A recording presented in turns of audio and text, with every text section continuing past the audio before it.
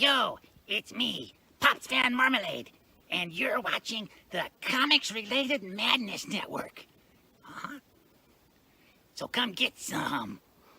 CRoM Con. CRoM Con.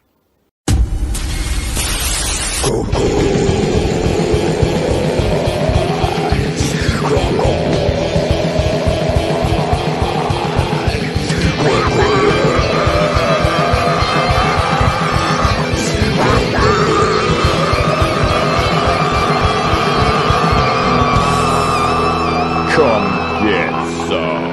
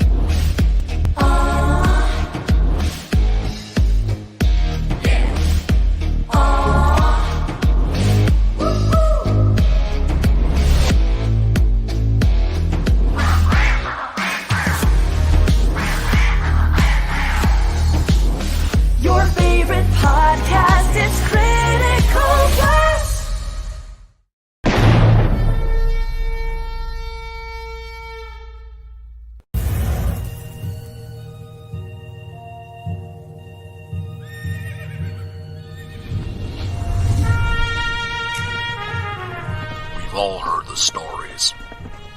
We've all heard the legends. Wyatt Earp, Doc Holliday, Billy the Kid. But there's a secret history to the Old West. One that seems too strange to be true, but, well, we all know what they say about the truth.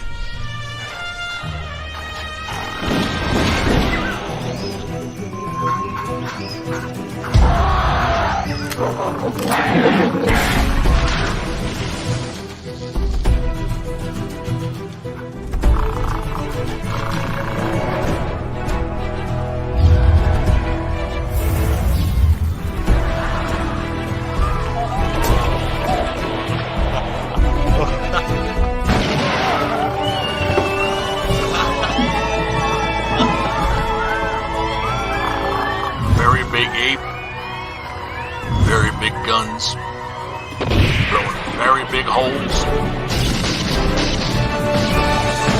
very bad people. I think the world is finally ready to hear the story of the strangest, the most startling Western hero of them all.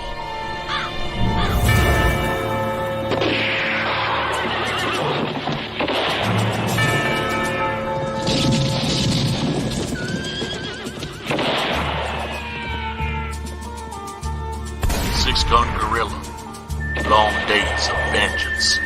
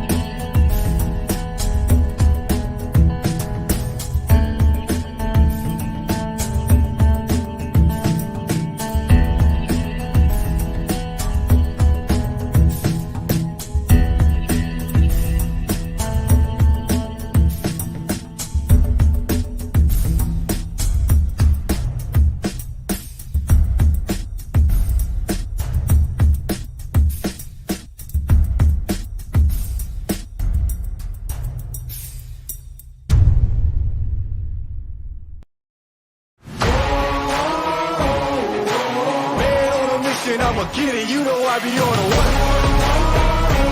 Yeah. You know I be on a what?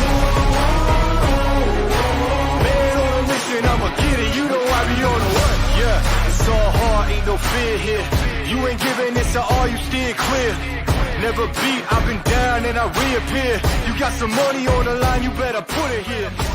Rolling in and doing that work. Bringing you sex, sass, and style.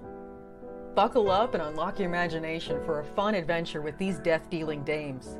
They sail the galaxy in search of spoils. The most dangerous acquisition, and the most fruitful, are the legendary Splinters of Yggdrasil.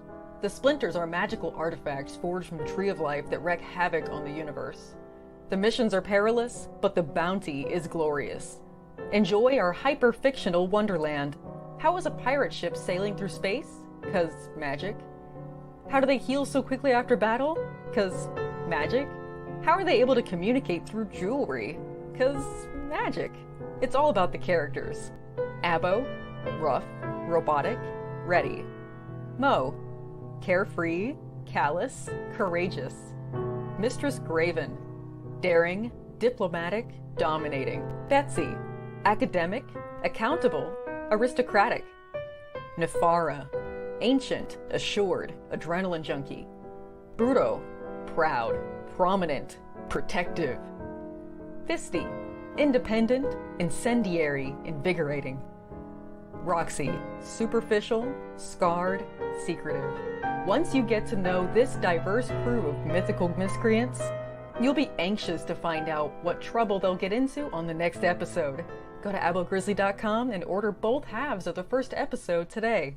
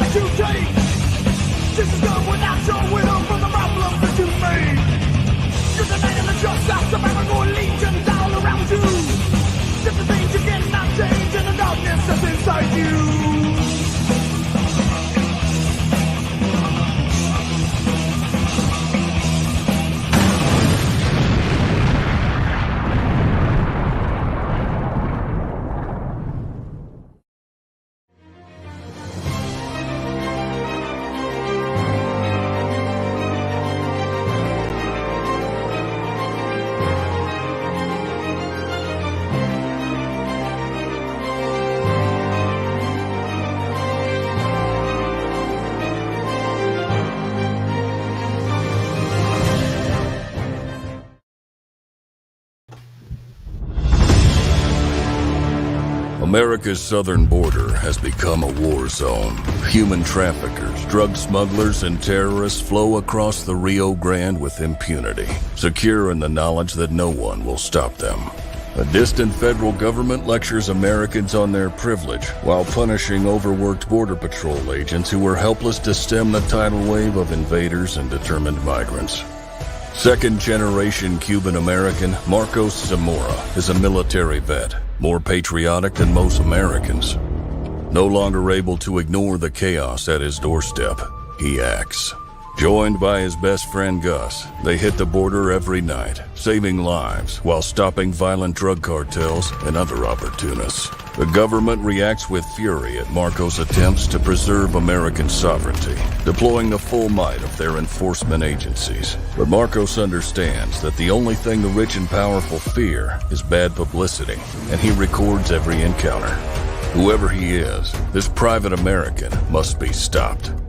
Illustrated by Richard Bonk and written by Eisner winner Mike Barron, Private American is his version of Captain America, and maybe a little Punisher, taking part in this ongoing, violent, and very real battle of good versus evil in the war for American sovereignty. Grab your copy at theprivateamerican.com. We have a secure border, and that is a priority for our administration. We don't need no intros after that. It's a good intro. That's amazing. Chris did that, I assume? Oh, yeah. Oh, yeah. Oh, yeah. Everybody, welcome to Day 2, Segment 2, CRoM Con 30. Kicking it off with Mike freaking Barron, you know? And the voiceover on that trailer was awesome. Yeah, that's Chris. Yeah, we're lucky that Sam Elliott is willing to work with us. He's a damn good narrator. You know, Indiegogo has shadow banned our campaign. We saw that. If you go to the Indiegogo page and look for it, you won't find it. The only way you can find it is by going directly to the page, and that page is theprivateamerican.com. Yeah. Yeah, we found that Google has not killed it. If you type it into Google, you find the link to the. Oh, really? Yes, but Indiegogo has. We've been talking about it for 2 days, Mike. You know me. I got mad when they did this shit to you on Reddit. I'm mad that they're doing this shit to you on Indiegogo.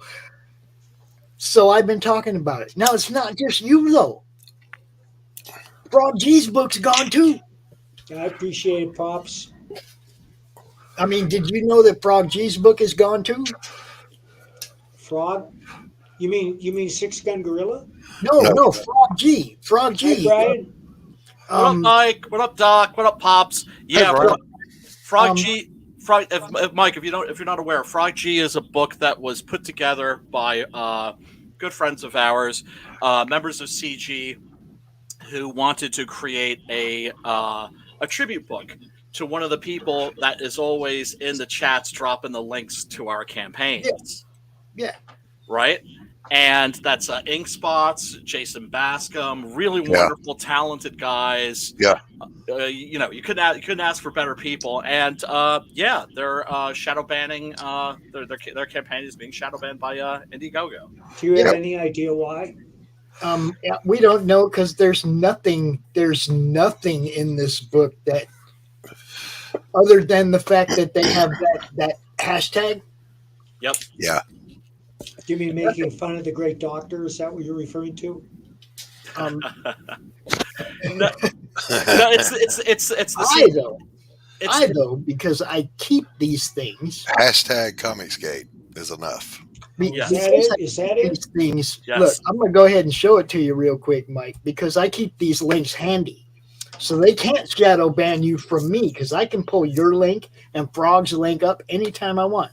But you know Jason Bascom from Absolute, Unhinged, him and Death Metal Hero and Ink Spots, they all hang out together. They did a book for Frog G because Frog's a great moderator on all the different channels. He's always rich in the West. Links, tirelessly dropping those links. Yeah. And that actually means a lot to us. They're the folks like him are the great unsung heroes of this. Yep. Game. Well, does anyone have a theory why they banned this? Because they suck? Hashtag Comicsgate. Yes. That's it.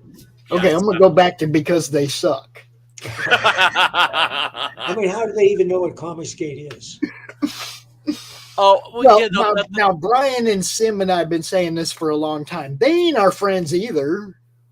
We've been saying it for a long time. They don't care about us, just like YouTube. Sorry, YouTube, but you guys and everybody else can pull the rug out from underneath us whenever you want. And we know it. Yep. That's why we're all trying to build something different that y'all don't have control of. That's why we're all doing stuff like this right now. Okay? It doesn't have anything to do with personal glory or anything. It has to do with if I don't adjust, I can't help anybody anymore. They can yank the rug out from under me whenever they want. Right.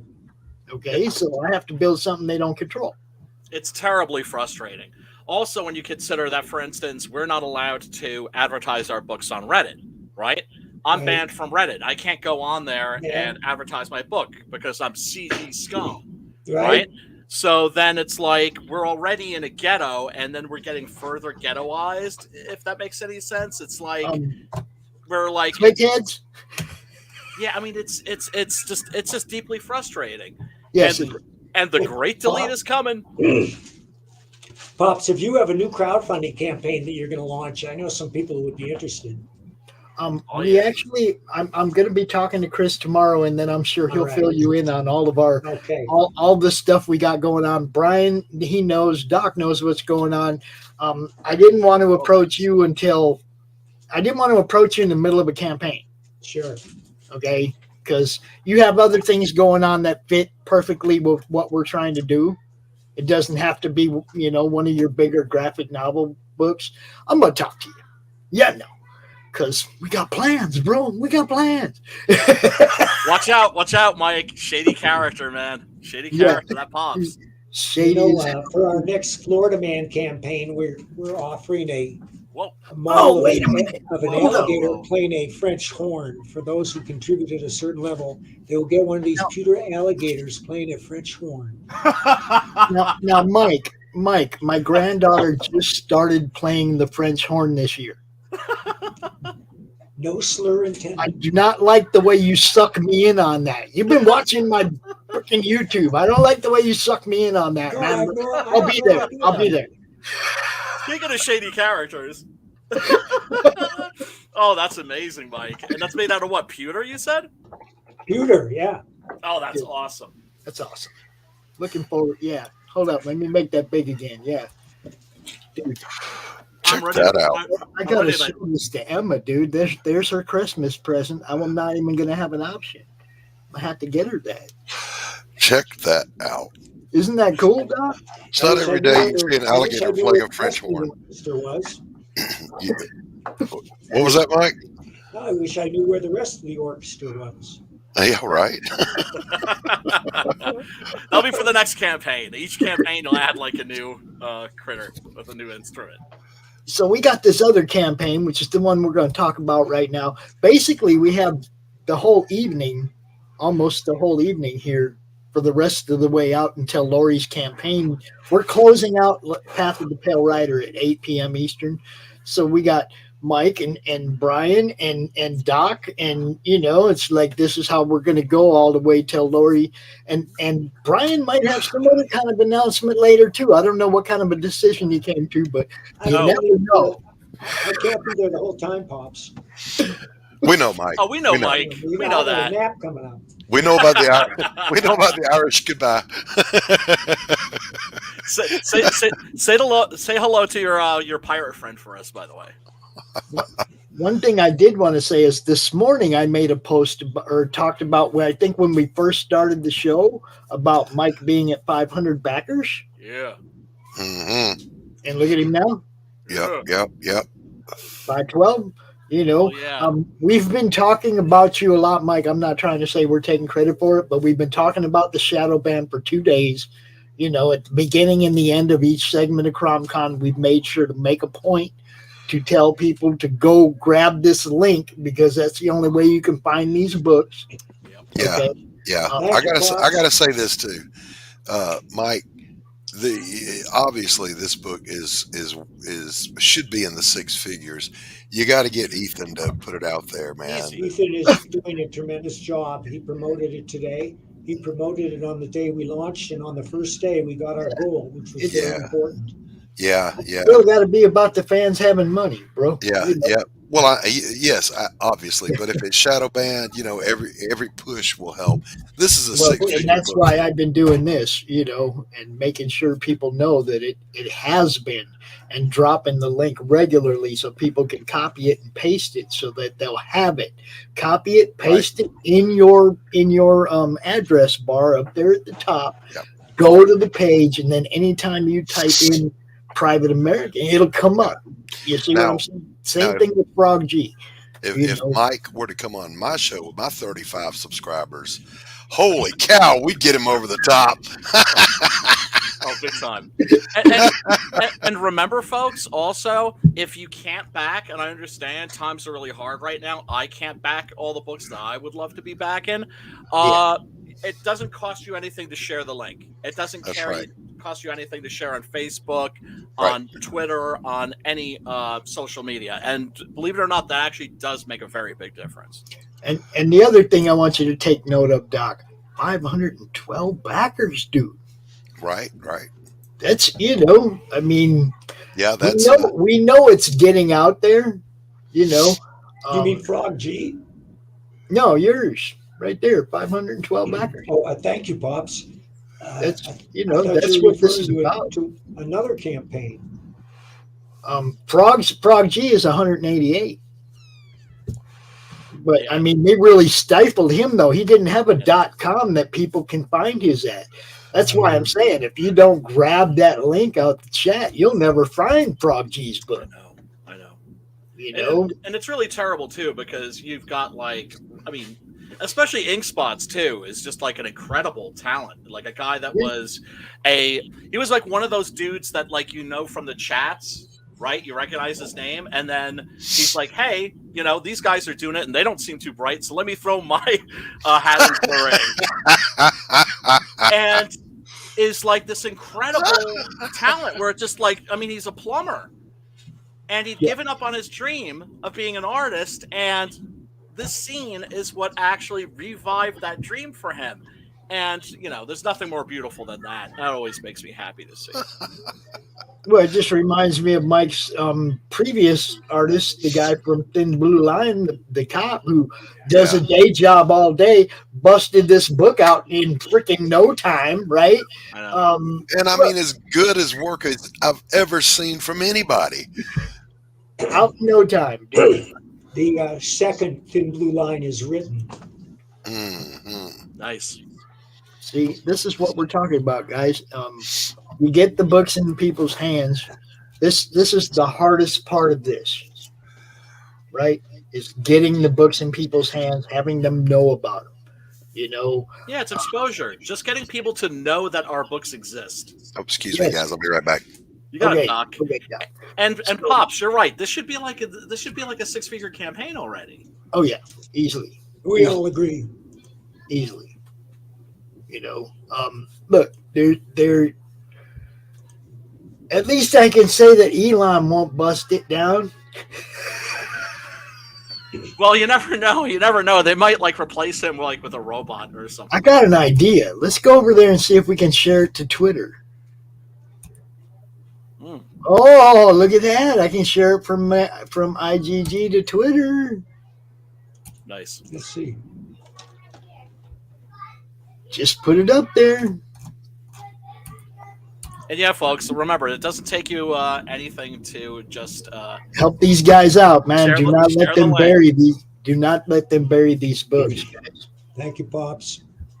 You know what's up, Mike. Look, you've been my friend for a long time. I don't play with these guys. Not even back when I barely had any kind of a presence out here did I let them do that to my friends. We don't play that, man. Cancel culture is bullshit.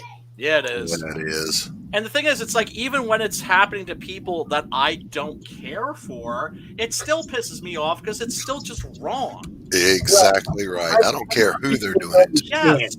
There's a difference, okay, between gatekeeping and cancel culture. Gatekeeping is protecting your brand from something that could damage it, and I understand that. Cancel culture is actively trying to destroy somebody else's brand because you don't like them. Yep. or you don't like or you don't like their politics or what right. or their face or whatever, you know. And that just Don't take food off somebody else's However, table. I don't think anybody here has anything to fear from cancel culture because we understand it. And should it happen to you, number one, don't respond. Number two, never apologize. Right. Yep. Never apologize. Go That's harder. because they don't believe in apologies. To them, an apology is an admission of guilt. Yes.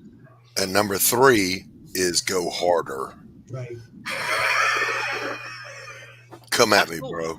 I get some kind of monster breathing in the background there. Everybody gets mad at me when I go harder. What are you talking about? Look, I'm out here to promote people's comic books. Yeah, man. That's all. Yeah. There's no fence for me anymore. I've been on both sides of it because I came into this from Facebook. You have to understand, I came into this from the Kickstarter side of comic books. And I met some cool ass people. Sim, Brian, Mike. Now, but to me though, this is the most classic thing. And Mike, this is to me seriously the most honorable thing you ever said, or to me the most inspiring thing you ever said. And that was way back in Thin Blue Line, or way back in Florida Man cancellation days, when people said, "Hey, Mike, you should join CG." And Mike, how did you respond, Mike? You don't remember? You know, really? Okay. Mike said, and I quote, "CG should join me." Now look. Lead us, Mike. Lead us. Mike does represent the better ideals that CG represents. He does go out on Ethan's show and everything. I don't ever think I've seen him hashtag anything as CG. No, I'm not good at hashtagging. Yeah, see, I don't think I've ever seen him do anything like that. So he doesn't get their attention unless we talk about it. Well, reading on Twitter, I'm trying to do that more. But only with projects that are associated with Comicsgate. But Comicsgate, at least the Comicsgate Kings, have been very kind and opening to me. And I got no complaints. Right. They look, if they didn't accept you in, Mike, then they didn't believe in their own ideals. Come on, if you're not a king, who is? I know, that's what I'm saying. Right. Well said. Well said. I'm just a baron. Yeah, I know. Ka-sing! He's got a million of them. You're almost ready for the borscht belt, Mike. Almost. Now, there's one thing you have to know, Mike. We will be coming that way on the Madness Roadshow. I definitely am coming to meet you. There's no freaking doubt. Okay. So we're gonna find one of them Colorado. You have to let me know which cons you're going to, or how about better yet, let me know one you don't think you're going to that's not too far away, and we'll come drag you to it. I wish I'd known that last weekend when they had the Mile High Con. However, this coming weekend is the Rocky Mountain Con in Denver, and I'll be there. Oh, wow. Awesome. And the Mile High Con, is that related to Mile High Comics in any way, shape, or No. form? Okay. No, it's not. I might not even have the name right, but I was there many years in a row. It's held at the Denver Tech Center. And the only reason I know about it is my friend Kevin J. Anderson was posting about it. I think it's because they had a change in management. And it's possible if I reach out to them, they'll invite me next year. We'll see. I don't know. I'm sorry for all the loud screaming kids in the background, but it sounded like you had a cage back there with some wild animals. It's pretty accurate, isn't it, Pops? I don't know. It's okay, Pops. It's the sound of children playing. It's what the Italians call the music of life. It sounds like they're all up there beating each other's asses, but they're not doing it. As I said, the music of life. That's what kids do. It's their job to do dumb shit, you know? That's exactly right. I think of all the stupid things I was doing when I was there. Yeah, that's proper training, Brian, for adulthood. Is what it is. It really is. That's the sad part. Did you eat yet? Okay. Pops, you can carry on without me. I don't know if we can do that, Mike. I'm sure you can. I really don't. No. I'm having some kind of a meeting tomorrow with Chris. I'll let him know what's up. There's some things in the works. Man, I want you to be part of it. Thank you, sir. Thank you for having me. Mike, always a pleasure to see you, sir. And respect, sir. Excuse me, dude. I have to. I have a munchkin that's going to help me get prepared for Laurie's countdown. I'll still be here, but I won't have the camera on because that's okay. You know, there will be a grand reveal type thing. You know. It's oh, I know what he's doing. Oh shit. Oh. And can I also just say for a second that it's when there's shadow ban, like people like me. I mean, I didn't get shadow banned for some reason, but if they shadow ban someone like me, that's wrong. That's evil, etc., etc., etc. But it's 1,000 times worse, in my opinion, when they do it to one of the OGs and to one of the icons like Mike. You know, it's the audacity of it. It's the lack of respect. Yes. That's the thing. It's the lack of respect. If they don't respect me, that's okay. Who the hell am I? But the lack of respect. What do you mean, you? Who the hell are you? You are the 6-gun gorilla. You have 8 issues under your belt. We're going to get to you in. Yeah, we're going to talk about you. You know what I'm saying. You know what I'm saying. We're talking about like one of the icons here. It's just like, and that's the thing that always burns my britches is when you see the lack of respect for the OGs. It's just like, yeah. Say honestly, who do you think you are? Yes. And I can say I haven't seen Frog G all weekend, but I hope he knows that we're out here and we're doing that thing for him that he does for everybody else. Hell yeah. As a matter of fact, I said that wrong. Let me do that again. I don't know who you think you are, but you're not.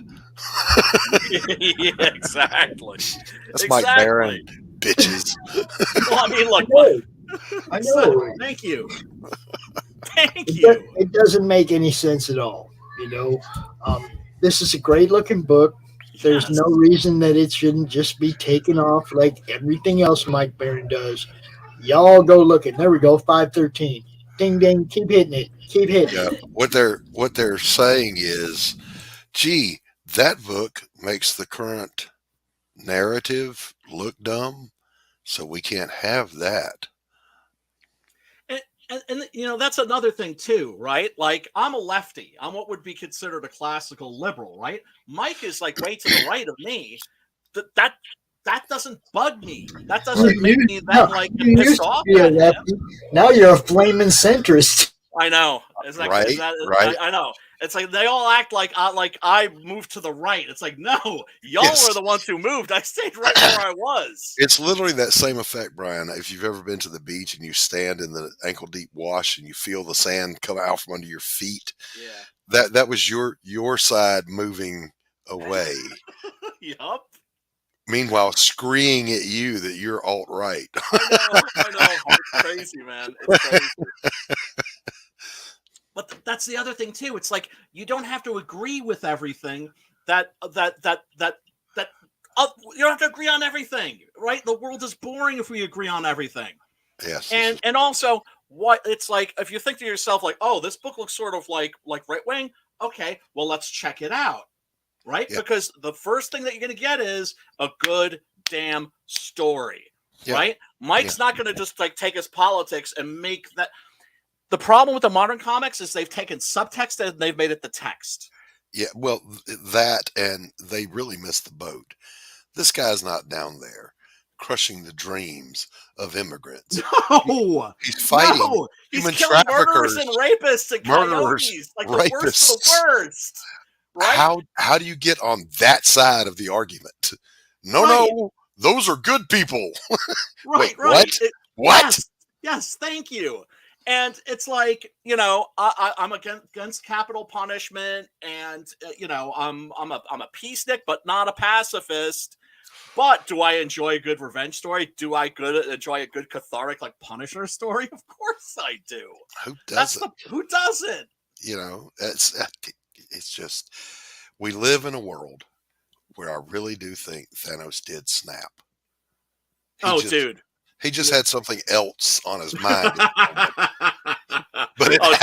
Dude, we've been in the Bizarro world for what, like 20 plus years now. I told all of my friends this. I really do think somehow, even though I'm Baptist, I think the Catholics were right. I think the world ended in 2000 and we're all in purgatory. Yeah, you know what? I can't argue with that. I really can't. Oh, T3 is going to help you build a soundproof studio, Pops. I don't think it would do any good with kids. You know, my buddy used to say his kids could break a bowling ball. You know, little mischief machines, little Energizer bunnies of mischief. You know, little wallet draining crap factories is what they are. And then Pops' dogs too. You know, they got to come running in. Yeah, I tell my son all the time, "You're lucky I let you live. Happy 30th birthday." You were lucky to get out of childhood. I brought you into this world. I could take you right out. Yeah, that's it, baby. I clicked on the wrong button. Oh, okay. I scared myself. I thought I had ended the broadcast, Pops. We were. When was that, Pops? We were doing a live stream. And Allie she was trying to leave the studio and she accidentally hit end broadcast and just took the whole thing down. Do you remember? It's about a month ago. So Allie, if you're watching, we will never forget. Nor forgive. We forgive, but that was a Thanos snap right there. Yeah, there you go. I got to turn my air back on, man. I'm in Georgia, Brian, and our weather can't decide what it wants to do. It's kind of like that here in New York, to tell the truth. It's like one day it's freezing, the next day it's like t-shirt weather. Yeah, I have the heat and the air, running at the same time. Just let them fight it out. One of them will win. Yeah, man. So, Pops, are we doing Brian now? Is it Brian's time to shine? This depends on what Brian's plans are for the evening. I already launched the campaign. It's then yes, pull it up by all freaking means. Means you launch on the gorilla. Here we go. All right, bring it. Hell yeah! Let's bring this campaign up in the private chat. And if they shadow ban this one, I'm crawling through. Yeah, and I'll say this too, Brian.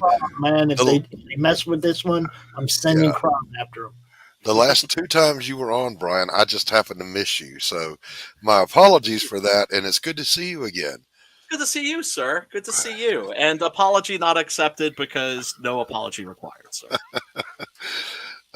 Life just happens. Mm-hmm. Tell me about it, man. Yeah, right, it does. The link is in the back, Pops, if you want to bring up the Campagny. Let's bring up the Campagny. And this time around, I decided to do just simple, basic McDonald's menu. Okay, I like that. I prefer a simple, clean campaign. I get confused looking at options, okay? But then again, I can't follow the plot to a commercial. So, and mind you, I think options are great. You do want to give your backers as many options as possible. Mm-hmm. And, I'm going to make stuff available as add-ons, and I'm probably going to maybe add like a tier or two. Mm-hmm. But for the time being, this is just going to be the volume 2 graphic novel, which is going to be 96 pages, which is going to compile issues 7, 8, 9, and 10. Oh, nice. And for those that backed the graphic novel on previous campaigns, this is what you want. Nice. If you backed the graphic novel and you maybe bought some floppies and you already have previous issues and you don't want to buy a book that already has story that you already have, you can get the 9 and 10 as floppies. Also, for the people that have just been buying floppies all along, you can get just 9 and 10 as floppies. One thing I have never done that I will never, ever, ever, ever do, and please slap me if I ever go back on my word regarding this, I will never double dip. You will never be paying twice for like the same content. Right. Well, I've heard the end is near. Now, are we talking about the end of the story arc, or? Oh, this is it. This is it. This is the end of the arc. This is it. So, yes. So, is there a complete catch-up tier? Absolutely. Oh, yeah. Good.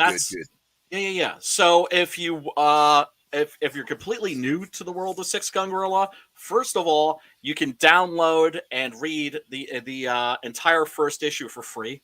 There's a link right in the description, and that way it gives you a chance to kick the tires, make sure that this is something that you want to back. Also, it's the old drug dealer philosophy. The first one's always free. I swear to God, I was about to say that. Right there with you, baby. Hey, kid, try this. Well, here's the thing. Everybody loves this book. Yeah. And that's not me bragging or even humble bragging. That's me being really, really grateful. Yes. Because you put your stuff out there, you don't know if people are going to connect with it or not. And I have been astounded at how people have connected with it. And you've kept, correct me if I'm wrong, but you have kept the same art team throughout. Is that correct? Not exactly, because Adrian Sibar passed away. Oh, that's right. I'm so sorry. I forgot. Yeah, no, that's okay, dude. That's all right. And, Adrian was an incredibly talented artist. He was a wonderful collaborator. And that, I learned the art of comic book creation with him. Right. That's to say the collaborative process, right? The the give and take, I'm going to do my thing, then you're going to do your thing, the whole improvisational jazz nature. Exactly right. That's a good way to describe it, as a matter of fact. That's the best way I can describe it, and it's what makes the process so much fun. And it's so wonderful when you're working with people, and I know I say this ad nauseum, but that's because it's true. You want to work with people that are going to be like, oh, well, let's do this because that's the coolest idea, rather than, oh, no, let's go with my idea because my idea is better because it's my idea. Right, exactly. No, you put your egos aside, and all you care about is the finished product. And it's like, a lot like that orchestra, to extend the musical metaphor, the orchestra tuning up and suddenly everything is in tune and running together because everybody catches the vision. I love it when that happens. Yes. And, excuse me 1 second, Brian. Yeah, you got it, brother.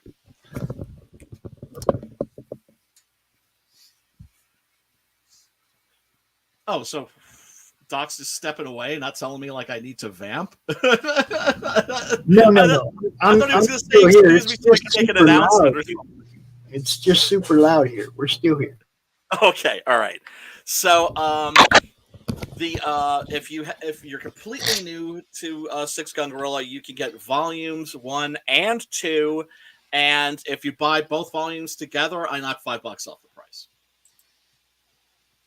So, this is that's the tier for you if you're completely new. Now, mind you, if you're not a trade paperback kind of a person like me, and you'd rather have the floppies, if you're a collector, there's also a floppy pack for $85, where you can get all 10 issues for $85. My camera was still set up from the draw stream earlier, and instead of drawing, I painted today because I haven't held my brushes in forever, and it just felt like painting. Anyway, that was like an ordeal to get it moved back. Pardon me while I barf up a lung. That's okay. So yeah, Adrian unfortunately passed away, and that's going to make every victory going forward a little bittersweet. But my good friend Preston Acevedo stepped in and did issue 8, and will be doing issues 9 and 10, wrapping up the series in grand style. And all of it looks amazing, by the way. All of it. Yes. I've been super lucky, incredibly lucky to work with the people that I've been working with. Super duper talented and also just cool. Just cool people. Adrian was a super cool guy, and Preston is a gentleman. I can't say enough great things about him, not just as an artist, but also just as a human being. Just an awesome dude. Yeah. These, I'm sure they would say the same thing, that they're blessed to work with you. Well, I don't know about that. And that Christgau fella, he's a gentleman. He's a good guy. Well, look, I try not to be an asshole. I try not to be a douchebag or a dingleberry. I try to just not be a jerk. And to tell the truth, I get mad when people are a-holes towards me, because I'm just like, wait a second. Like, I'm not an a-hole. At least I try not to be an a-hole. And you know what? It doesn't require that much effort. As a matter of fact, it takes more effort to be a jerk. Yes. Than it does to not. Yes.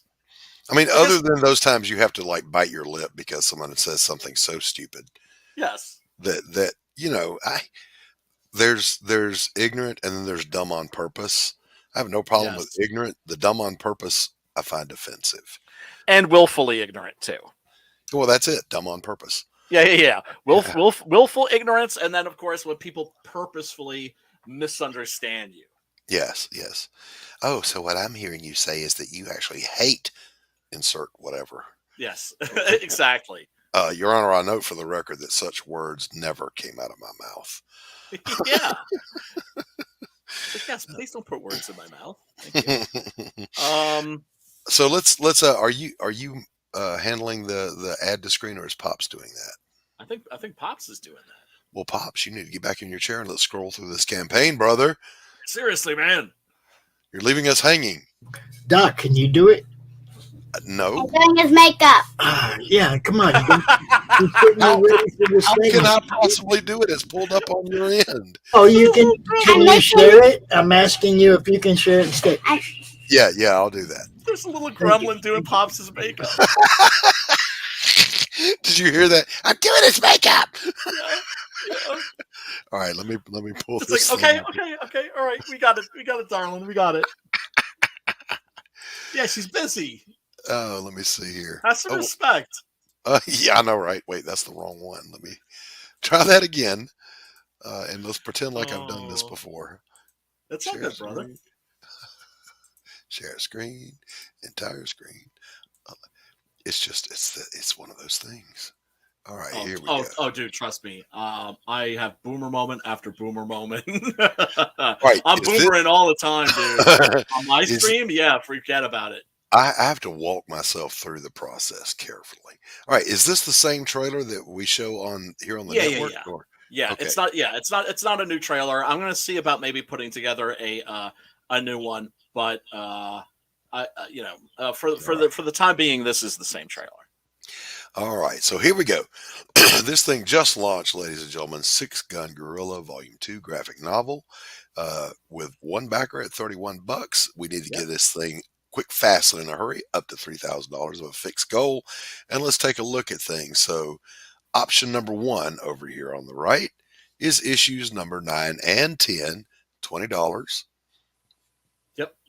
Yep. For that, you get issues, as you said, issues 9 and 10. Also, everything will be signed by yours truly. Fantastic. Volume 2 graphic novel, $25. And that's the one that's been claimed. Volume 1 graphic novel, which I've always loved that cover, man. I know. Isn't that great? Awesome. I know. $30.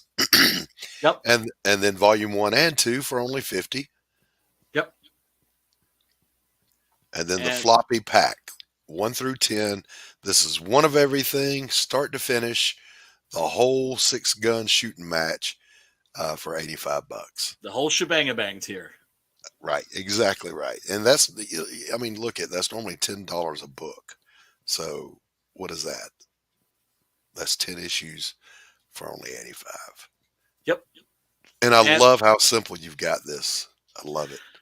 Well, like I said, I wanted to do a McDonald's menu with this. Burger, fries, shake.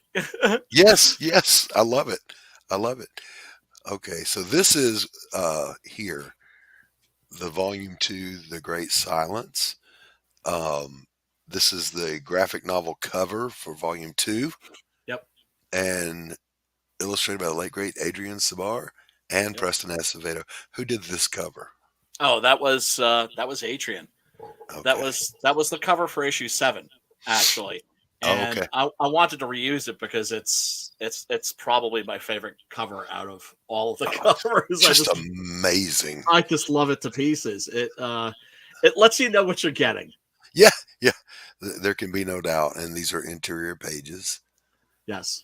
Fantastic look. Yes, the first 2 on the top, those are from Adrian from issue 7. And then the ones immediately below, that's Preston from issue number 8, Cemetery Without Crosses. And and so he tried to do as smooth of a transition as he could, because switching artists isn't a problem. It's just you don't want to switch artists in a way that's jarring. You don't go from like Neil Adams to like Bill Sienkiewicz. Yes, exactly right, exactly. And this is all of it. Just looks amazing. So as we look at this, Brian, people who may not know the first thing about Six Gun Gorilla, give us the synopsis. Well, the elevator pitch is a very big ape with very big guns blowing very big holes in very bad people. It's a revenge western with a gorilla. Story opens in Africa, where a young gorilla, an infant, is basically orphaned by a great white hunter, Alan Quatermain type, who wipes out the entire troop, basically his entire clan. And finds a infant gorilla clinging to its mother's breast, still very much alive, and it's like, oh, I could get some money for this. And so he takes it with him and loses the gorilla in a card game to a rather shady but entirely lovable character, certain Professor Malloy. Of course, the only thing he's a professor of is BS, because he's a carnival barker. Right. And also a budding circus owner. Right. So he raises Kumba, that's the name of the ape, with along with his daughter, Abigail, and raises him not as like a pet, but as one of the family, because it turns out that he's a lot more intelligent than they expected. Right. And so he's treated as an equal member of the family. And being such, also, he has to have a trade. And, he's not going to be doing the tightrope act, right? Or not the high wire act. Not riding the unicycle. No, none of that stuff. And so he is trained as a trick shot artist. And being a gorilla with very big hands, there's no way he can use a regular Colt Peacemaker or something like that. He needs bigger guns, and so they manufacture giant guns for him that are basically like howitzer cannons, hand howitzers. Hand cannons, yeah, like literally hand cannons. Nice. And with custom-made bullets and everything like that. And he and his family, they're down south because they're trying to, in Texas, because they're trying to avoid the Civil War, which is in full swing. And unfortunately, the Civil War comes to them. It finds them, right, in the form of a group of very vicious killers who are after a Union spy by the name of Giuliano Schmidt. And very bad things happen, and he finds himself orphaned once again, and he snaps and goes on the vengeance trail. And that vengeance trail leads him into a much bigger adventure.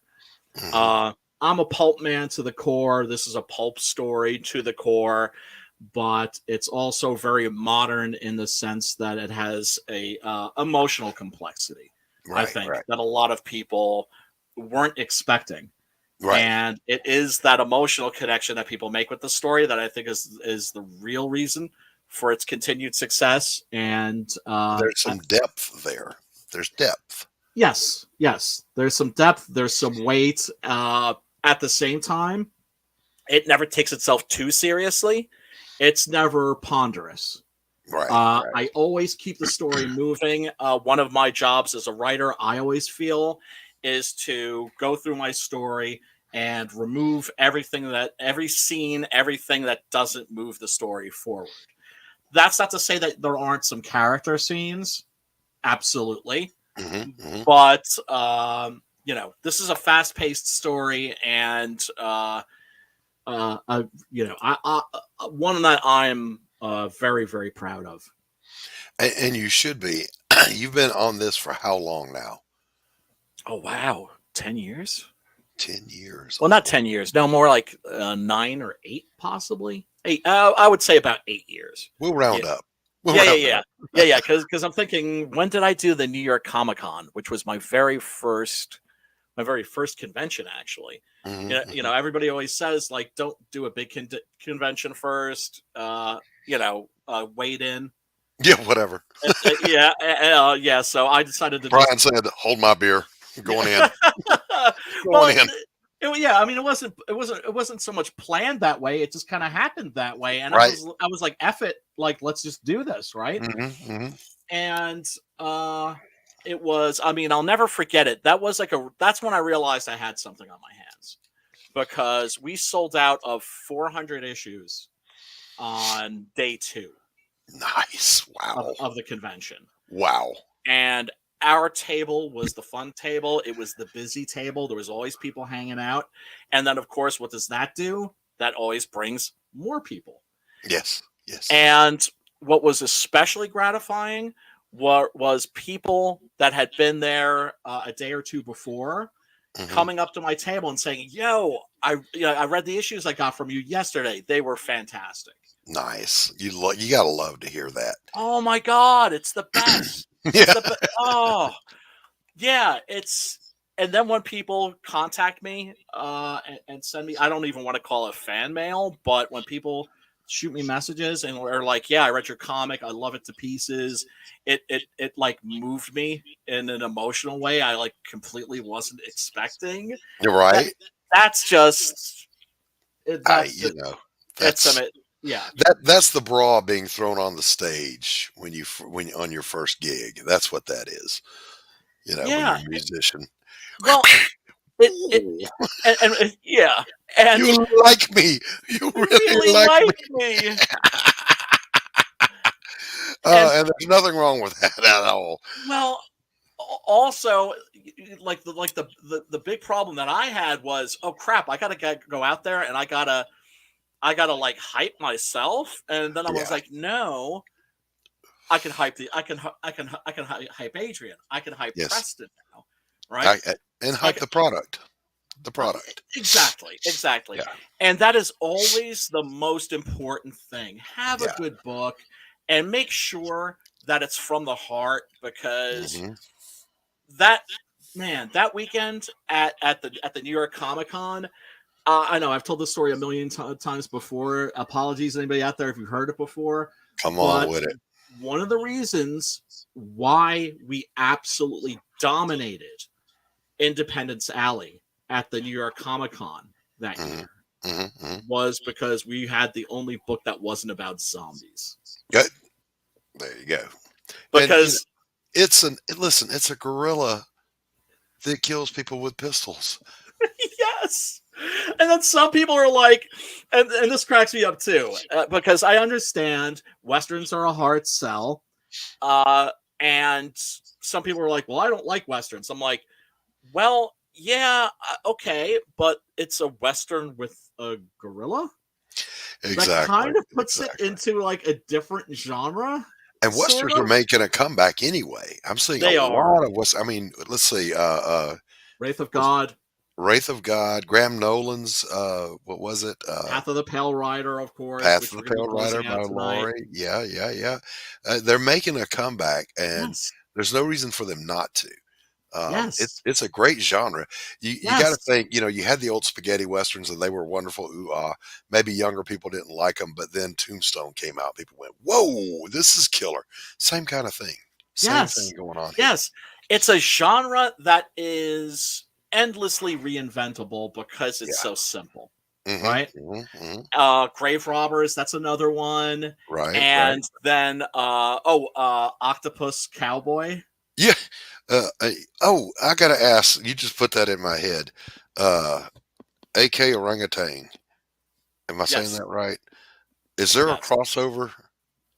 No. Why is there not a crossover, Brian? I'm not at liberty to say. Okay, all right, then we won't touch that again. But I did have another question. Yes. And you'll have to correct me if I'm wrong. But Hell, I'm at liberty to say we tried that. The other side didn't want to shoot. Okay, Pops, you just scared the soul right out of my body. Next time, take the microphone out of your tonsils before you yell into it. Jesus. That was such a Pops move, too. That's raw. Six Gun Gorilla was in the public domain at one point. Oh, tell me about that. Tell me about this. Oh, wow. Yeah. Well, Six Gun Gorilla was a short story that appeared in a British magazine, a pulp magazine for boys called Wizard. 1939, author or authors unknown. Wow. None credited. Wow. And, yes. And the only reason that anybody even knows of its existence is because there was a fellow who wrote a book about British pulp literature for boys from during World War II. Yeah. And so that title, made a lot of people go, right? And because so, why would it not? Why would it not, right? and so it set off a firecracker in my head. I was like, oh, hell yes. Sold, ding, ding, ding, right? So I go to find it. I'm like, I have to read this. And then I discover it has been out of print since 1939, and there are only 2 copies left in existence, both of which are under lock and key in a museum in London. Whoa. So then I realized, I'm not going to be able to read this thing. Damn, right?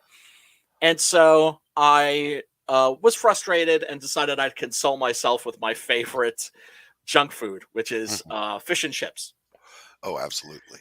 And on the drive to the restaurant, I was listening to, I don't know why I always include this detail, but it's important to me for some reason. Okay. I was listening to the Hawk the Slayer soundtrack. Okay. All right. And by the time I parked my car, I had the entire story. Nice. Which never, ever, ever happens. It just, I love it. Like, it just emerged. It was like it emerged whole cloth. It's like I knew who this character was. I knew who the villains were. I knew who the supporting characters were. It's not to say I had every detail. No, of course not. You flesh that stuff out later. But I had the story. Nice.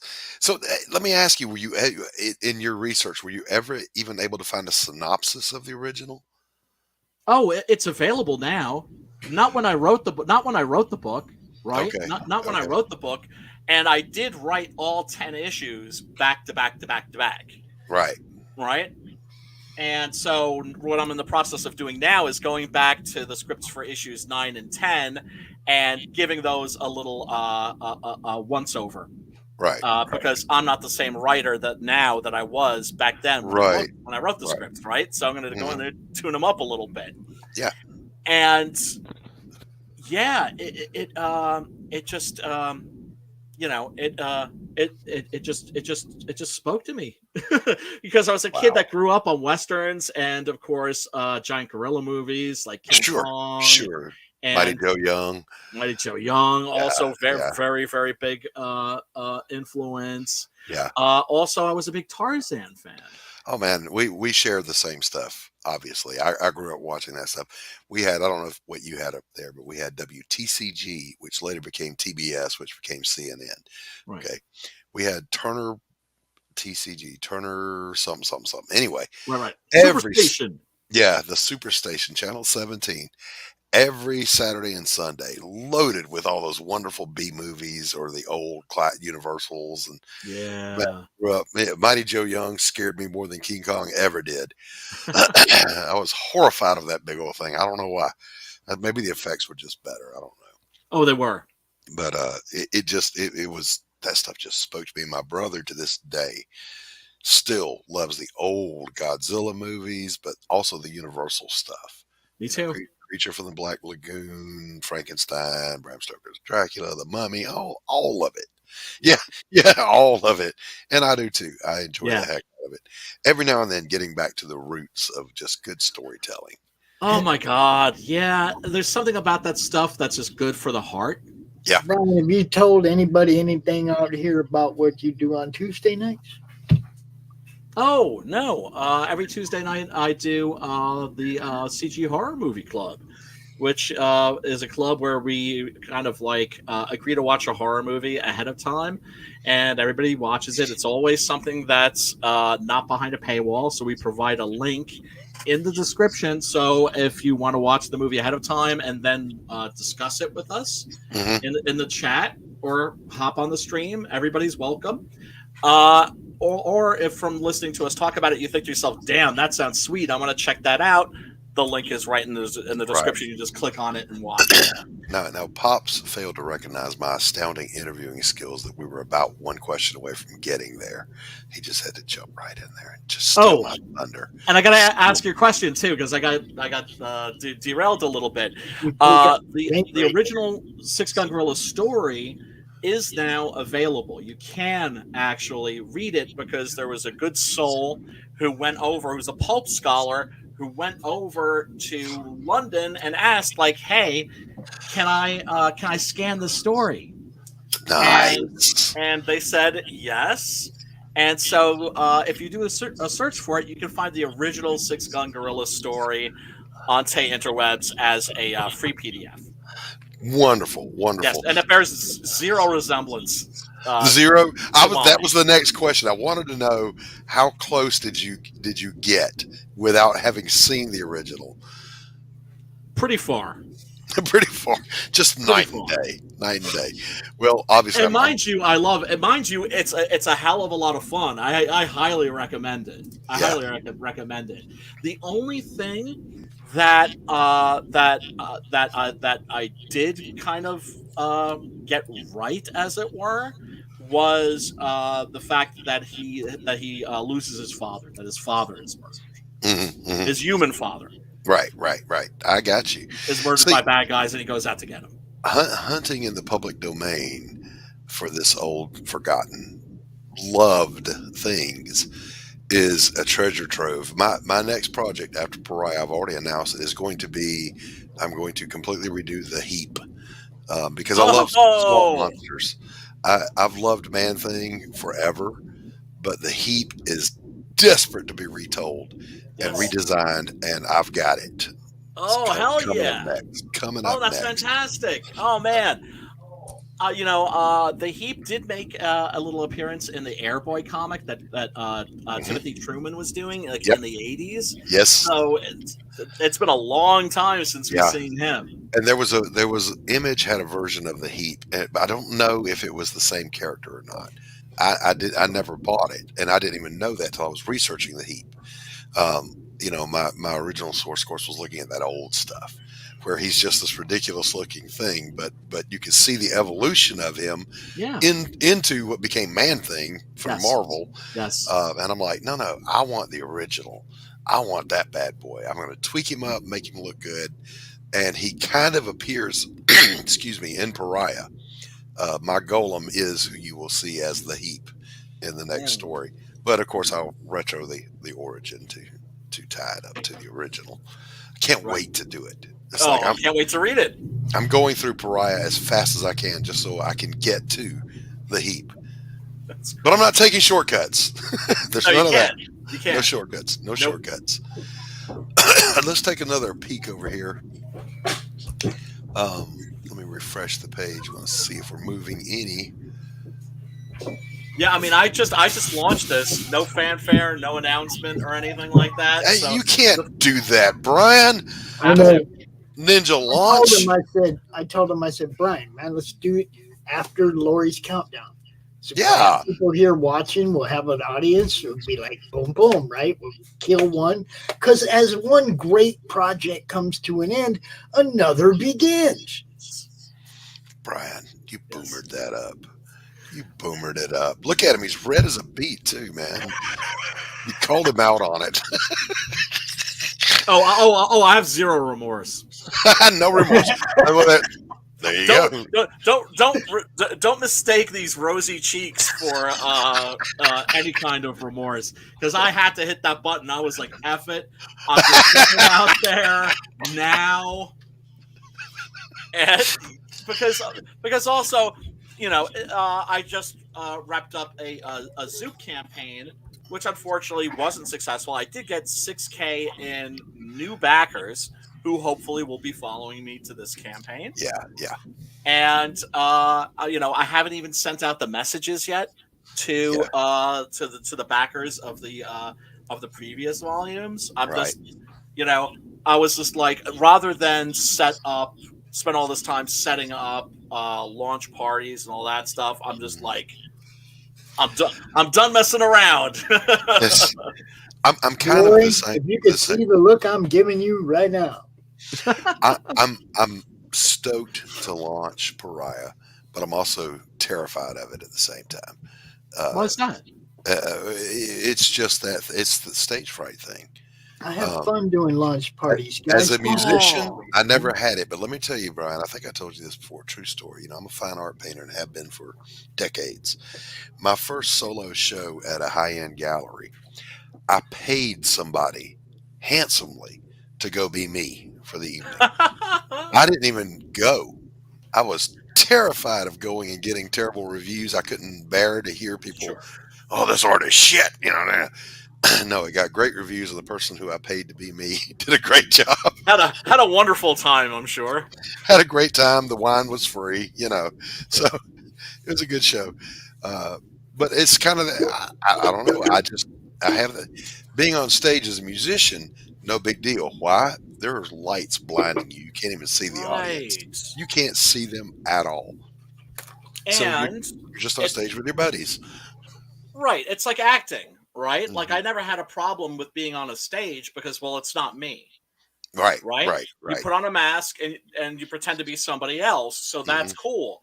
The problem that we have is when we're promoting our books, we have to be ourselves. Yes, and we're buck naked in front of the whole world. It's just it's horrifying to me. Don't worry about it, Doc. Don't worry about it. We'll hold your hand. We'll get you through it. Seriously, brother. And here's the thing. Do you want me to share the secret with you? The secret. Tell me the secret. You have to cease to give a shit. This is true, and I have a healthy amount of I don't give a shit in me. So I just need to tap into that to the front. You need to tap into that because once it's the same thing with streaming, right? Mm-hmm. It's like once I ceased to give a damn, it became fun. Yeah. Now I've never had a problem with that. As a counselor, I did groups almost all day, every day, substance abuse groups. So you're literally on stage talking to people. Yeah. I was a CADC, CAC forever.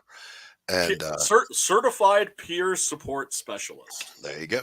So getting up in front of that group, you're doing psycho ed, but you're also entertaining an audience the whole time. Yeah. So that was never a problem. So streaming just feels like that to me. Right. I don't have a problem with it. Yeah. You learn how to keep things rolling. Yeah. Yeah, and there are no stakes. What are you going to do? Fire me? I have my own channel. Fuck you. But what I'm saying is the launch of your book should be a joyous occasion. Mm-hmm. They say, and hopefully it will be. Hopefully it will be. It all comes down to one thing: do you have a good product? Absolutely, I do. Then you're good. Yeah, I'm just going to get my publisher to do all the talking that night. I'm just going to sit back and take. Oh, we'll back you up too. Definitely let me know, dude. I'll be in your corner. Yeah. I want my bros with me when I go out there. Yeah. If you have trouble hyping it, let us hype it for you. Pops, are you there? because I'm gonna have to step away for just a second. He's having his makeup done. I'm ready for my close-up. I'm here. All right, I got to step away for just a minute. The wife needs me. Evening meds, all that stuff. So I got to step away for just a minute. I'll be right back. Okay. You got it, Doc. How's it going over there, Pops? You finished your transformation yet? Yes. I am definitely ready for Laurie's stream.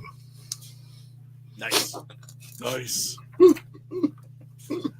That should be fun, man. And that's such a good looking book. It really is. I told her she could pop out here anytime. She didn't have to wait till 8. Right. We get this thing going since you already launched. Yep. Well, I mean, I technically launched, but the true launch will be when her campaign comes to a close. How you like them apples? Well, I could just change the parameters, change the rules as we go along. I love the way I've done this a few times where we've had one end right as another one was beginning, and it's like I love doing that kind of shit, man. Yeah, you know I like doing this, B. That's why I'm out here. There's other people streaming, doing their thing. Do your thing, But if you're not helping to promote everyone, if you only like do your own little click, click heads, bro. Lots of them. Yep. No, I totally agree. And that's why the people that I tend to bond with and the people that I like to hang out with are the people where it's not all me, right? Where people are kind and generous to their fellow creators and realize that we're all connected and that a rising tide raises all ships. Plus, it's just fun. Dude. Hey, there's people out here that I butt heads with, Oh, yeah. That's always going to happen. It's funny because, one of them was at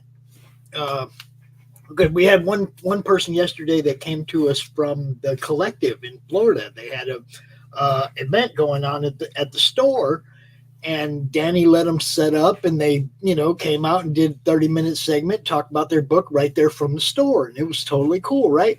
But there was a bunch of other people there too, and one of them was somebody that I butt heads regularly with, Travis Gibb, Voodoo Nations, right? So, but he came out, he's like, hi, everybody, and he talked for a minute, and it was all cool. Because you can be cool with people you don't disagree with. Yes, absolutely. And it just makes the world a more pleasant place. It really does. And the worst part, guys, is when you go do stuff out of spite. Oh, God. It doesn't look good. It's not a good look. People it's not a good look. That's what you're doing, and it's like, And it can't feel good. That's the other thing too. Is when I'm hyping other people's stuff, it just feels good, dude. When Kami Mark's book got Christgau, when that got funded on my crappy channel. We're not leaving until he gets funded. That was the shiznit, dude. That and mind you, I don't take credit for Mark's book getting funded. It still would have gotten funded. I guarantee you. But it got funded on my stream. That was the shit. Everybody helps, dude. That's the whole point. Okay? Yes. That was another book that had been shadow banned. I shared it a lot. I'm sure there's some people that saw it on my channel and went over there and backed it, and I appreciate them for that. Period. Right. And also, and I backed it because I wanted to see it get funded. Right. Come on. And also, I am always rankled by injustice. It always drives me up the wall. And I was looking at how his book was doing, and I was like, this is some bullshit. This should already be like in the high upper double digits. Mm-hmm. What the crap, right? It didn't make. I was like, no. And that's why when somebody, he only had 2 days left to fund, it's like, okay, time to rally. And like I said, I'm confident he still would have gotten funded, but the fact that he got funded on my stream, totally unexpected. what a joyous occasion that was. Dude, it was fun. It was fun. That's the other thing too. It's fun. And if we're not having fun, then why are we doing any of this? I was doing something else, and I saw that you were live with them, and I was like, "Oh shit, I got to check out you guys. I gotta go help." And I went over there, and I started sharing the link out, and it was like hung out with you guys, and it was like after a few minutes, it was like, "Man, fuck it, we're not leaving until it gets funded." Yes. We're just not leaving until it gets funded, and we would have sat there all the way up to the end. Yeah, we would. Right, and I felt bad for Mark because Mark was tired. But man, I'm sorry, Mark, but I wanted to get you funded, bro. and but also it's like Mark was so tired, and yet when we finally got him funded, the look on his face, man, the smile on his face was just priceless, right? It's just like, you're there, dude. Oh, it's just wonderful, wonderful, wonderful, wonderful. Because, like I said, if we're not having fun doing this, if this isn't about joy, if I'll use the L word, if this isn't about love, then why are we doing any of this, right? And the people that are just in it for themselves, I don't get those cats. I really don't. I don't. It's got to be lonely. It's got to be a lonely existence, man. There's strength in numbers, and there's joy in numbers. If it weren't fun, I wouldn't do it. At my age, I've done all the stuff I want to do. I'm sorry. Let me rephrase that. I've done all the got tos. Now it's the want tos. So. There you go. And like I said, when Pariah Blood and Mud launches, we're gonna have a good time, baby. We are gonna have a good time, and I'm not a big drinker, but there will be a bottle of brandy involved. I'm just saying. I'm not a big drinker either. I'm a little bit of a butthead, but but I will definitely partake in like a drink or two. This was my thing, Brian, talking about being an addiction counselor for all those years. I'm not an alcoholic. I'm not an addict other than my cigarettes and my coffee. However, not once during all those years did I allow myself ever to drink.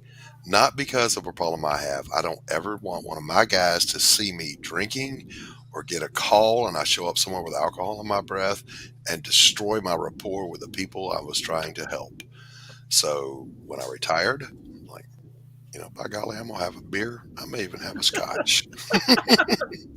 But see, you get it. You understand that there's joy in service. Oh, absolutely. Absolutely. Right? Which is something like when I was a kid, I didn't understand. Right?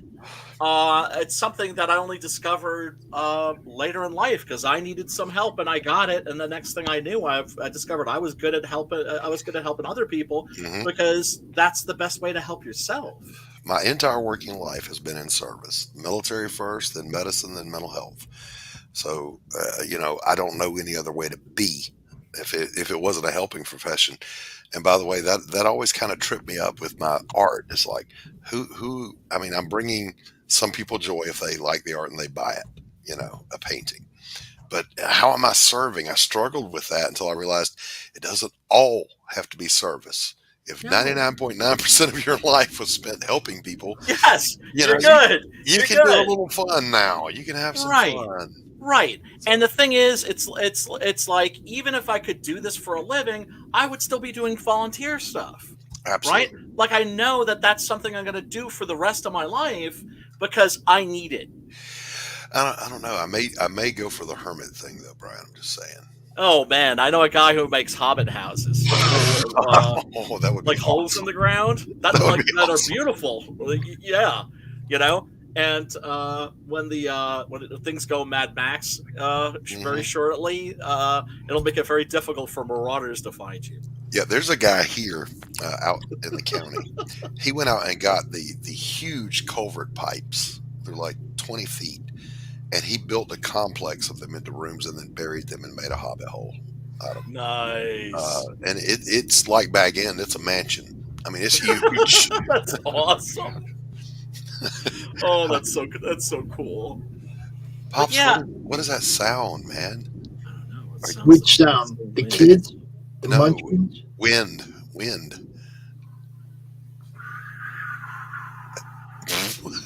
Have you got a fan blowing on you? No, but the computer already shit on me once today, so it's How dare that computer? What? Well, what's your status there, Pops? What do you mean? What's my status? Are you finished with your makeup? Yeah, but I'm not showing it till Laurie gets here. Exactly. I know. So what I was going to say was, let's go ahead and segue into my little segment for Pariah. Oh, go ahead. Yeah. Yeah, dude. No, I'm now the guest. You're the host. Okay. Well, I can co-host. Yeah, that's what I'm saying, man. Come on. Okay. Well, the last 2 times I was supposed to be a guest, I couldn't make it, and one time, I don't even remember who it was, but somebody's segment just ran right over my time because I was co-hosting CRoM Con. I'm like, Pops, you realize my segment came and went. Oh. Yeah, well, I remember closing one of my campaigns onto CRoM Con, and I couldn't get a word in edgewise because there was a guest who had a little too much to drink. And nothing against that person. It's all good, right? But didn't hurt my fifis. That night though, it was driving me up the freaking wall. And I finally just had to close the campaign and just I got a word in edgewise. I was like, "Yeah, just close the campaign." These things happen. These things happen. Doesn't always it's go all as good. planned, man. I'm just saying it doesn't always go as planned. No, and you just have to embrace that. It's all good. But Doc, yes, you have to embrace the suck. Yes, you do. Yes, you do. And also, for Cripe's sake, don't take yourself so damn seriously, man. Exactly right? Have a sense of freaking humor. When things go sideways, what are you going to do but laugh? Exactly. I mean, what can you do? Yes. Yes. So, Doc. Yes, Brian. Do you want to show us Pariah, Blood and Mud, or do you want to tell us about it first and then show us, or show us and trailer. Tell us? Okay. I'm going to play the trailer. There's not a lot to see on the sign-up page. There's only 2 other images besides the trailer. So we'll play the trailer and then we'll talk shop, and I'll show some images. So here we go.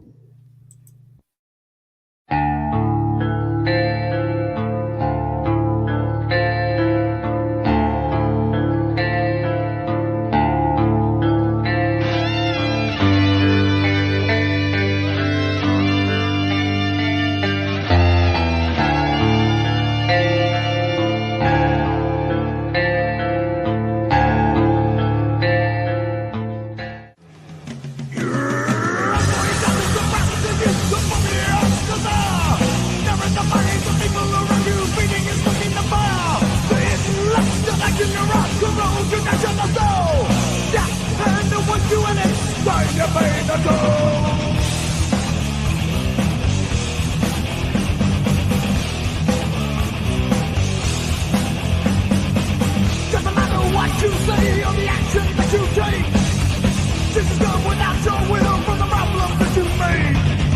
You're the night of the just out of Aragorn legions all around you. Just the things you cannot change and the darkness that's inside you.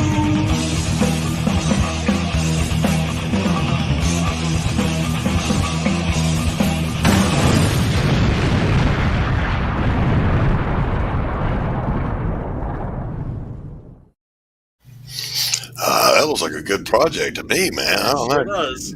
Look, the first thing I always want to talk about is the music. I was about to ask. The first part, the slow part, I wrote and performed, recorded in my son's studio. He engineered it. The second part is from some old friends of mine, Damnage, D-A-M-N-A-G-E, a heavy metal band from the 80s. Lead singer is dead now. Troy Barlow, he was a super guy. I watched him go from being, old school metal like Dio and Ozzy and whatever, and then he went into thrash. But he was all of about 5 foot nothing. And he came and he played a show where I was stationed in the military on Paris Island.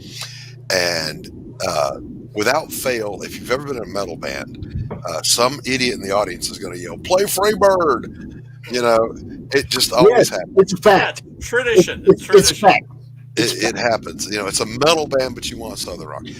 But Troy, in a club packed with Marines, somebody yells "Play Freebird," and he walked out on stage and said, "We've had a request from the audience for Freebird, and this fat fucker on the front row is going to come up and sing it for you because we're a metal band." And he dropped the mic, and I was like, "He's going to get killed. He's going to get that whole band killed." Well, I mean, here's the thing. There's always somebody that's going to be yelling "Play Freebird," but are they serious? Yeah, well, to me, it's just tradition. I don't know. It kind of is a tradition. Not actually asking them to actually play Freebird. You just go Freebird. Somebody needs to make a new Freebird song, but a metal version. Yeah, remake it new metal. Just go ahead and do it. 3 lead guitars, the whole fucking thing, man. Just blow it out. Somebody just do it, get it over with, so that when we yell Freebird at a concert, we can get a new version of it. Every band should have its own version. I'll tell you that. Fuck everything else up, right? Yeah. So that song by Damage that's in the clip is called "Self-Righteous Bastards." They're on YouTube. You can find it.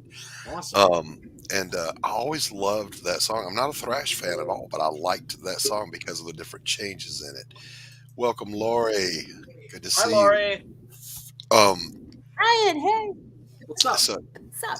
Sorry, I didn't mean to interrupt. You didn't interrupt. It's good to see you. It's good to see you. She always comes in all smiling and just pleasant. I love hanging out here. It's great, man. Everybody's great. The commenters are great. Like, I have a good time. We have a good time out here for sure. I did kind of figure you for being dressed up the day before Halloween at your countdown, though. I've been dressed up as Pikachu for like 3 days. I was like, I'm gonna take it off for today. Screw the zombies. I'm gonna be Pikachu for a few days. Well, again, I have small kids. So it's like, ooh, what are you wearing? Ooh. Yeah. Nice. I was like, I could just say what Wednesday did this for you, Laurie. What? Oh, thank you. I appreciate it, man. Zombified me. Yes. I love zombies. It's the way to be, man. When I was growing up, it was always like, what do you want to be for Halloween? I was like, I want to be a cheerleader, but a dead one. I want to be the artist, but a dead one. You know what I mean? Like, everybody's like cheerleader, but dead. Like, that was just how I was. I mean, like, I haven't changed. It's still the same. But I have little kids that are 5 and 8. I have 2 little girls, and they're afraid of everything. So it's kind of hard to like scale back. But it's like when they're old roll enough, it back a little bit. Roll it back. Right. I don't want to pay for the therapy for that. But at some point, it's gonna come out. Like, we're gonna be that house on the neighborhood where you have to like go into the garage to get the candy and scare the shit out of the kids. There was a house I saw. Somebody had, did a video, and it was just memes from the internet. Somebody was genius. They have the Craftsman style house with the arched porches. Yeah. They just made, because they had the 2 dormer windows above it, they turned the porch into a giant mouth with fangs, and the eyes were the dormer windows. I'm like, it's the house. Perfect Halloween. So yeah, there's a movie with that house. It's a cartoon. I don't know. Oh, I think I know what you're talking about, but I don't remember. But this was just perfect. So with Pariah, this is what brought it to mind. I knew I wanted to do a book, and it kind of got started this way. I've been doing fine art forever and selling very well. It paid the bills. It bought this house, more than the counseling practice. Because as you know, counselors make a lot of money, unless you're an addiction counselor. Then you make the counselor minimum wage. Or a depression and an anxiety. Yeah. Bipolar. Well, that stuff pays better. That stuff pays better because I don't want to discourage people from going. No, not at all. That's why I was whispering. So but you don't get into these fields for the money. I did. I was a greedy bloke. I'm like, man, counselors make between $80 and $120 an hour. I'm going to go do that. And God said, no, you're not. You're going to go work with addicts. So I did. But anyway, I literally started an art movement in my local town. Nice. Wherein we could have Second Saturday Art Walk. No taxes, no vendor fees, no nothing. If you're an artist, come set up and sell. I started that. And then I started an art association locally that just exploded. Uh, and it was huge and it was thriving. And then the third thing I did, this was all in 1 year. I stood up the only fine art, high end art gallery between Macon and Atlanta, Georgia. And I was thereafter canceled from all of it by a Why? blue haired land whale because great. I was one of those toxic gatekeepers. That translation, I didn't allow somebody who threw up on a canvas and then varnished it to show that as art. How dare you, sir? So I was canceled from that. And I was just, way back in the early 90s, I did comic books for the small press. I worked for Fusion Press. I worked for Pocket Change Comics, little guys. And so I was interested, and I stumbled across Ethan. And I sent him a small super chat saying, I wish there was a comic skate for fine artists because I know what it's like to be canceled. And, excuse me. And Ethan actually pulled up my website for my fine art and reviewed it. And Billy Tucci was there, and what's his name, the inker guy, Artie Bear was there, and they oohed and awed over my art. And then Ethan said, "Well, I don't know what to tell you, man. Just come do a comic book with us." And I went, "I know how to do comic books." So I thought, well, this is a good idea. So then that was the impetus to do a book. And there's several properties that I've created, and I own them. But I had just read the book Without Remorse by Tom Clancy. Now, it's easier to tell people that Pariah is a lot like I Spit on Your Grave because more people, that's pop culture. Everybody knows that. Yeah. And I say, it's like I Spit on Your Grave, but if that girl was a witch, what would that revenge look like? But what I'm really channeling is Without Remorse by Tom Clancy. So that story, the short version, it's the 60s, the Vietnam War is going on. A Navy SEAL has lost his wife in a car accident, and 2 years later, he meets this girl. He picks her up. They fall in love, and he finds out she used to be a whore and a mule for a drug ring. He doesn't care. He loves her. He gets her cleaned up. They get together. Everything's going good. That drug ring finds her. They brutally murder her. And there's a scene with him because they shot him too. Ambush. He wakes up in the hospital bed, and the narration, if you have the chance, go read Without Remorse. But if you can't read it, at least read that excerpt from it where it says, oh no, not in their worst nightmares had they imagined somebody like me could exist. So if you imagine the intensity with which a Navy SEAL would go after thugs on the street, fuck the Punisher. The brutality, the creativity, the thinking, the plotting, the intensity of it all, at the same time struggling with his own morality of, he's disguised as a wino so he can get close to them, and he sees somebody being mugged.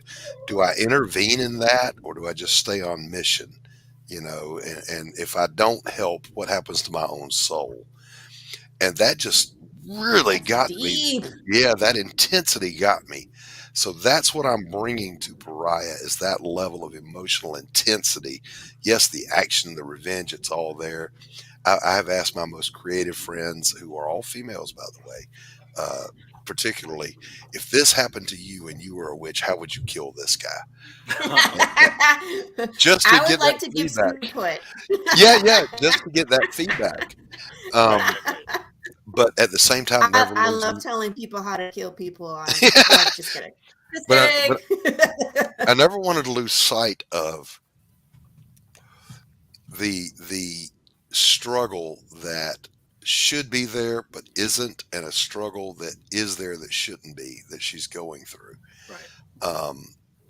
As she's going through this process. And she has at her disposal, when this first happens to her, her grandfather, we cut to a scene, and he senses it. He can feel it. He's down in the low country which looks a lot like the bayous. Okay, low country of South Carolina looks just like Louisiana bayous. There's the Spanish moss and the swamps and the Everglades. He senses it, and he fabricates, and summons this giant golem, and he says, "Go, bring her home." And he does. He saves her. He brings her back, and he heals her. And he teaches her. He unlocks the witchcraft that's in her. They just call it the art. And he's from the old world. He's very loving, very kind. He only uses the magic to heal, and do all these things. She, on the other hand, the very first thing he's teaching her is how witchcraft works. So the first thing she does is she levitates a leaf and causes it to burst into flames. And he says to her, "Well, that's interesting." And she's like, "What?" "Well, the first thing you chose to do with the power is destroy something."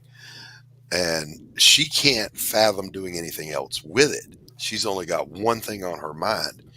So now the golem, which he has created, if you know anything about golem lore, only the person who summoned it can dismiss it. Only the person who summoned it can control it.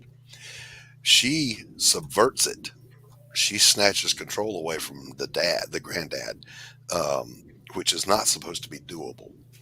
And so she takes the golem back with her to go and get her revenge. And so I'm not going to throw any spoilers out there, but let's suffice it to say, as I play the trailer again here in just a moment, you see a few glimpses. She gets very creative with ways to get these guys. And when she runs across one particular person who, for some reason, magic doesn't work on, the guy thinks he's got her, but the golem is there. And oh, hell no. So yeah. A 7 foot tall muscular zombie man is no match for a 14 foot made out of swamp. A 14 foot tall swamp monster. So anyway, that's the story in the nutshell, and the goal that I have is to get that intensity across. So I hope I can get it. I'm confident that we're there. Now, I'll say this about the campaign, by the way. My publisher is Dark Gift Comics, Anthony Romano. Good guy, crazy as hell. I like him. Tell Anthony. I do too.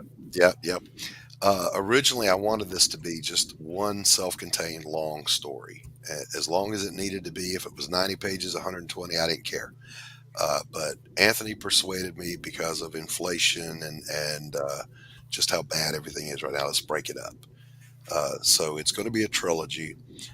I made a promise from day one that I won't launch the campaign until everything I can do is done. And I'm keeping that promise. So we're looking at February as a launch date because everything's almost done now as we speak. The only thing I'm not doing is the lettering. Jim O'Reilly is doing an alternate cover for me, which is amazing. Thank you, Jim O'Reilly. There are going to be multiple sketch cards. There will be trading cards. There's an exclusive trading card if you go sign up right now, colored by Phil Leon, drawn by me. And there will be black light tapestries, 24 by 36. There's going to be 2 of them. Anthony doesn't know about the second one yet. The first one he knows about. The second one I just finished, so he's going to get that scanned probably this week. And we're hoping to offer, like Brian said, just a nice clean menu of these wonderful goodies you can get and a damn good story. Deliberately black and white. My story, I should say the art style I'm using is kind of a cross between some old John Byrne, but very noir, because I love, my favorite movie of all time is Casablanca. So, Yes. So I'm totally bringing that aesthetic into the book. And I'm really hoping people enjoy it. I hope you see something you like, and I'm pretty sure you will. Nice. Hell yeah, brother. That sounds great, man. I look forward to the launch. I look forward to backing and reading this book for sure. Yes, there's going to be one tier that's the this is bikini clad Elizabeth Payne, because why not? Elizabeth is my protagonist. There is going to be a tier that's just called the Laurie tier, and it's in case the book doesn't get to its goal, it's going to be like $500. The Laurie tier. Just give me $500, Laurie. What I'm wondering is like with the exploitation angle, is that something that you lean into? No. Okay. No. This is the thing about her. I deliberately chose some influences for her. Matter of fact, let me share an image here and let's see. Because you mentioned I Spit on Your Grave, and I'm just like, what? And that's a crazy movie. Have you seen that movie? Revenge, worse than Revenge book. There's just too much. There's too many. What do you call it? There's too many of the I Spit on Your Grave. They should have just left it alone. Oh, yeah. Well, I don't even know if they should have made the first one, to be perfectly honest. But I'm gonna. I consider myself a trash movie fiend and connoisseur. Really? Yes. And that's I'm one not that alone. even made me kind of go, yeah. Pops, add that to stream for me and tell me if you recognize who this is. We've already talked about this. I'm talking to my audience right now, Pops, not you. Oh. Chat, who is this lady? So this is Elizabeth, but I patterned her heavily after Jennifer Connelly in the face. Ah. I patterned her physique after a Ukrainian woman who won Miss Universe a few years ago, and some of the hair and whatever. But then her clothing is all Stevie Nicks. Oh, wow. Because I freaking cool love mix. Stevie Nicks. Yeah. She is very much a gypsy girl and dresses like one. She has two primary outfits she wears through the show or through the book. One of them's her stalker outfit, which is just, leather pants, leather top, blah, blah, blah. But then she has a gypsy outfit she wears most of the time. But I did lean into the fact that she's incredibly beautiful and voluptuous, because when she starts off the story, the reason that she gets done to her what happens is she's working at a club as a topless waitress that she doesn't know is run by the mob. She gets shortchanged on her check. The bartender says, hey, just go to the top of the stairs and ask to see Fitz. He handles the books. He'll hook you up. So she goes up the stairs and she walks in on a murder, and she witnesses it. And they pay her off, but the one guy says, yeah, no, I don't know about all this.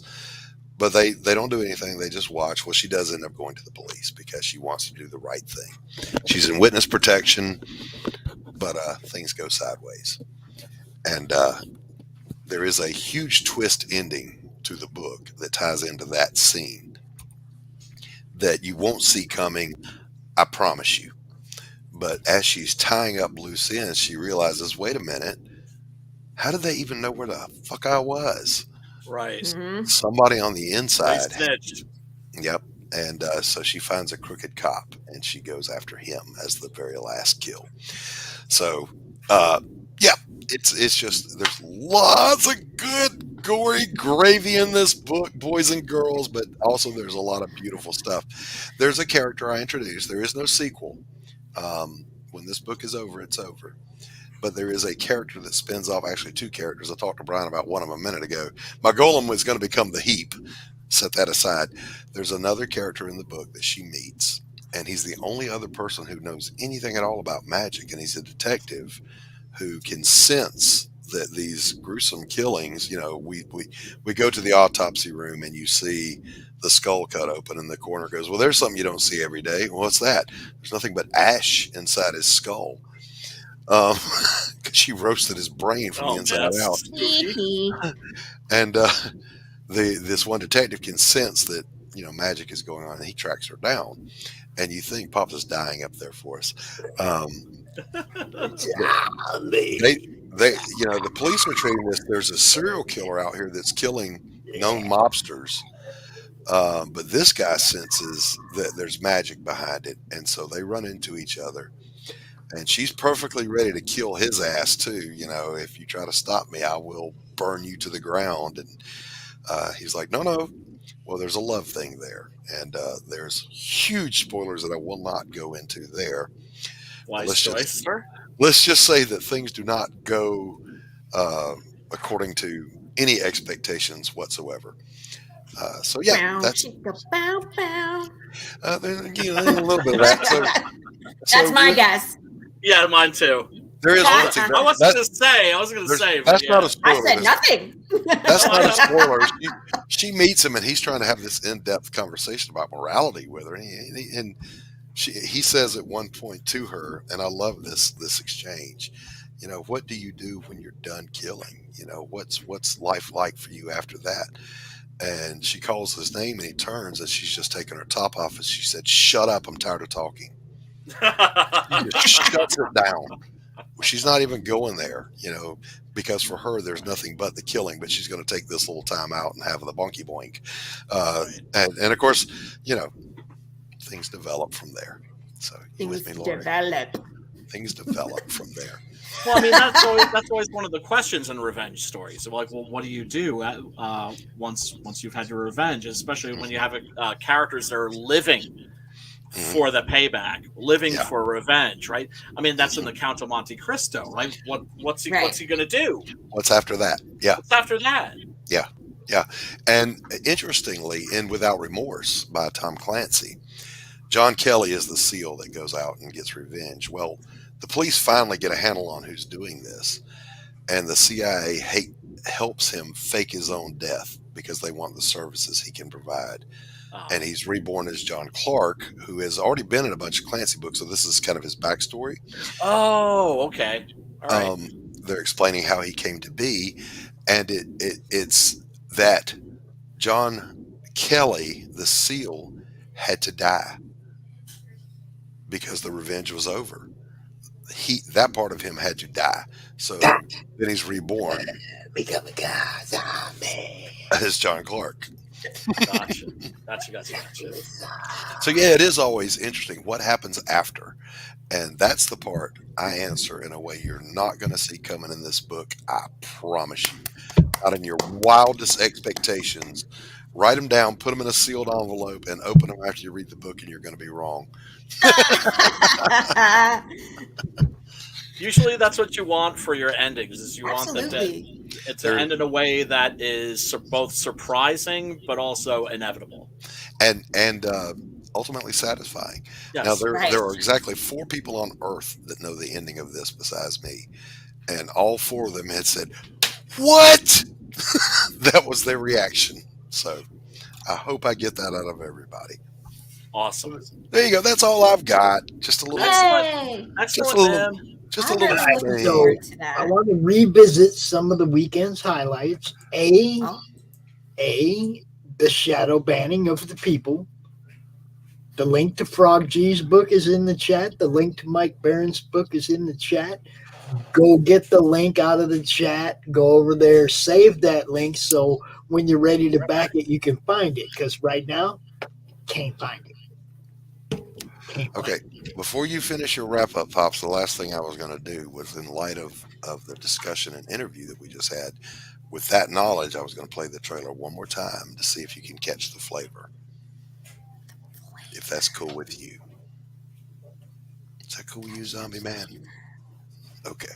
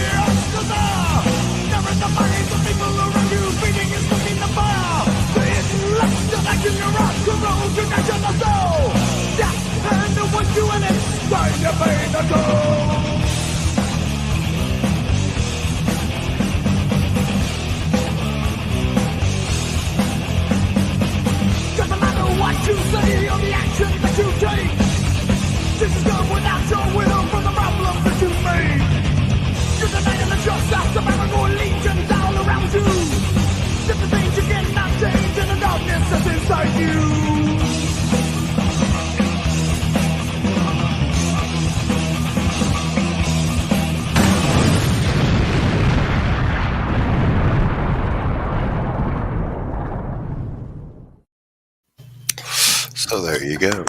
There you go. I have to say something to a friend of mine that's watching. What's up, Donna? What's up, Donna D? How you doing? Yeah, my granddaughter did that mess. Look at that. Crazy. And yes, Pop still got his hair. Still got the hair. Yes. It's all good. The lyrics at the end there, I don't know if you caught them, is your denial ensures my survival. I'll bring your legions down around you, accept the things you cannot change and the darkness that's inside you. And that's why I wanted to use that song for this trailer. Yeah. All right. So thank you for my segment, Bob.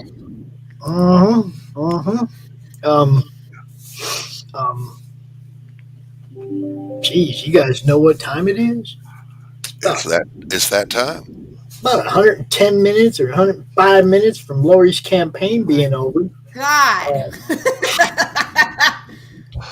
I'm going to ask everybody right now to please share this stream out everywhere because we're about to do a countdown for Path of the Pale Rider 2.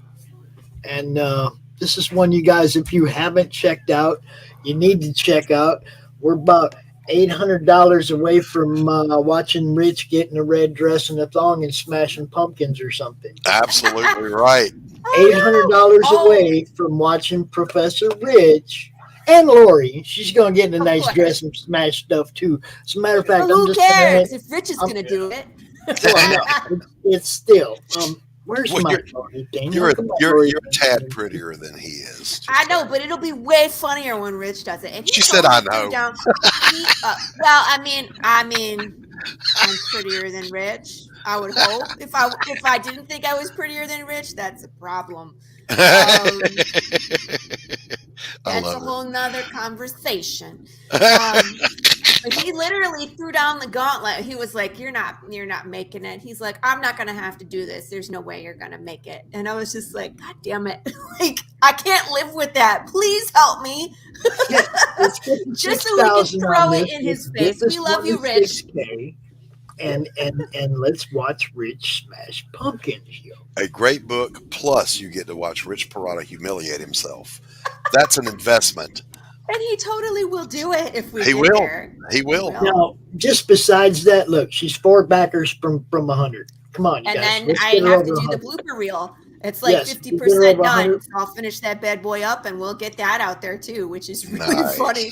Nice. And the blooper reel, if you don't know what she's talking about, she makes a whole bunch of awesome little videos that go with her campaign. Yeah. The blooper reel is one of those things you guys are going to want to see after you watch those videos, right? So, I love about this, Laurie. I've never said this to you before, and I keep meaning to. I love that you have tied intrigue, zombies, and humor into one intellectual property here, and it just tickles me in a way that no other zombie project could possibly do. It's kind of like where my head lives, and Doc has been before. He's been like, "You're disturbed, aren't you?" And I'm like, "Yeah, a little bit." I'm like, "But I mean, it's entertaining. It's like I like the horror. I like the intrigue, the conspiracy theories. Like, what the hell caused death to break?" But then we have sarcasm, and we have all these Easter eggs where we reference all this other nerd culture and movies and books, and it's just a lot of fun. I have a ton of fun writing this, and it's like every time an issue comes out, I'm so excited for people to read because the story moves forward. We usually have some kind of fight or drama or twist at the end. I can't wait to do number 3. Here we are at number 2. We're not even quite complete yet, but I'm like, oh, number 3, the end of number 3. Oh, when you get there, you're going to hate me. I love it. But it's such a fun ride. I have a blast. I'm living my best life where it's I write comics and I do martial arts. And it's that's what I do. For you really? That's awesome. That's what I do. Right, Brian? Yep. Martial arts, man, and comics. It's a way of life. Which martial art do you practice? Right now I'm practicing Calis Illustrissimo. I don't know if people have heard about. Is that a Filipino martial art? Yes. Ah, nasty stuff. Yeah, man. I have. 100%. Yeah, there's a martial arts instructor I know in town who teaches Kali, and man, yeah, it's if you got to fight dirty. We don't fight fair. We want to be done with 3 moves if we can. And it's like, we'll take your hand, we'll take your head, and then you're done. Yeah. Nasty. And I don't know if you're aware of the exact style that I do, but it's called Illustrissimo. It's named after the creator of the art, and he wasn't really teaching anybody. He had a very interesting life, and his martial art was kind of his trade. He started out in the army. He ended up in the Coast Guard. He was fighting pirates on ships, like legitimate pirates, not the pirates you see in the movies. Like no, show up and take off, and kill you, right? So so in close quarters down, you're on the boat, and so it's moving. And he's fucking sword fighting these guys on a boat, and then got hired by the mob in Manila. All right. So people would just randomly show up in the square dead, and they would just attribute those deaths to him. So he wouldn't teach anybody until he was in his 60s. There was 3 guys that were brave enough to approach him. He basically didn't have any formal way of teaching them. So one of them would spar the old man. The other 2 would take notes, like, okay, this is what, and then just beat the crap out of them, So then they would flip out. When that one got too beat up, they'd switch out. Your turn to try take to figure out the nuances of what this man was doing, because it was Kali, but it wasn't. You know what I mean? It had its own flavor, its own take. So he passed, I want to say, in the 80s. So not terribly long ago. So it was Tatang Illustrissimo, and then the 3 disciples. There's one named Christopher Ricketts, so Grandmaster Christopher Ricketts, and then my teacher actually was one of his students. So I'm 1, 2, 3, 4 away from the originator of If you don't know about martial arts like Brian and I do, that's unheard of, people. Yeah, it is. That's amazing. Laurie gets more passionate about her martial arts stuff than she does about the book. No, it's like 50-50. Okay, all right. Chris. Hey, Chris, good to see you, bud. Like, if you want to see me be passionate, talk to me about comic books or martial arts, and I could talk to you for forever. Look at this madness going above me. You missed when Pops was off camera, and we're like, Pops, like, where are you at? And we hear like this little gremlin voice say, "I'm doing his makeup." My 10-year-old granddaughter created little precious one. She did a great job. Yes, she did. Fabulous. So, Sophia, the artist, again. Yeah, there you go, man. There you go. Come on, let's get some backers on this, you guys. Share this thing out. Let's go. 98 minutes left. We need 100 backers. We need $6,000, but we really need 100 backers. I mean, that's one of those milestones that creators love to reach when they're doing a crowdfunding project. Let's get Laurie over that. Please share this out everywhere, all over the place, like you own the internet. Because please remember, people, if you can't back this book, right? We understand, but like times are tough right now. Share the link because it's free. It's free. It doesn't cost you anything. And trust me, it makes a big difference for indie creators like Laurie. What's up, dude? Absolutely. Social media is hard, as we all know. Like the algorithm will eat you up. Yep. And they're all the same. Where it's like, if you don't word things correctly, or you post a link, heaven forbid, then kiss your views goodbye. Ooh, I got all the Bushy Boo cards. Oh, look, these are amazing. Bushy Boo, sir. Oh, the Bushy Boo. Yeah, look, okay, so I got all the extra cards for Slaughterville with my Slaughterville comic, which came yesterday. I think I got it yesterday. But like, it has let's see, strange creature. This looks familiar. CRoM, that right? little CRoM, a strange creature. We got, creature. of course, Big James, who No, will now, F you up. I love the fact that Chris put, you may not escape from this combat. You have to sacrifice a person. That's accurate. accurate. Got to go. What does the CRoM card do? Like, you can't get away from Big James unless you're dead. I got, of course, Lee Newman's Sisson, which this is so funny. Like, why would you be? That's the scene from The Exorcist, like the light, the lamppost, and then he's just like, people, like. Look at that face. Look how happy he is. Now, Laurie, you're going too fast. What does the CRoM card do? The CRoM card, let me read it. It says, the thing appeared in a cloud of smoke. It walks over to you, looking annoyed and confused. Shuffle a strange creature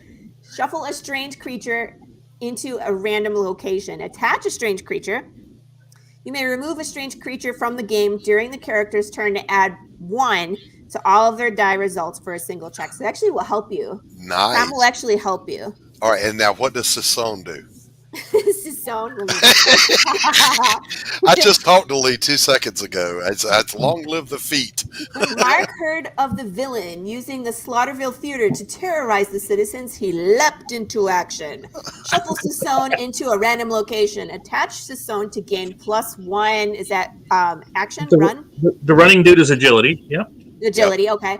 Mark makes a dramatic assault against the villain. You may remove Sisson from the game to make an agility check. The villain suffers 1 damage for each success. So Nice. Sisson will help you. Well, here's a little warning, a little caveat. If CRoM is trying to help you, it's only because he's trying to like lull you into a false sense of security so he can steal your weed. Yes. Well, that's probably pretty accurate. Or your salsa.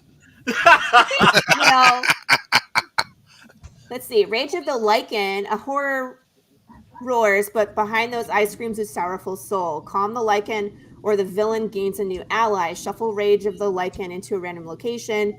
Make a logic check. Succeeded. Attach Rage of the Lycan. Fail. Attach Rage of the Lycan to the villain.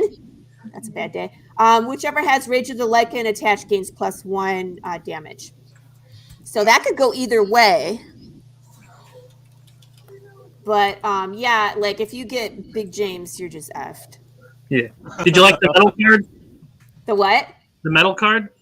Yeah, I was just looking at him right now. I was like, look at these people. Ooh, shiny. Nice. This could be a weapon, Chris. It could. I thought. Yeah, it could. I was like, you could slice people with these for sure. Definitely. They could be even like Gambit. Oops, I actually threw it. Sorry, people. They are heavy. This one is definitely sweet. Like she's so fabulous. She don't take no shit, people. No, I mean I love the fact that like in all of our series we have this female that just don't take no shit. You haven't met mine yet, but she's there. If you honestly think I wouldn't write some badass female into my comic book, you are sorely behind the times. All right, you don't have to embiggen me anymore. Get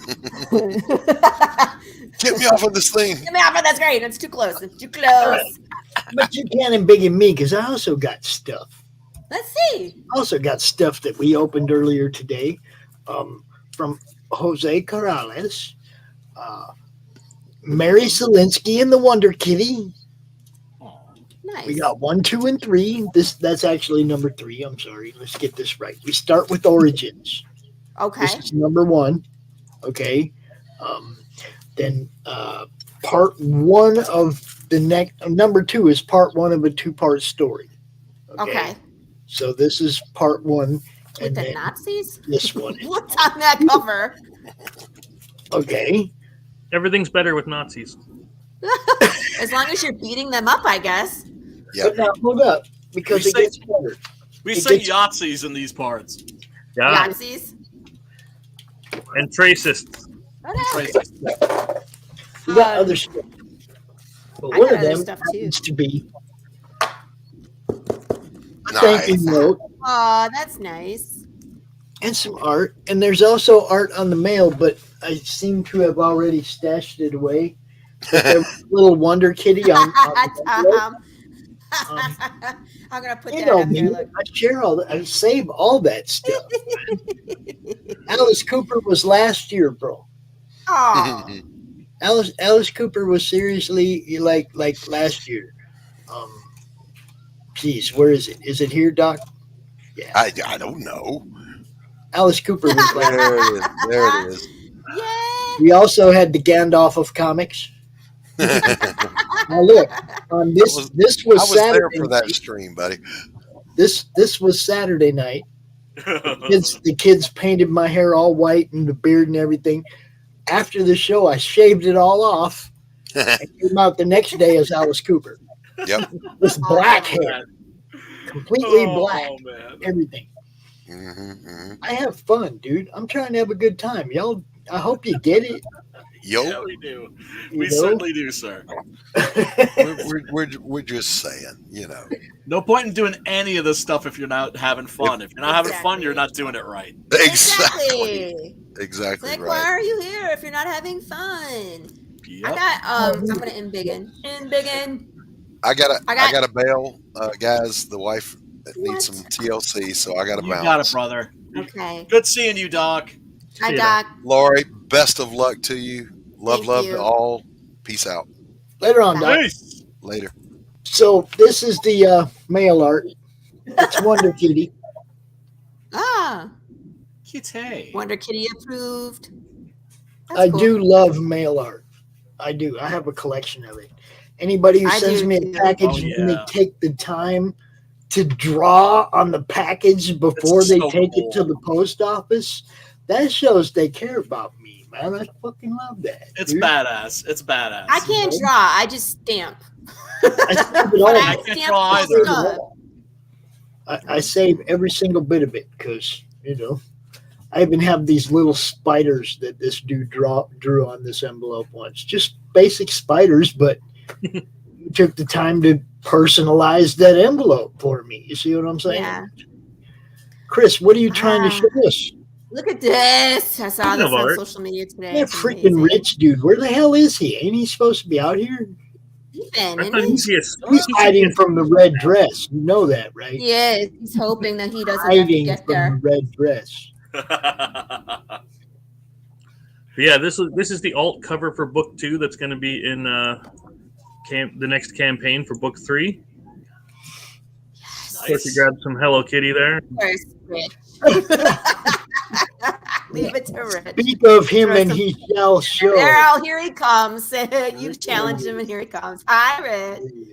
Wait, who the fuck challenged me? Who challenged me?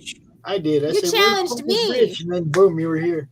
I didn't challenge shit. I just saw it was like, Goddamn, Rich, you never listen. what? I wasn't listening. I challenged Rich, and then he appeared. See? You didn't challenge shit. You just said only 800 left for Laurie. 2 minutes ago, I said, "Where the fuck is Rich?" And here you are, dude. Zang. I called you out. Just You saying appeared. that it's like really late for you, but we appreciate. It's midnight actually. It's midnight because it's daylight savings time here. We fell back. Oh. Yeah, so it's like it's midnight only, so I'm close. Oh, you spooky fuck! Wow, holy shit! I can't believe how fucking spooky you are, man. Oh my god. Oh, Hey, where's Doc Blalock? Guess who did that, Rich? You just had to peace out. Who did? Who did? Guess who did that? Who did what? Who? Makeup. Guess who did the makeup? Sophia. Yeah. I'm not surprised. I'm not fucking surprised. She's that brilliant, beautiful artist who had the temerity to grace my second chapter of Incantessi with her amazing fan art of my beloved Cassandra. Yes, she did. Yes. Yes. She did.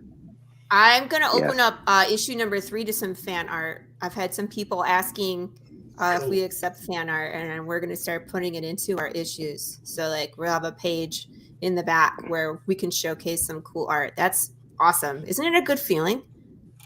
It is Rich? a good feeling. Yeah. It's an incredible feeling. Her art was in it, and a young man named Oliver's art was in it. And this gentleman, this young man, before the age of 10, had 2 open heart surgeries. Yeah. And this is Yeah, this is one of the bravest boys I've ever met in my entire life. I love his mother, Michaela, is a teacher at the school where he is, and it's like, being there brought him so much joy. And this kid is like, oh my God, he's so strong and so resilient, this young man. And it's like, Michaela and her husband Ian, I've been adopted by them, so I'm like part of their family and stuff. So it's like, the young man is going to go for a third surgery in late December. Oh God. Wow. Yeah, I know. Yeah, I know. It's beyond heavy. It's yeah. I can't even imagine. I will never ever imagine that type of. I can't. I don't even know if he could put I don't know if he can even put the emotions in words. I don't know if he can even do that. That's how crazy it is. So. It is 8 o'clock. It's time for you to start this countdown. All right, people. Start this countdown. Bring your friends. Counting Where do you go? 85 minutes to go. So just under an hour and a half. We're just gonna talk about Path of the Pale Rider. Rich just bailed. For those of you who don't know me, I'm Laurie Calcaterra. I'm a writer-creator of Path of the Pale Rider. I write comics and I do martial arts. That's kind of the thing that I do. So you're going to see lots of nerdiness and lots of martial arts and fights and gory stuff. Yeah. So Path of the Pale Rider is a Western apocalypse. And in this world, death has been broken. So your body dies, but your soul doesn't leave when your body dies. So your brain is, you get to hang out and enjoy your own decay phase.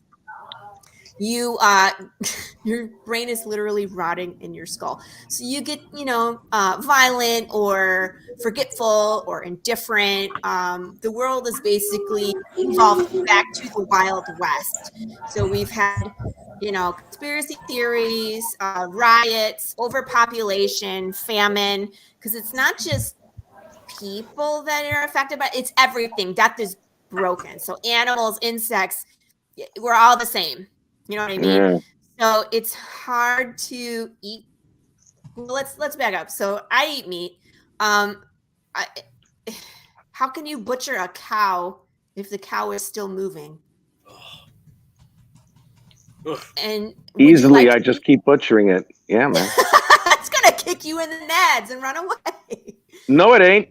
Bullshit. How do you get it? Well, you put it in the grinder and then you're good.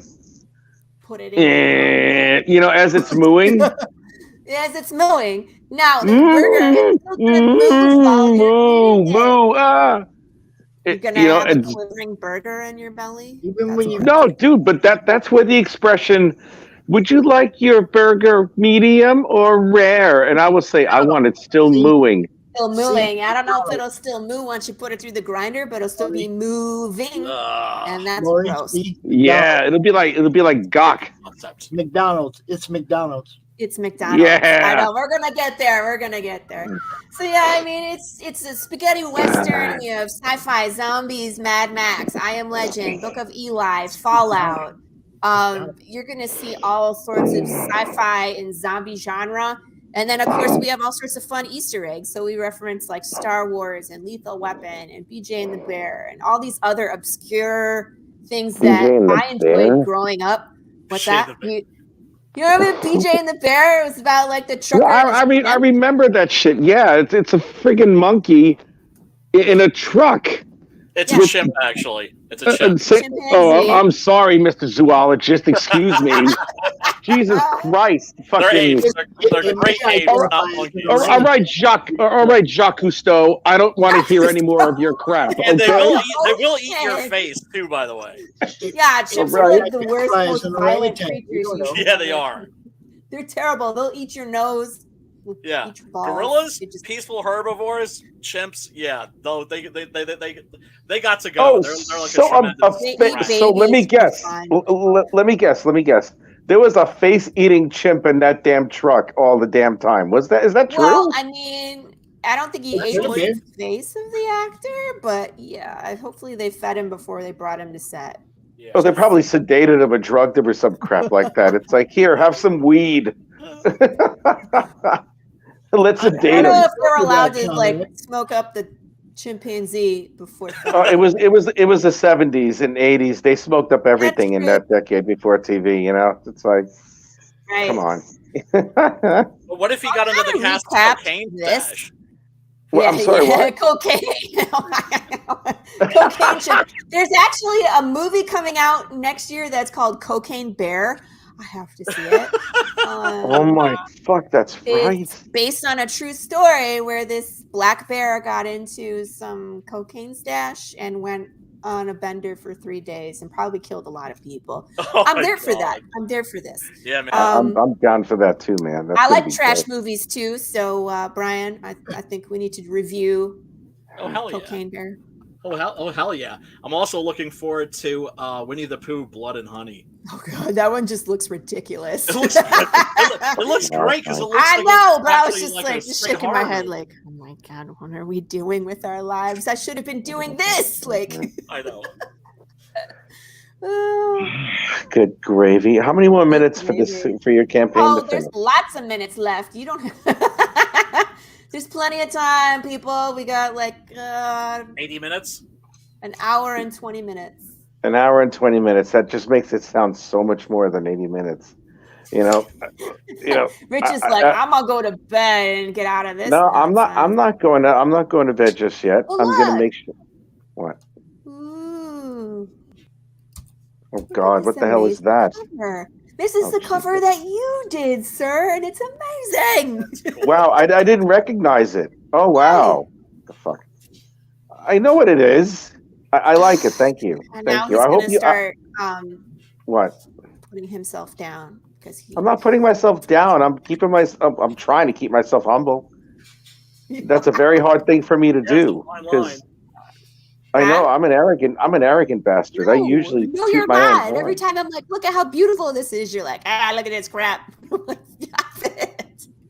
All right, whatever. It must be an artist thing.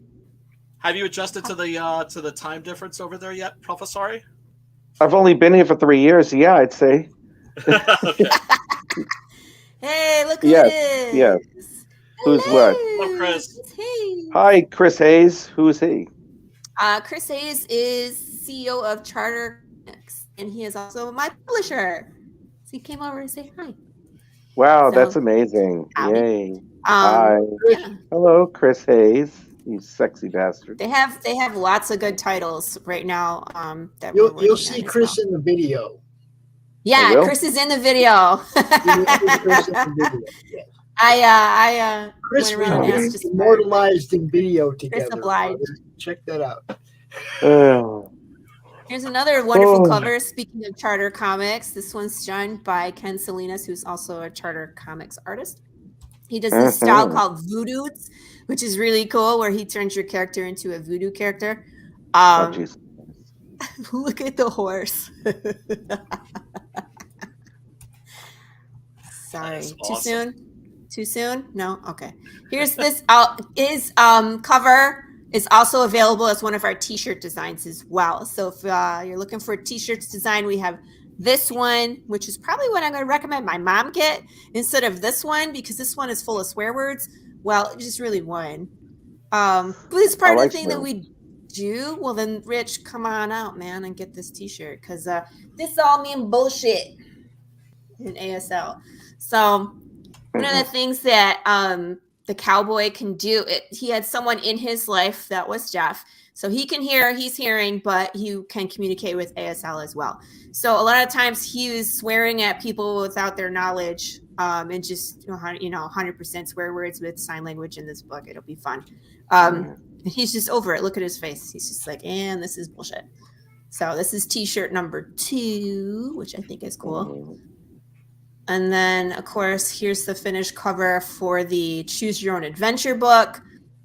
I don't know if you guys have, most everybody has heard me talk about this, but for the last campaign, when I was talking really about the story and the world building and like how dangerous this place is, and like your decisions make a huge difference which way you can go. people are just wondering, like, when are we doing a game? They want tabletop games or they want a choose your own adventure. And I'm like, well, I can do that. So I wrote a 60-page choose your own adventure where you get to put on the hat and the boots and you get to run bounties in the wasteland and you get to see how long you'll survive in this world, which is not very long. Everybody dies. Right, Chris? Everybody dies. Don't open the box. Everybody dies. What? Everybody dies. Nobody gives. But there is a way through the book, and I do have like a save point. So once you get halfway, if you die past that halfway mark, you just start at the halfway mark. So, yes. And of course, here is our conspiracy theory film. So that's one of the cool things that we have for people that are watching who don't know Path of the Pale Rider is that we have this other experience along with the comic. So you get to participate in short films, or you get to solve riddles and kind of fall down a rabbit hole and go to Alison, to go to Wonderland and experience what Path of the Pale Rider would be if it was real. So in this video, we actually did, we tackled conspiracy theories. So what would you think, would be possible to break death? Like, how did we get here kind of thing? And I didn't give them any topics. They were allowed to say whatever they wanted. And it was all pretty crazy, but it's fun. It's fun to see what people think, could actually break death. But I'll play it for you guys. Just what? I'm listening. Okay. Let's see. Go. It's not working. What the hell? Oh boy. Why? I didn't do it. I bet you did. I'm gonna build a yurt. Let me refresh this page.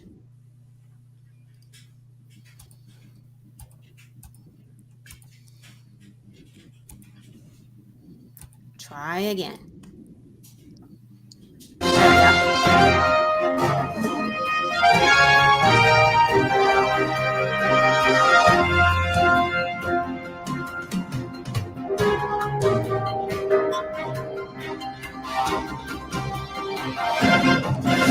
Oh my God.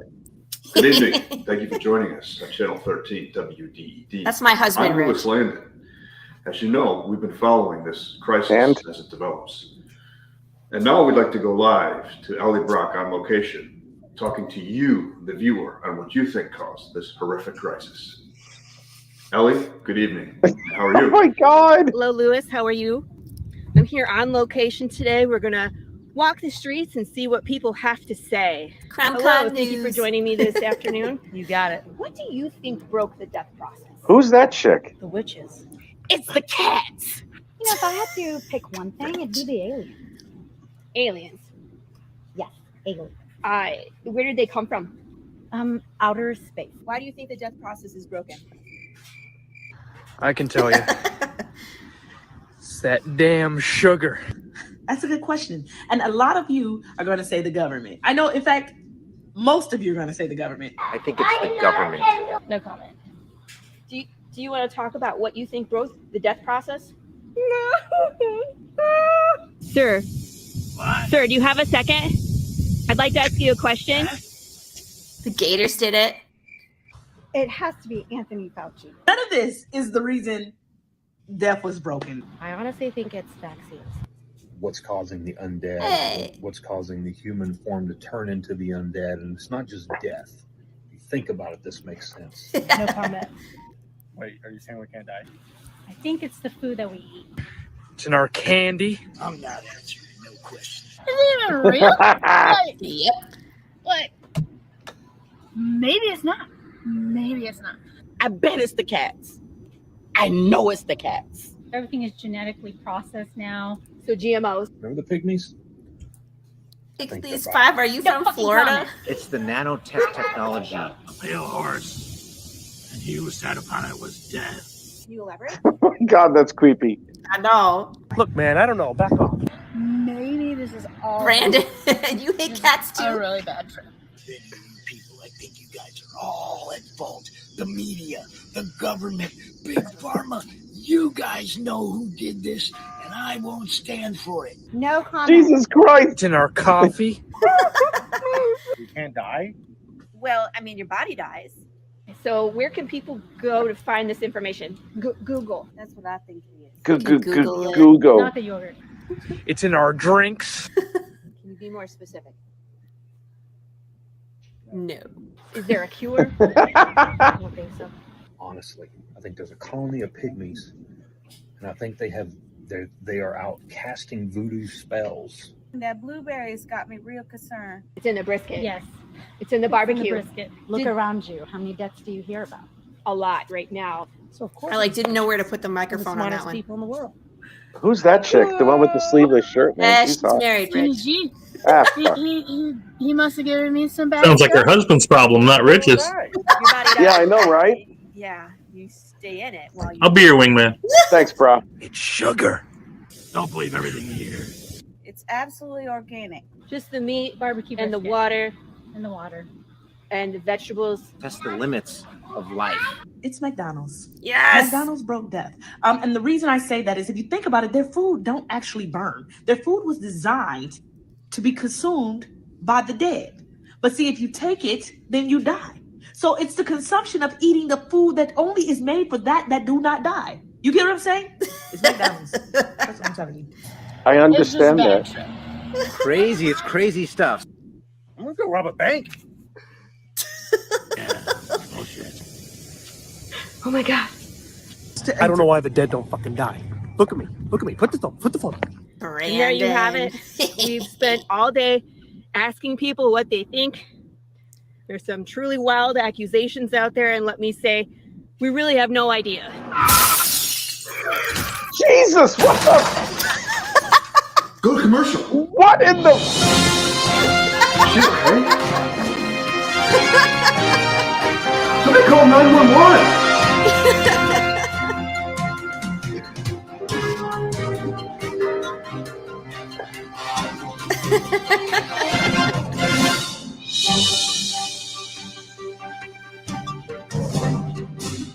I love our little logo. It's the best.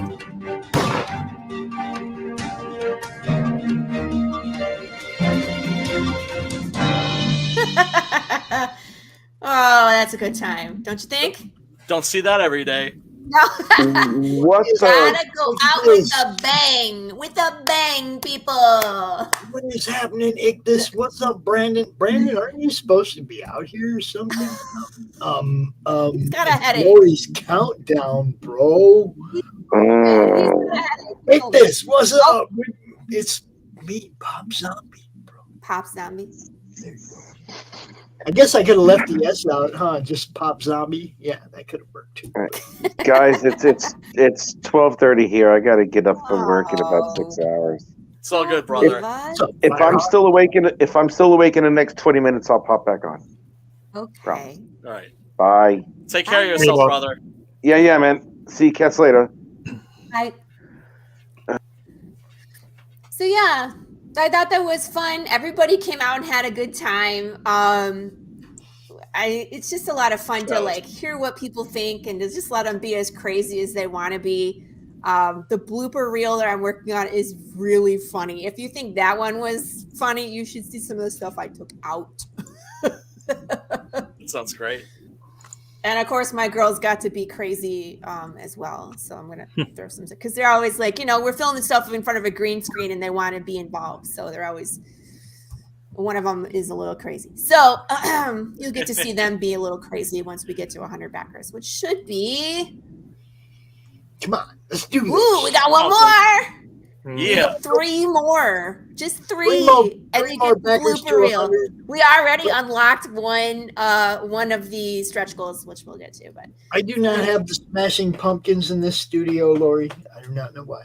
Oh, I know. I tried uploading a video, and it's like you have too many videos, and I was like, "Yup, go take some down." CRoM Con is pretty full. There's a lot of Yeah. stuff here.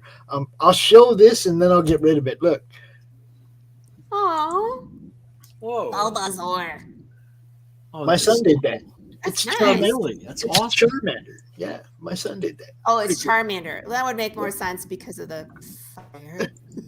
Now, I thought it was I'm just Thumper gonna from switch Bambi. us out of this studio. Remember when tail goes out, it dies. I'm Yes, the now colors we are changed red. and everything, but don't freak out. Don't be afraid.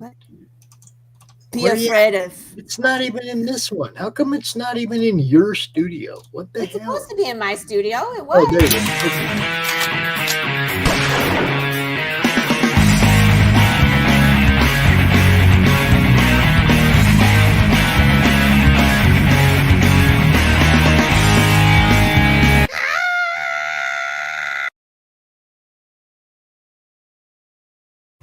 Because 6,000. We get to 6,000, and they will smash pumpkins in a red dress. Her and that guy who just left, Rich Perotta, in a red dress. He's not scared like Chris. He'll don that red dress and attack those pumpkins. I'm telling you. We'll take one for the team. Yeah, he ain't scared. He ain't Chris, you scared. should shoot him with your crossbow. Oh, there's Yeah. another one. There's another thing. Get to $6,000. We'll have Chris shoot some We'll add- pumpkins with crossbows too. We'll add stuff. We can do We'll have that. Chris destroy pumpkins. We'll just destroy pumpkins on Halloween because it's fun. Well, actually, I did not schedule any guests for tomorrow, but we are going to go live at 3:00. And if anybody comes out and wants to hang out for Halloween and show off either like Halloween related comics or horror stuff or whatever, you do that. We're just going to hang out. If nobody shows up, I'm just going to go play video games because it's Halloween. Yeah. Oh, yeah, baby. I don't think I know how to do that on the stream, but I would love to just play Fallout and talk about Fallout things and be on the stream. But I like New Vegas. Yeah. And I'll tell you why, because of the Easter eggs. Mm-hmm. Did you ever run into Uncle Owen and Aunt Beru? Yep. Or the Oh, hell skeletons yeah. that once were Uncle Owen and Aunt Peru. You're like, wait, what? Yeah, they were under a bridge. Out here. Are they like I under a ran- bridge? Like next to a No, bus? no, it's by that Yeah. village where the Romans have crucified everybody, or Oh, you yeah, know? yeah. And I run up on it, and it's like, oh shit, that's Uncle Owen and Beru. Isn't there a That new is my Vegas 2 favorite. on the way? Yes. That's one of my favorite Easter eggs, dude. I love it. Chris, I want to do that. I love those games.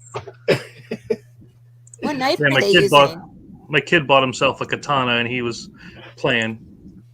So I thought you That's would get a what I kick out want of to do. that. Is get 3 pumpkins. I have 3 machetes, and just do one of each and see, which one works best. Why not?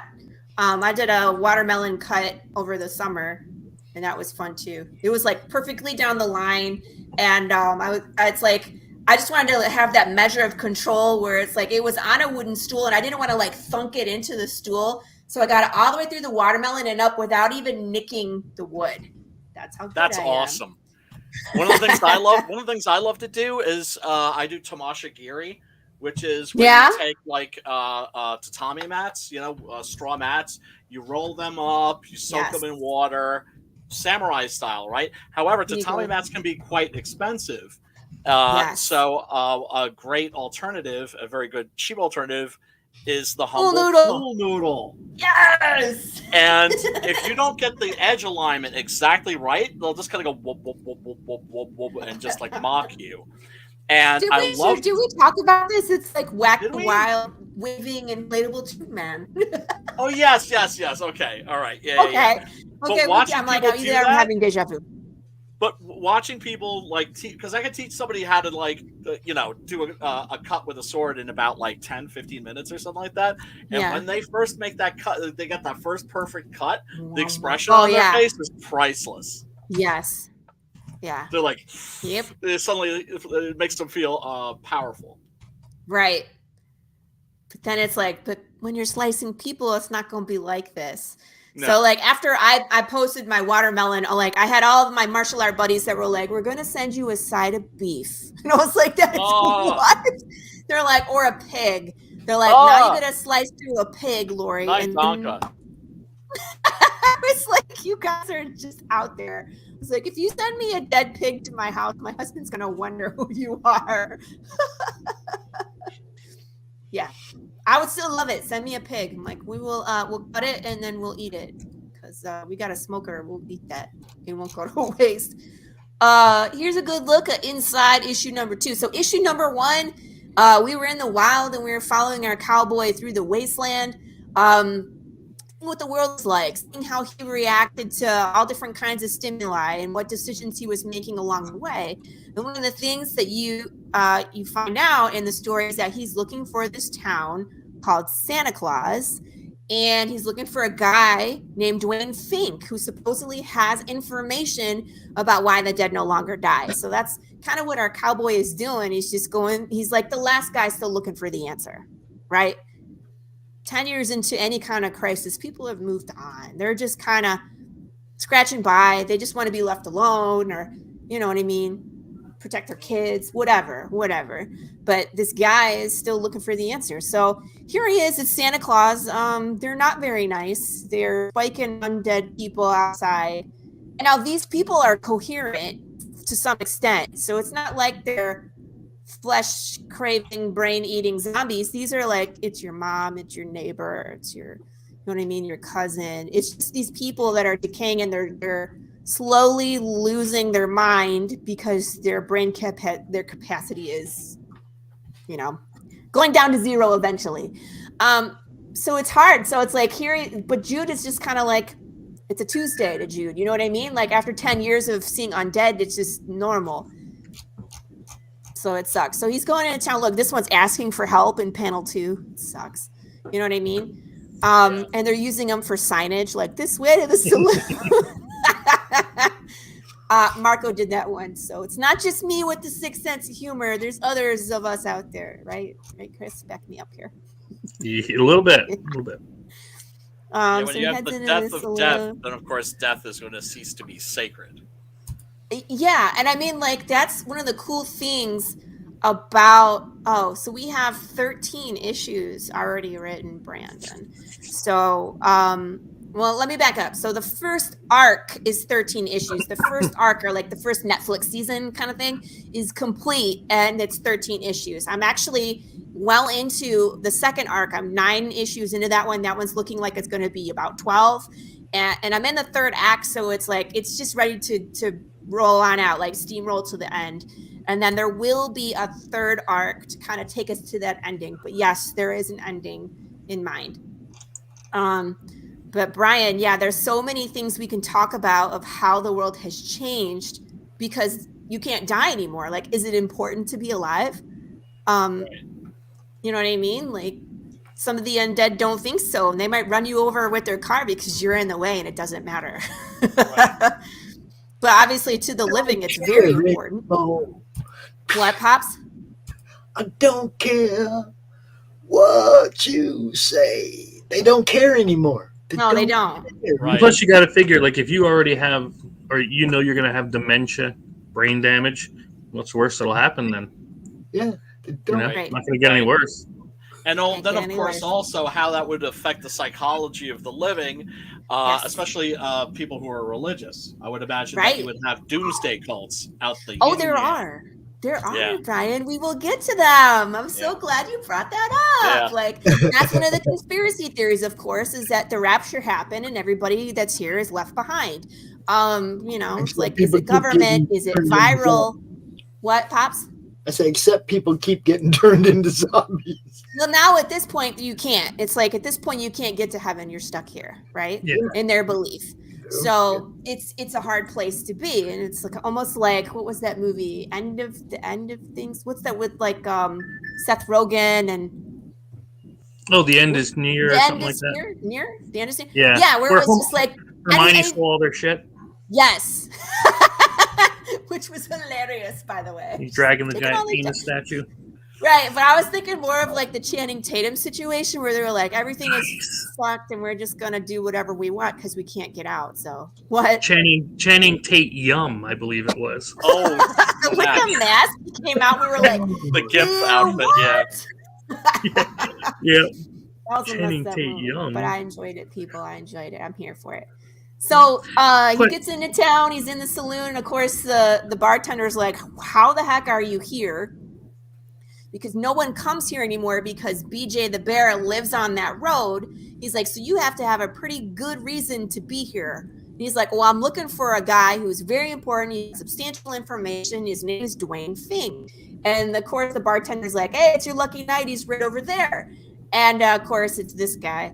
So the first thing you see is him slam down a beer. And there's this just like crowd of people that are goading him on. Probably they're supplying him with alcohol so he could say crazy things, and that's their form of entertainment on a Friday night. Yeah. So they're asking him about the Golden Man or the Fountain of Youth and like all these different old urban legends. You know what I mean? El Dorado, the City of Gold, anything crazy, right? And he's just saying all this crazy stuff. Like there's a guy that's 102 years old and he's snared death.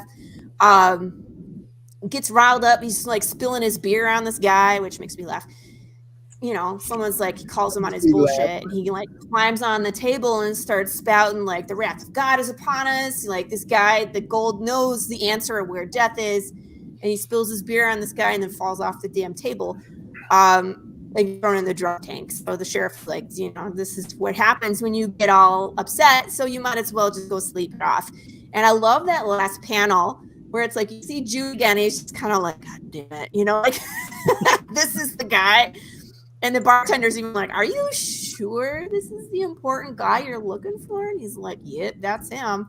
The things I gotta do to get information. And he's like, what was that? And he's just like, never mind. So something's coming, you know what I mean? We'll see what Jude has in mind and how if he gets to talk to Dwayne or what Dwayne has to say, because at this point, can you trust this guy? I don't know. Can't trust nobody, man. Can't trust nothing. I don't know. What do you think? Do you think you would trust this guy, Chris? I was going to say, I don't know what I'm allowed to say because, you know. Oh, that's right. You know more now. He's one of the people that read the book. He can't talk. Okay, skip you. Brian, would you trust this guy? I'd have to get to know him first, right? You know how, like, you kind of get a vibe about people? Mm-hmm. So I don't know. Maybe, maybe not. I don't know. It's like when you meet the guy and he's standing on the table spilling his beer and then basically knocks himself out. I don't know if he's a reliable source. May not be a reliable source, but then again, he might also be in the state that he's in because he knows maybe a little more. Right. Yeah. And it's like you never know. And especially we're so early in the story, you don't know this guy's story. You don't know how many other things that Jude has looked into. Like how many conspiracy theories has this man debunked in 10 years? Right. You know, or what's left? If this is the guy that's left, is everything else exhausted at this point? Right. And how did he know to find this guy? So there's all, there's a lot left to answer, of course. So, but I love this page. Just kind of gives you an example, like the black and white artwork that Marco does is amazing. It's very poignant and great for like the genre where it's either spaghetti western or like post-apocalyptic or zombie. Like all three of those genres, I think work really well in black and white. Yeah, they do. My God, when he does colored pages, it's just amazing. It's yeah, I really like the colors.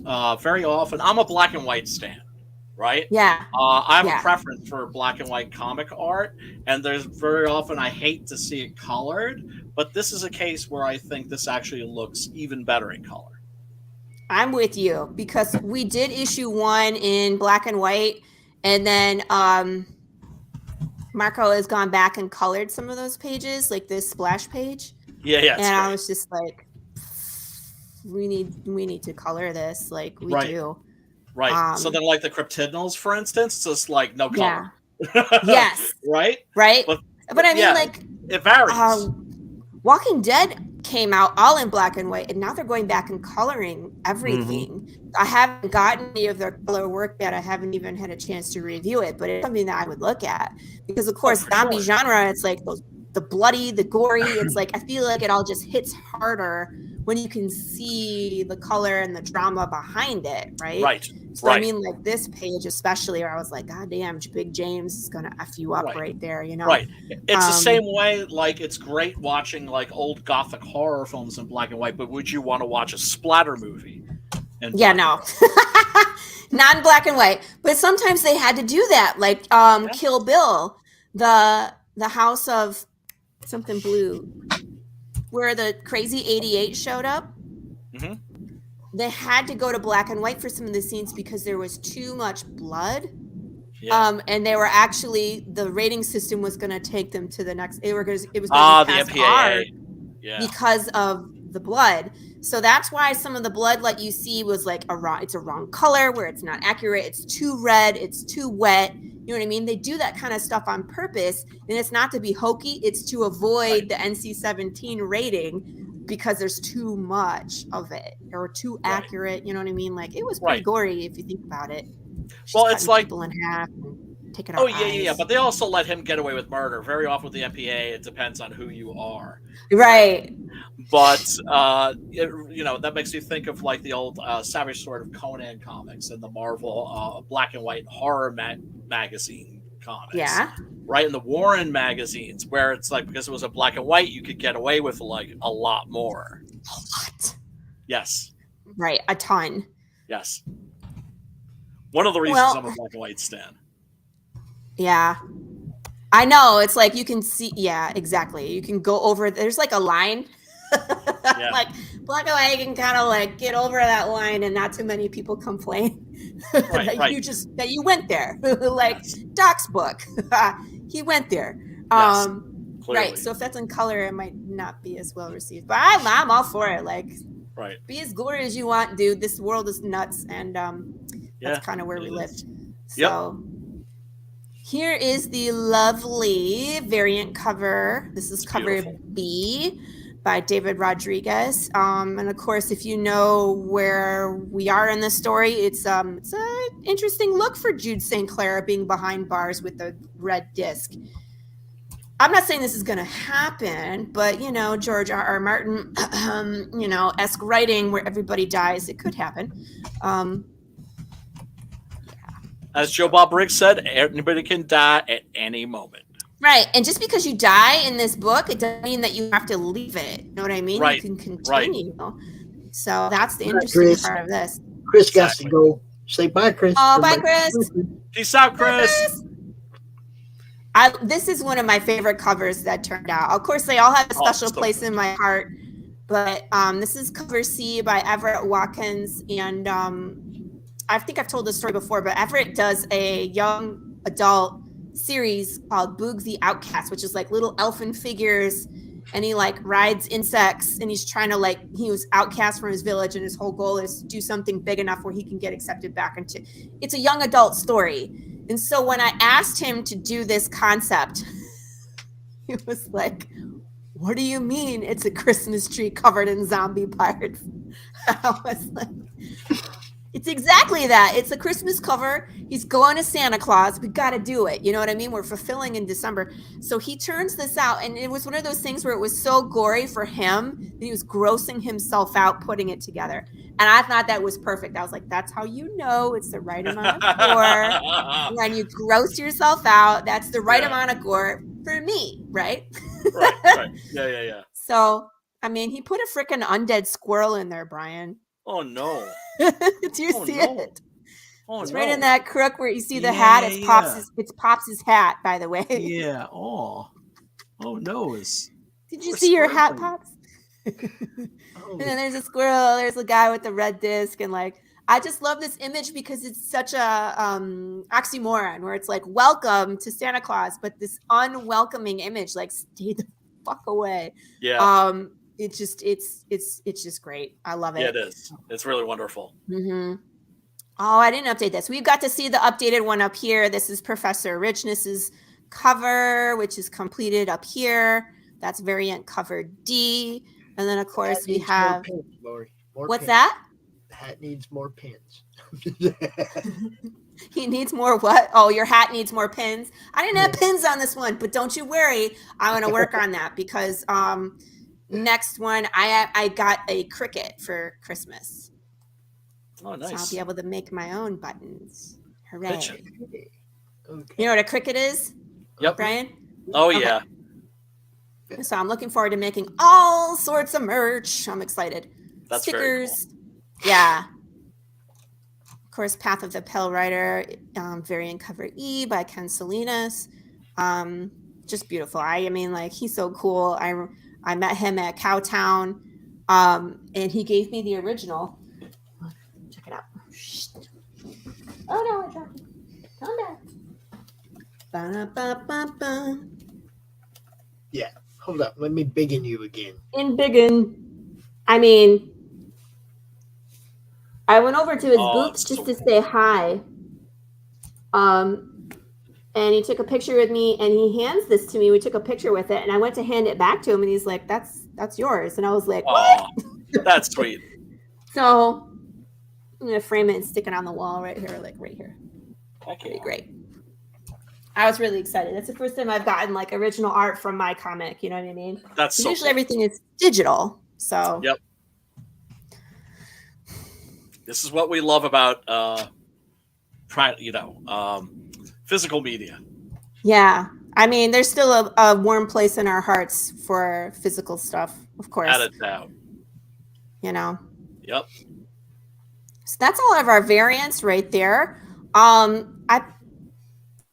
Stretch goal. Hey, so of course, 100 backers. We talked about this to get to the blooper reel.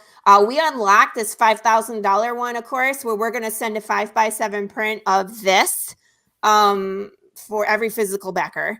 So you get this splash page from issue number 1. Everybody gets it. I actually have some 11x17s of that, which I will be including in some of the top tiers. So congratulations, you might be getting an 11x17 instead of a 5x7. I was totally surprised, and I just spoiled it. Brandon, which one?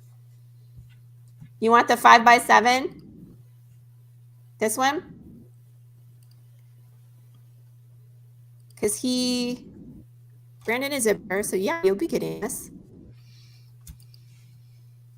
And of course, 65, I don't know if we're going to get there tonight, but that would be to start fulfilling in color. Now, I mean, things have changed since I did the budget for this. So I'm going to take a nice hard look once we get all like the fees are out, everything kind of settles. I can take a look and see if we could swing color or not. We might be close because now that I have a publisher, things are different. You know what I mean? There you go. Because when you're going through like Comics Wellspring, who's a great printer, by the way. I use Comics Wellspring for the first one, which we self-published everything by ourselves. I had a great time. Oh, look, this is speaking of Halloween comics, this one's called The Crying Boy, and I got their backup tier, and their catch-up tier, so I got 2 of these. This looks phenomenal, and I can't wait to get this busted open. He sent me some extras too. Look at that. Nice. I'm so excited. I don't know this guy. Like, he's not part of our community, but we need to recruit him. What? Most definitely. I say it's your countdown, and you're promoting somebody else. This is why. Sorry, I just can't. No, that's what we're talking about. That's what we're talking about. That is that's why you're one of us. That's what we do, right? Yup. Anyway, a comic Wellspring is great, but you have minimums. So you have to order in quantities of 25, so 25, 50, 75, or 100. And of course, if people back 51, I got to buy 75, right? Mm-hmm. So it isn't always the most cost-effective way if you want to do certain things like upgrade to color. Right. But now with my publisher, I don't have that. I might be able to swing it. We'll see where everything goes. But if we have to do another black and white, that's cool. The story will be out there. The intention is to go back and color all of these when we get there. You know what I mean? So eventually we'll be able to see them not only in black and white, but color. But I love this page just because Marco colored it, and you can see like the drama, the beat up car from the inside, like the second panel with like the light across the eyes, the very Clint Eastwood cinematic squint, you know what I mean? Yes, the Sergio Leone shot. This. Mm-hmm. Yeah. Yes. You know what I'm talking about. Yep, Speak my language. Yep. Yeah, I mean, like, that's what this comic is about. It's about the Wild West, which is basically the wasteland of what's left. So yeah, so we unlocked some of these. If we get to 6, we lowered both of these stretch goals to 6 with the red dress and the pumpkins. One was at 12 and one was at 15, but we lowered them all the way down to 6. So let's see if we can get there tonight. Please share this out, everybody. Share the stream out or the link. Help Laurie out. Let's get some more backers on this one. Serious. We need 3 backers for the blooper reel. 3. Over 100. I know there's a whole bunch of people that are on other streams like right now that are mods on other streams like now, right now, and you could be helping out. You know. Heck yeah. Did you see Marco's glamour shot? It's amazing. He does nice. He's great. It cracks me up because he's shy. He won't come out onto shows, but he takes glamour shots and he's beautiful. He'll kill me if he heard that, but yeah. little male modelish, you know. I know, he's beautiful. Oh, look, because he looks sort of disheveled, but in a very neat way. Yeah, it's totally planned, and just the look on his face. Let's go back. The one I shared for his birthday too. It's is this selling Abercrombie and Fitch or? I know, sexy Andy knows it. Marco, I love you. It's cool. Don't hate me. And he's got the George Michael spray-on stubble.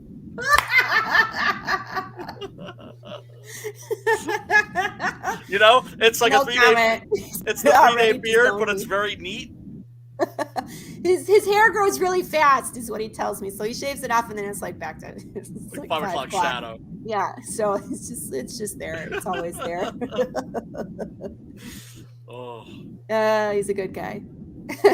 And a good artist. Yeah, he's an amazing artist. This is the riddle from issue number 1, where if you solve this riddle, you get to actually go to a place where you get to interact with the other people that have solved the riddles. I'm making another way to get to this answer. So if you weren't able to solve this riddle to get to this place, if you got the Choose Your Own Adventure book, there's another way to solve this riddle and get to that place. Just so you know. The issue 2 will all have a riddle. I kind of showed it, but I don't leave it on the screen too long because people have been solving it. And I'm not ready yet, people. I'm not ready. It's coming. But when you solve that one, it actually triggers something and you get to interact with the character from my story, which is really cool. Nice. And surreal, right? Where it's you get to have an interaction with the character. That's so cool. Yeah, but I'm not going to say anything else because I don't want to spoil it. But there's a hint in there, there's riddles involved, and it's just really cool. So when you get the answer, take a hard look at it and see what else is there. You know what I mean? And then of course here's the short film from the first Kickstarter. We can watch this, but it's we did a commercial for the undead retirement community. Again, people that were fans of the story were volunteering to be in here, and we did some stunts as well. So I'll watch this. When it comes to an inspired and privileged retirement, Pine Fox is where you want to be. Quality of life, peace of mind, harmony, it's all here. The setting is beautiful and peaceful. The atmosphere is lively and enriching. The amenities have something for everyone and every interest. At Pine Fox, your health and well-being is a top priority. Our community is growing and just waiting for you to join us. If making the most of your AD years matters to you,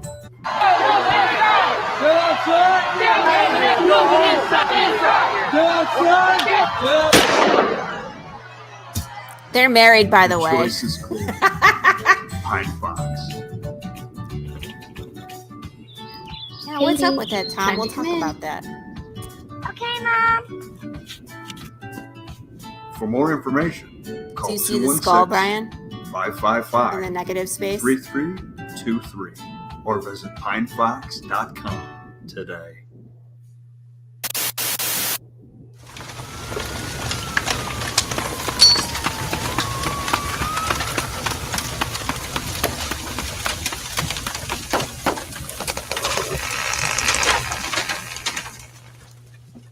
I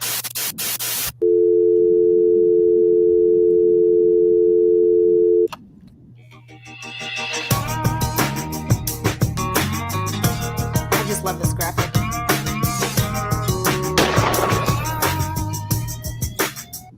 And there you have it. There's that one.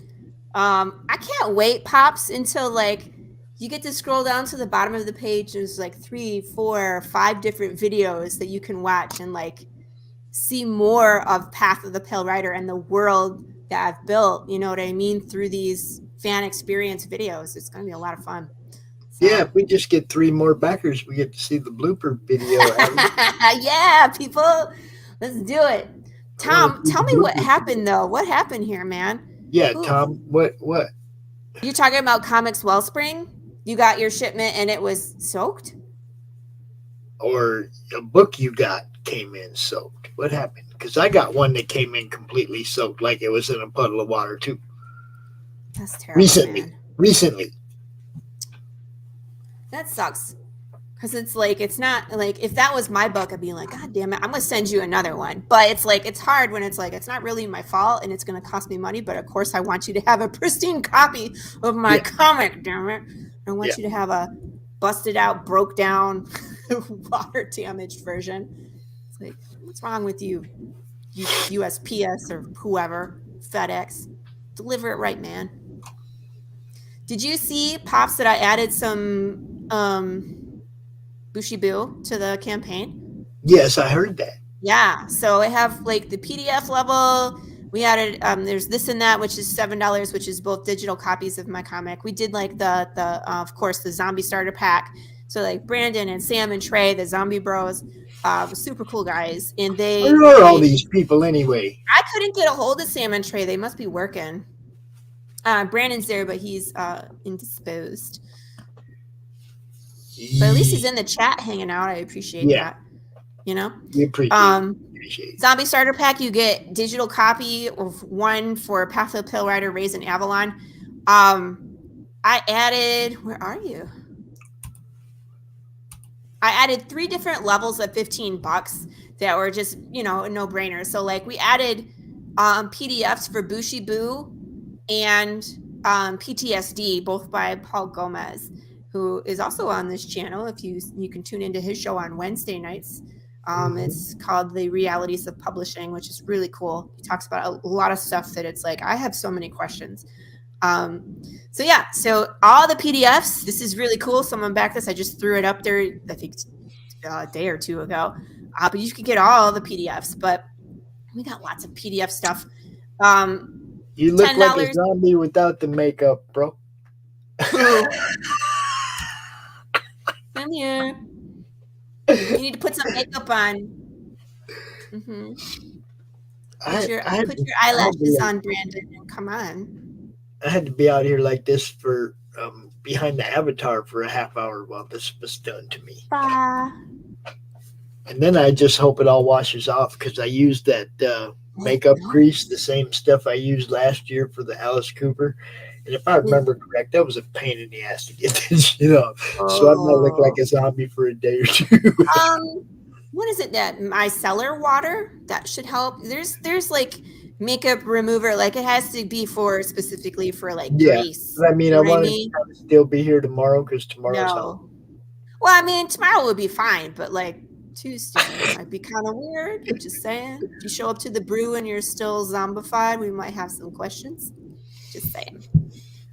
Of course, we have all the different variant levels, which are awesome. I go up to the brew and I'm still zombified. I'm gonna have some questions for you, sir. We had a I did some BOGO for both Bushibu and PTSD. So if people are interested in that, you can get digital copy of number 2, physical copy of issue number 2, and you get a free copy of Bushibu Circus or PTSD. I had someone hop on this one with all the PDFs, which is cool.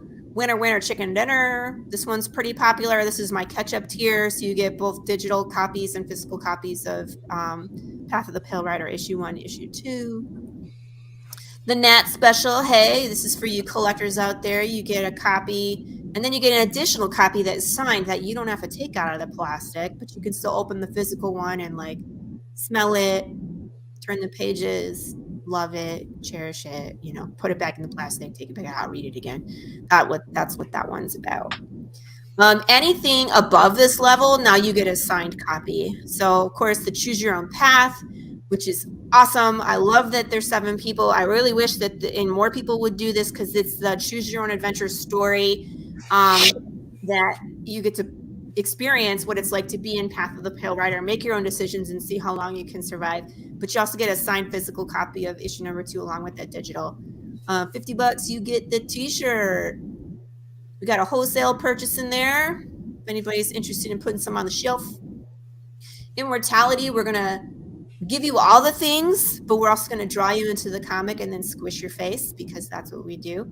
So if you see your undead face kind of like pops down there, his undead face, we're gonna we can stick you in the comic. You might see yourself on the wall of Santa Claus, or you might see yourself get unalived in lots of different ways. This is better get you a screenshot now, Laurie. Scary.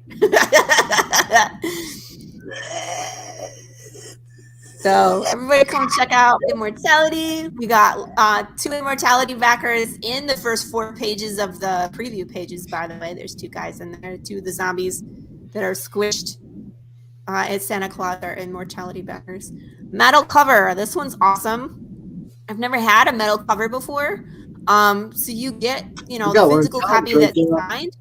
I got one of Tom's. I got one of Tom's right here on the wall. Yeah, I didn't even look into it. I was like, metal cover, yes, please. Chris Hayes was like, you should do a metal cover. I was Lady like, Death ones back there on the wall. Yeah, you showed that one. That one's freaking cool, man. I got a couple Lady Death ones. I showed you one of them. Yeah. Bones of Despair. We got 3 Lady Deaths and Tom, and I think I got 2 other ones. I don't know. Too much stuff. Yeah. Too much cool stuff, because you know, cool people, right? Yeah, we had 4 people pledge the Jute St. Clair pops, so this is going to be pretty exclusive, man. Only these 4 people are getting this orange box Jute St. Clair Funko Pops. These are custom made. Whoops, I pushed the button at the same time. Go ahead. So we had actually, I mean, like, this looks legit, man. The guy that does these is amazing, and his wife does the graphics for the boxes. This looks like a legit Funko Pop. I've had people ask me if I'm dealing directly with Funko, and the answer is no. These are custom made. But he is so cool. Like, I've sent him designs. Like, I've had Marco draw stuff up and send it to him. And he's this is the one for this campaign. And then someone nabbed the Big James the Bear Funko Pop. So that's the one, that's the new one that's coming out, which will be available on next campaign for the same amount, which would be awesome. So someday there'll be a zombie pop. You think? I mean, we have all sorts of characters we haven't met yet, so there's going to be lots of pops. I'd rather have a prom pop before a pops pop. I'm just saying. I think a prom would be fabulous. Yeah. Absolutely. And of course, these are all going. We did an early bird sticker, which is going to be Dwayne Fink falling off the table, which will be awesome. And then, of course, the Singularity, which is the Big James Funko Pop, which is in the works, and it looks amazing. So that is the Kickstarter in a nutshell. Yeah, we had a fun time. Like, I was on like 28 minutes to go. Please share this out. Tell everybody. Let's get 3 more people up in here. Come on. Just need 3. Just 3. 3 people up in here to get to 100. You know, that would be most excellent. Most excellent. So yeah, I think I was on something like 30 shows. Like, I gotta say, like 32 shows over the last 6 weeks. So I've been working my butt off and went to a Comic-Con and sold copies and dressed up like a cowgirl. And I mean, like, we did the whole thing. Like, we had a fun time. I posted one of those reels today, which is kind of like recap like all the different art and some of the interior of the Choose Your Own Adventure and Funko Pop and just, you know, all the fun we've been having. We've been having a blast. So. And now Marco gets to get back to work. Haha. I'm excited for that. Because like when I'm busy, this is what I'm doing. And then he gets busy and I'm not busy anymore. It's a good trade. It's like, get to work, sir. It's your turn. I'll tag you in. But he's been kind of working on this the whole time. So he has like the rest of the issue planned. And then I was just like, just go, you know, as soon as we hit 100, I was like, go, you don't have to wait no more. So he's turning in pages and he's already working on fight scenes and all sorts of stuff. So good stuff. 26 minutes. Get a couple more backers on this because this one deserves it, you guys. It's good stuff. She puts a lot of work into it. The movies, the puzzles, all the stuff to try and make this fun for you guys. Tell your friends, man. Get a few more people to back this one. And that's one thing I've just decided from the get-go. Like, I'm never going to put the extra things as something that we have to unlock. You know what I mean? Where there's a stretch goal for the riddle or there's a stretch goal for the short film. No, we're going to do these things every issue. We're going to have fun because that's what this is about, right? Is how far do you want to go into this world? So I was never going to be a gatekeeper on it and be like, you can't do this until we reach this much money. Nah, that's not how I play. I hear you. It's good stuff. You guys go check it out. I do want to do a one shot on the Skinner. That was one thing that was a stretch goal at 10K. If we had gotten there, Alison McGlone was going to do like an 8-page one shot on one of the more grisly characters that you'll meet in the Choose Your Own Adventure. Just kind of flesh that character out. I mean, he is called the Skinner. It's pretty nasty, but it was fun, you know, to have that. So we can still do that. Like, I'll keep that in my back pocket, and eventually we can do that. That'll be fun. Cool. Yeah. What else we got? What else do we got? I got knives. It's like I got to the end. Brian also launched his campaign today without telling nobody. I was gonna say I thought he was on Zoop. What happened to that one? Is the Zoop that gone? one, he got up to $6,000, but it didn't quite fund. Oh, come on. But he started again on Indiegogo today. Yeah, okay. Without telling nobody. So I was nobody gonna say I knows. saw the link for his 6-gun gorilla and it was on Indiegogo and I was like, that's not Zoop. I was like, that's Yeah. He's back over here. doing 9 and 10 as a separate, or is he doing the No, it's continue? it's the final trade altogether. There you are. We're talking about you, sir. He can tell you. He had to take a short break. He was eating. Well, I mean, yeah, I was munching on some popcorn, but also I had to help a friend with some stuff. But yeah, it's going to be trade paperback. The first trade paperback was issues 1 through 6, and so the second trade paperback is going to be issues 7, 8, 9, and 10. Gotcha. So, yeah. So, and of course, people are going to be able to buy the first one. So, with it at a so if people buy want the whole saga, they can get it for $5 off. Wow. Nice. Yeah, well, got to give people incentives, you know. Yeah, absolutely. And so also, what's the incentive to get 3 more backers up in here? Come on, y'all. I know. You guys have seen some of her videos. You can see the blooper. Share to Facebook, share to the Twitter. I've hit every group. There. I have hit every Facebook group, every single Facebook group that's on my list that allows me to do it. I've shared this to about 30 different groups in the last hour. And let them know that the time is running out, too. I make sure to emphasize that.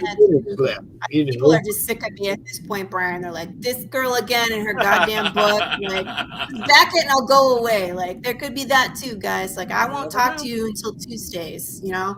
Then you don't have to see me on Pop Show and you don't have to see me. No promises. I'll probably still be on Doc's. I meant to say Doc Show on Thursdays. I might be showing up there. But like all the other shows you've been seeing me on, like Daphne's show and, you know, JD's show, I can take a break. You don't have to hear me talk about the undead no more.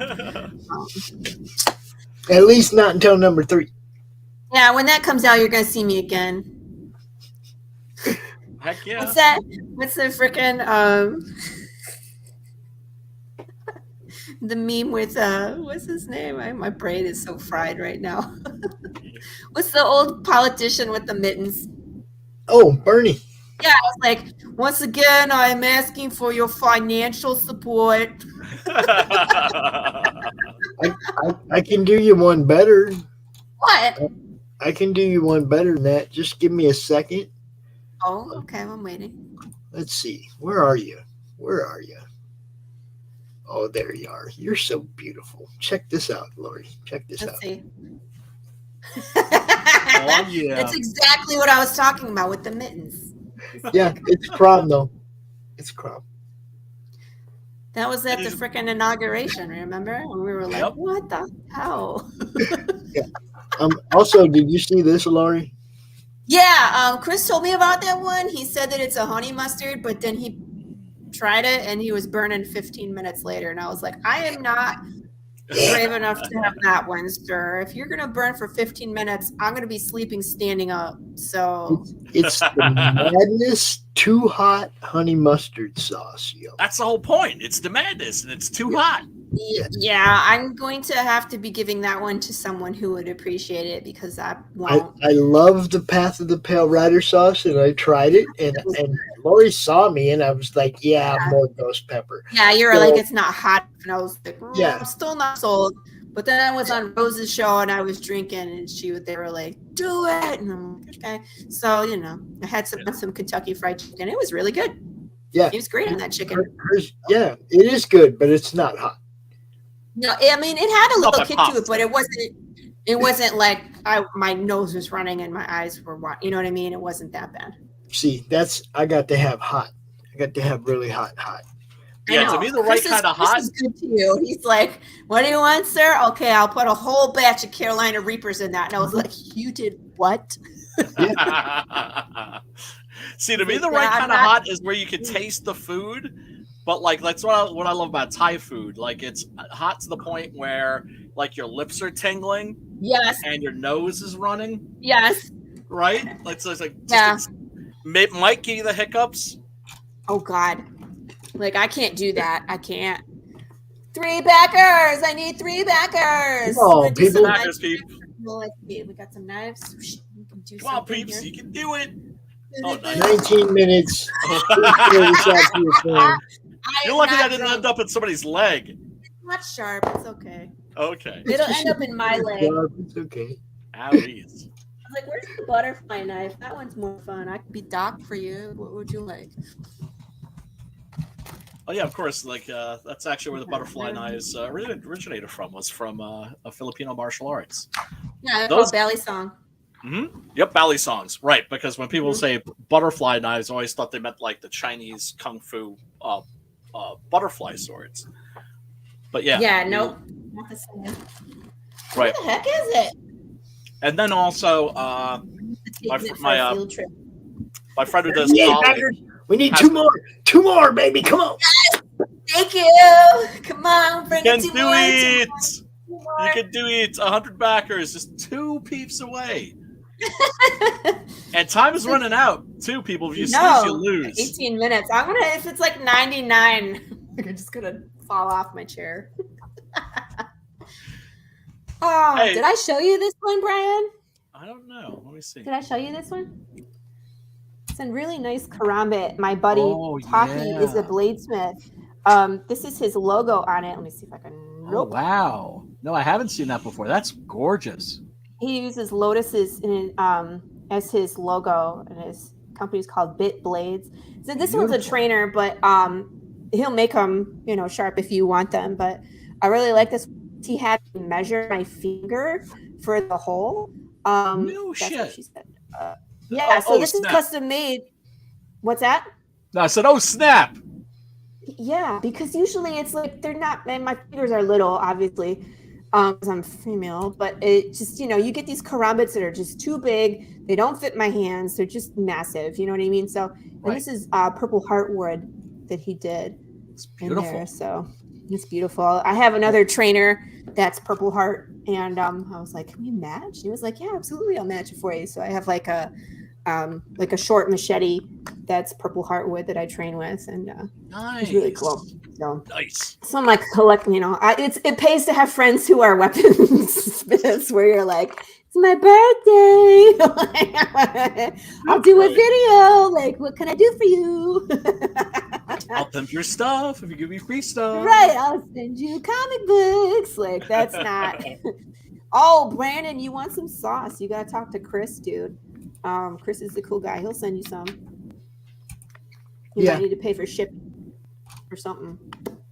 But he has samples. He's working on the FDA approval for his sauces. Like, how many did you get, Pops? You got 6 or 7? I have 7 and 1 on the way. Nice. He sounds like it's a baby. I got 1 on the way. But it's he sent me the big, sexy, sassy buffalo sauce and the sweet and sexy sauce, and you're on that one. Do you have that one? Is Ben in a bikini? He sent me a 6-pack and then yours as well. Because those ones, this is the big sexy outdoor ones. He has Ben, his partner is like the guy, instead of like Jude St. Clair and Big James, it's like Ben, and then he just like changes his outfit. And so like he has like Viking hats and like cowboy hats and like all these different outfits. And I was like, where's the one where Ben's in a bikini? Because we need that one. I don't want that one. No, you don't want that? That's for the great ladies. marketing. But yeah, when he made it, it was like I kind of challenged him. I was like, well, I didn't challenge him. I was just like, what? That's not hot enough. That's needs more ghost pepper. It's Path of the Pale sauce. It's supposed to make a motherfucker go white, right?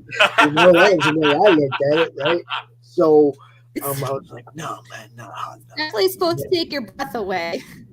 So then I saw him try the honey mustard yesterday. Oh, you saw it? Yeah, he put some on his tongue and he like. But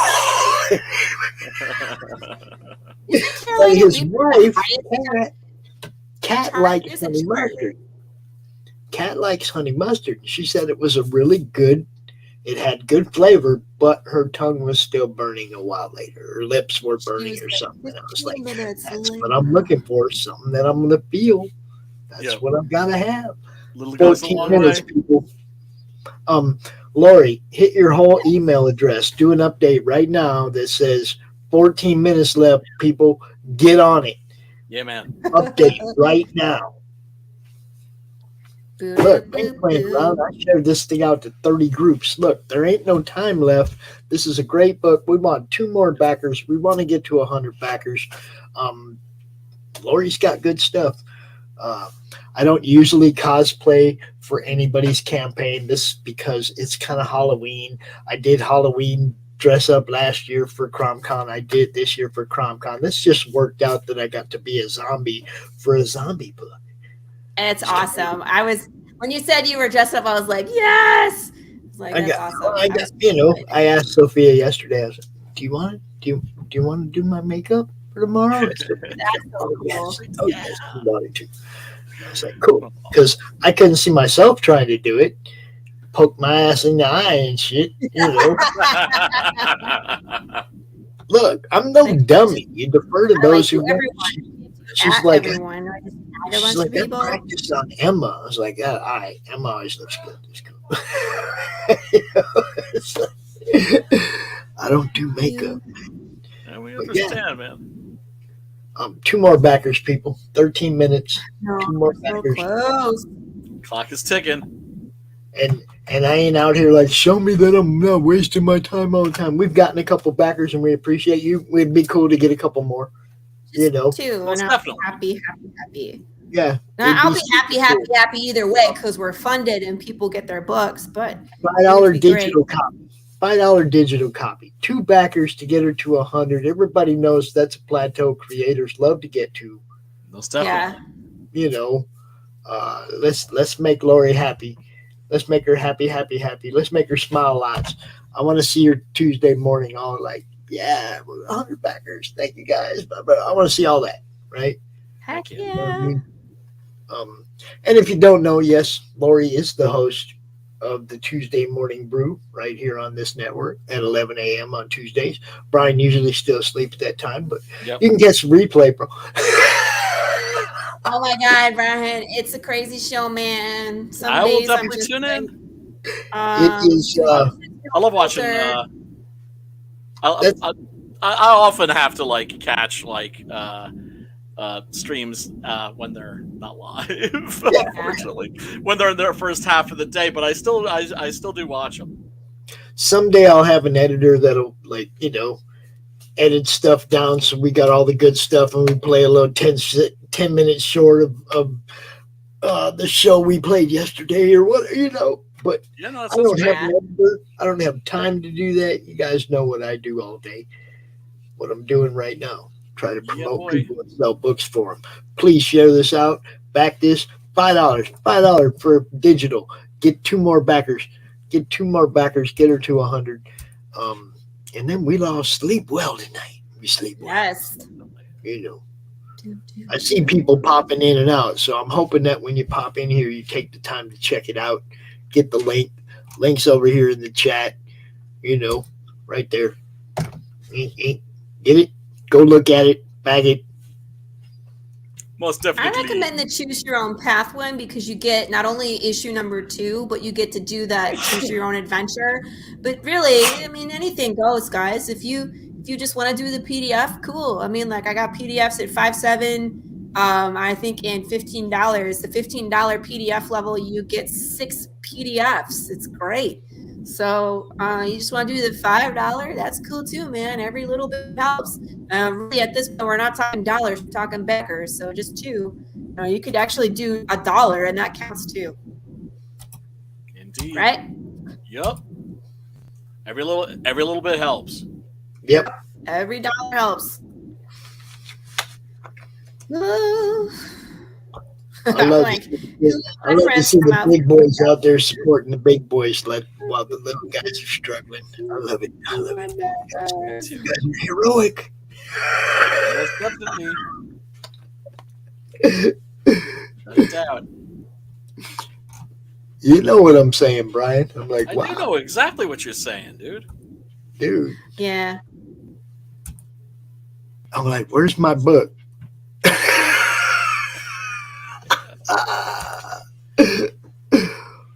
Yeah, well, I mean, that's the thing. I've discovered that like the better your campaign does, the longer you can just like not deliver. And get involved in other campaigns and gather up more money and more money and more money without really doing more money. I get that.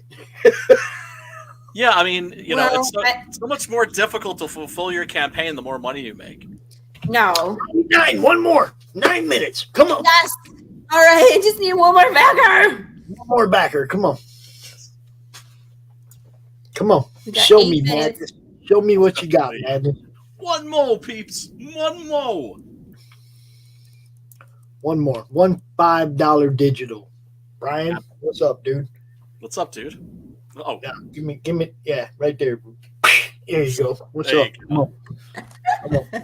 Brian, I wasn't expecting you to be on here. I'm so glad that you're here, man. I love when you come hang out. Like I don't know how many times I've said, but I love your trailer for 6-Gun Gorilla. The first time I saw it, I was like, who? I remember Pops. I was like, who is this? Yeah, and she always wants to play it on her show. She always wants to play that trailer on her show too. We'll play it again. Thank you so much. I appreciate it. I really do. And then I'm going to talk about it after I play it. Did you guys see that? Because that's 8 minutes. Amazing. Thank you. 8 minutes. Give us. I appreciate that so much. Thank you, sister. Absolutely. But I was like, hashtag life goals. I want a trailer like that. It's like I see my story and your story together. In fact, I need to write a undead gorilla into my story. Oh snap! Oh snap! I got a message the other day from a fellow who's. Hold up. Let me throw an idea out here really fast. All right. Gabriel Mangum drew a gorilla on the cover of Bushy Boo Circus. Yeah, I know. But oh my God, no spoilers. I can't say it. I can't say the fate of what happened to the freaking gorilla. I was like, did you just really? Well, there is going to be. It's interesting because there are at least 2 Six Gun Gorilla crossovers already planned. One of them is going to be the Man Dog Six Gun Gorilla crossover. The character from the Cryptid. One more backer. 7 minutes. Share it out everywhere, people. Come on, one more backer. If I text the same people again, I've been sending texts to. They're just going to be like, "Have you, Lord?" I know, right? Like now, refund. They only got to take. They only got to take it for 6 more minutes, Laurie. I know. I know, and I feel bad because it's like all my friends that I feel bad. It's like they came and they backed the first one, and then I think they realized what they did is they kind of signed themselves up to like be a backer every time, and I think some of them panicked. Like, wait, she's doing another one? Oh. Hey, 8 people.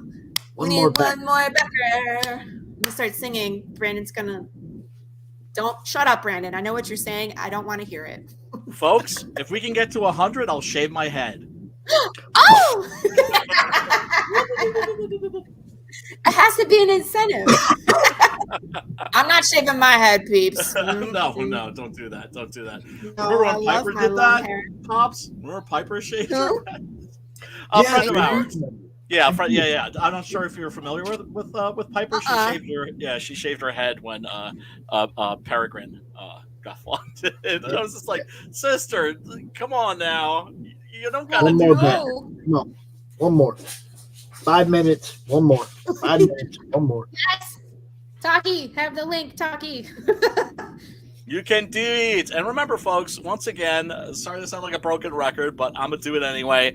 It doesn't ever cost you anything just to share to Twitter and Facebook and other social media platforms. And it actually does make a big difference for us.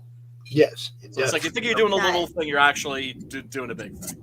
It helps with algorithms and all that. But right now, what would really help is somebody get that digital, somebody get a physical, somebody get something, somebody get a Funko Pop. I don't care.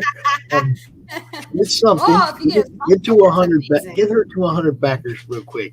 There's a couple people coming out, like my friend Taki, who makes the blades. He said he said he's gonna do it too. So it looks like there'll be a couple. So we're racing the clock, though. Yay! One more backer. 100. Come on. I think Julia might beat him. She spelled it out. Dum, dum, dum, dum, dum. See, because that's what we live for, huh, Brian? It's fun when it's fun. Like when you got Mark funded on your show, dude. You caught some of the high that I've been going through for 3 years. Dude, there's nothing I like more than typing funded above somebody's campaign in the madness. I was giddy. Yeah. Giddy. It's a high. People don't get it. It really is. It really is. It's a good feeling. It is. It is.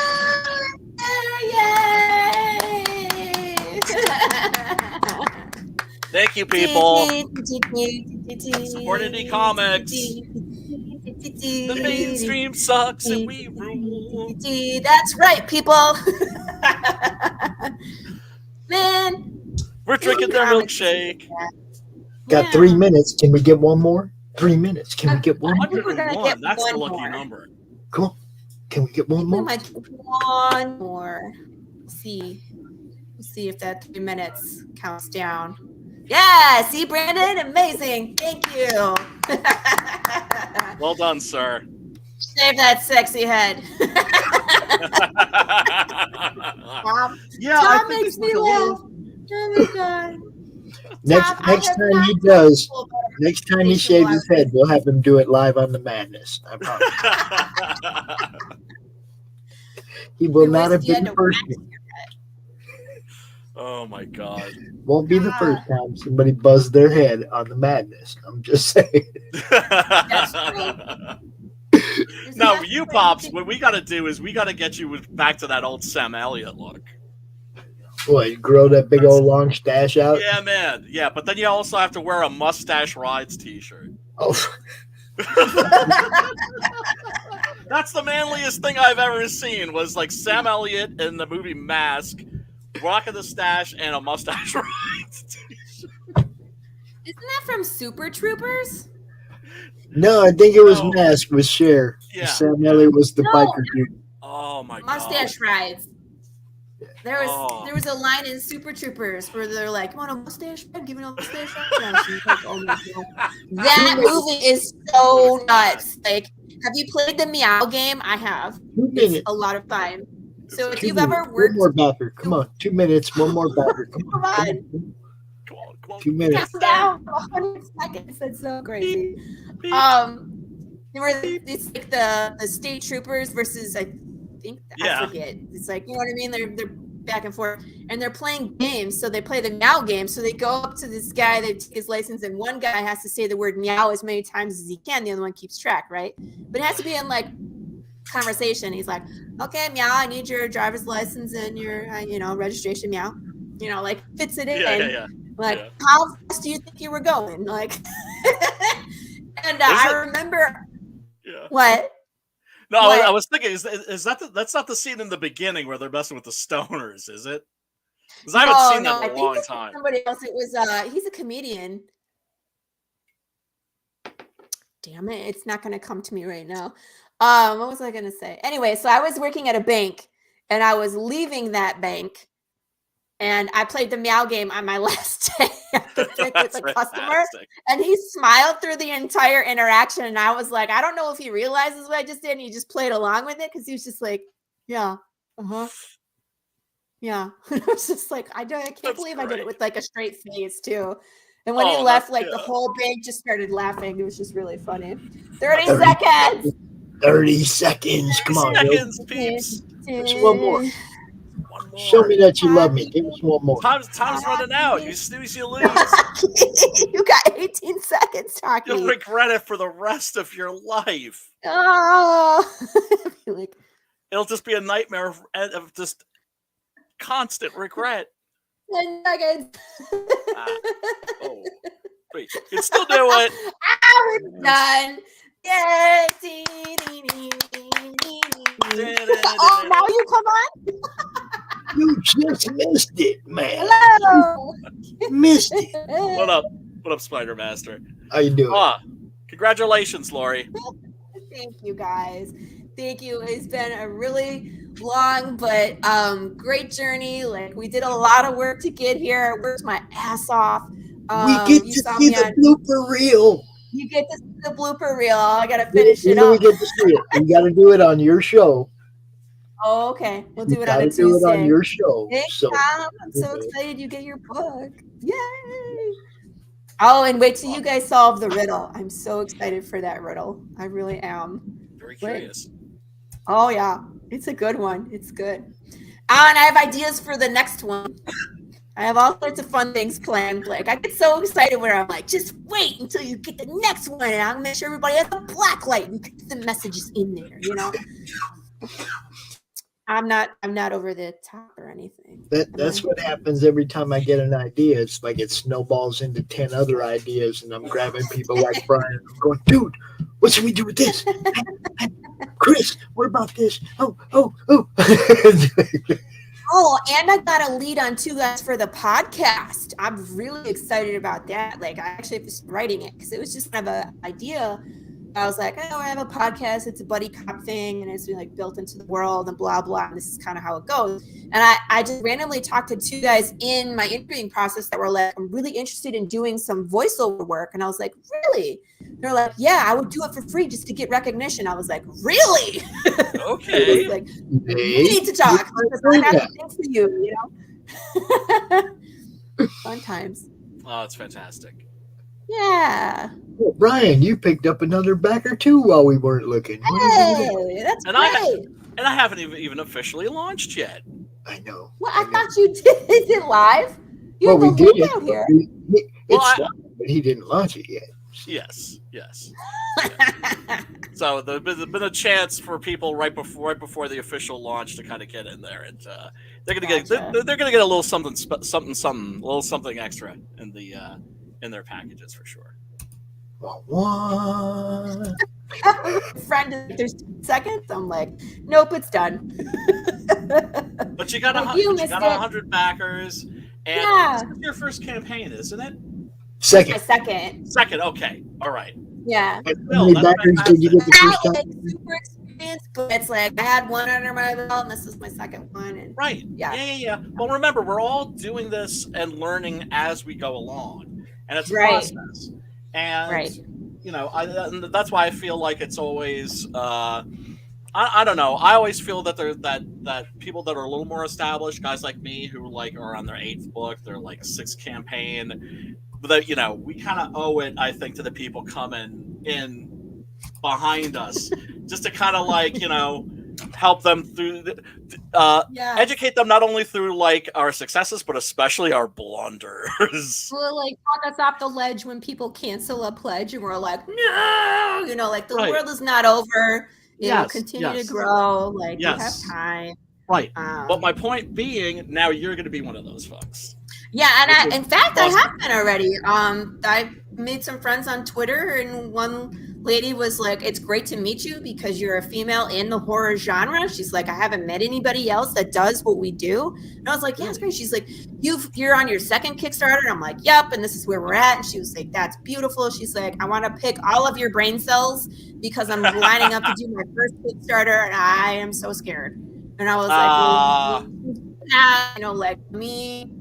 You know, let me look at your page. You know, this is what I see. You know, you can take it or leave it, but this is what I see. You know what I mean? So I'm trying to like, it'll be okay. It'll be okay. Exactly. You know? Exactly. And the thing is it's just good for your heart because you look at these people and you were just there yesterday. Yeah, like seriously, earlier this year, like in April, Yeah. that was me. Yeah. And I'm like, Yeah, I'm yeah, gonna yeah. die. Yep. And that's why it's like one of the things I've determined to always hang on to is to always remember that guy that I was. Yes. That was like chewing his fingernails. And then also going on people's streams and trying to pit my book and being all stiff and being like, "Hi, here's my book. Please buy it." Oh God. Oh. I know, you go back and look at some of those and you're like, oh, what was I thinking? No, you weren't thinking. You were panicked. You were deer in the headlights, like, I don't know what to say. Yup. Yeah, awkward as hell, man. Awkward as hell. They ask you a question, you answer something completely different. They're like, who is Brian and where do you come from? And you're like, my book is about a big monkey with the big guns and the horses. Like, we do have people in our group, Tom, that do sometimes help out with stuff like voiceovers and whatnot.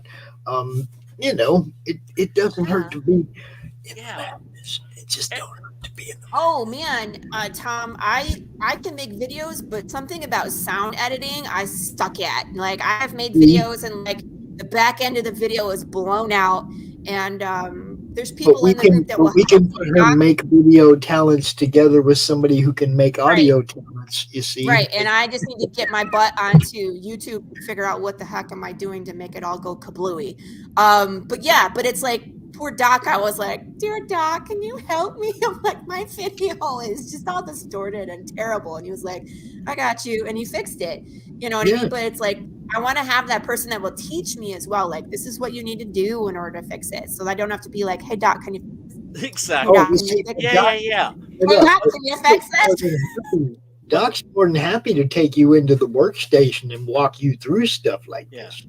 Yeah, I know, but it wouldn't. That way he doesn't have to keep doing it for you. You can do it yourself. That's what I want. I don't know if you guys are familiar with McLean McGuire from Charter Comics, but he does all the formatting and does lettering and does a ton of stuff. And he was teaching me how to format correctly. And we were having some problems with the two programs that we have weren't talking to each other. So I was doing what he asked me to do, but then the programs were like, oh, you have white space, we're going to shrink down your image. So it's like, it was a good conversation between him and myself, like, okay, what's going on here? You know what I mean? Right. But once we've got it worked out, it's like, okay, and it printed perfect. So then I was like, this is what we need to do. So then when we do issue number 2, it's already formatted to the right size. So there isn't any of that monkeying around and redoing things 12 times. It's already set up to print. So That's the Right? thing that's so wonderful about being part of a scene like this is the massive talent pool and also people that have different skill sets. Yeah. So it's willing like to help each other. we're willing to help each other. Exactly. And it's just like, oh, you're not good with this. Well, I am. Here, let me teach you a thing Right. or two. Maybe you can teach me a thing or two about like what it is that you do. And that, and also just the generosity of spirit that I found has been very encouraging. Yes. How quick and happy people are to help out. You know, Yes. without any expectation of like, okay, well, now you owe me a solid. It's a Right. favor, but it's a prison favor. Right. Like, and if you don't do it, I'm going to get you. You know what I mean? It's Yeah, like, people are so willing to give and to just give selflessly, you know. Chris Brown is another one where he's run so many Kickstarters, and I'm like, what do I do? How do I, and where do I go for this? And he was like, okay, well, here, let me answer all your questions. And it's like, I wouldn't have been able to be as successful if it wasn't for these people. Like you said, it's like, it's really great to have just resources to ask questions to. And that's why I try to pay it forward as well, where it's like, when you have people that are like, I've never done a Kickstarter, I have no idea what to do. You know, how are you successful? And I'm like, well, this is what I do. It's not the only answer out there, but this is how I tackle it, you know? Right. Take and leave what you want, you know? Yes. Because also, it's just uncomfortable when you look at those people and they're chewing their fingernails, you know, and you see how stressed out they are, and you're just like, everything's going to be cool. Don't worry. Everything's going to be cool. You're not going to make you're worried about making mistakes. Don't worry. You're not going to make those because I've already made them, and I could tell you like what to do, but also especially what not to do. Like, don't do this. Yes, absolutely. And that's what keeps the whole thing, the whole scene and the whole movement moving forward, because it's sad and it's unfortunate, but American comic books are dead, at least as far as the mainstream is concerned. But that's where we come in. You know, somebody's got to represent. And it's hard. Yeah, it's like being a person with a brand new original idea who's never been a part of the big two. Nobody knows who, I'm speaking for myself, but nobody knows who I am. Nobody knows what to expect from me. It's like, and we have one issue. So even on top of that, it's such an uphill battle. But it's like, if people understand indie comics, this is where your creativity is. This is where your new stories, your new genres, your new ideas are. Where it's like, you're not regurgitating Resident Evil for the 12th time. You know what I mean? We're past that. We want to do something new. And the people that are here are passionate. You know what I mean? That's the thing. Like, because it is so fucking hard to do this, people. And if you don't have the determination or the passion or just the goddamn stubbornness to not give up, you aren't going to make it here. Yep. Because it's hard. Yeah. And that's one of the things that I always emphasize is that our books, they're passion projects. Mm-hmm. And that's something that is sorely lacking in contemporary American comics. Well, of course. I mean, I'm glad.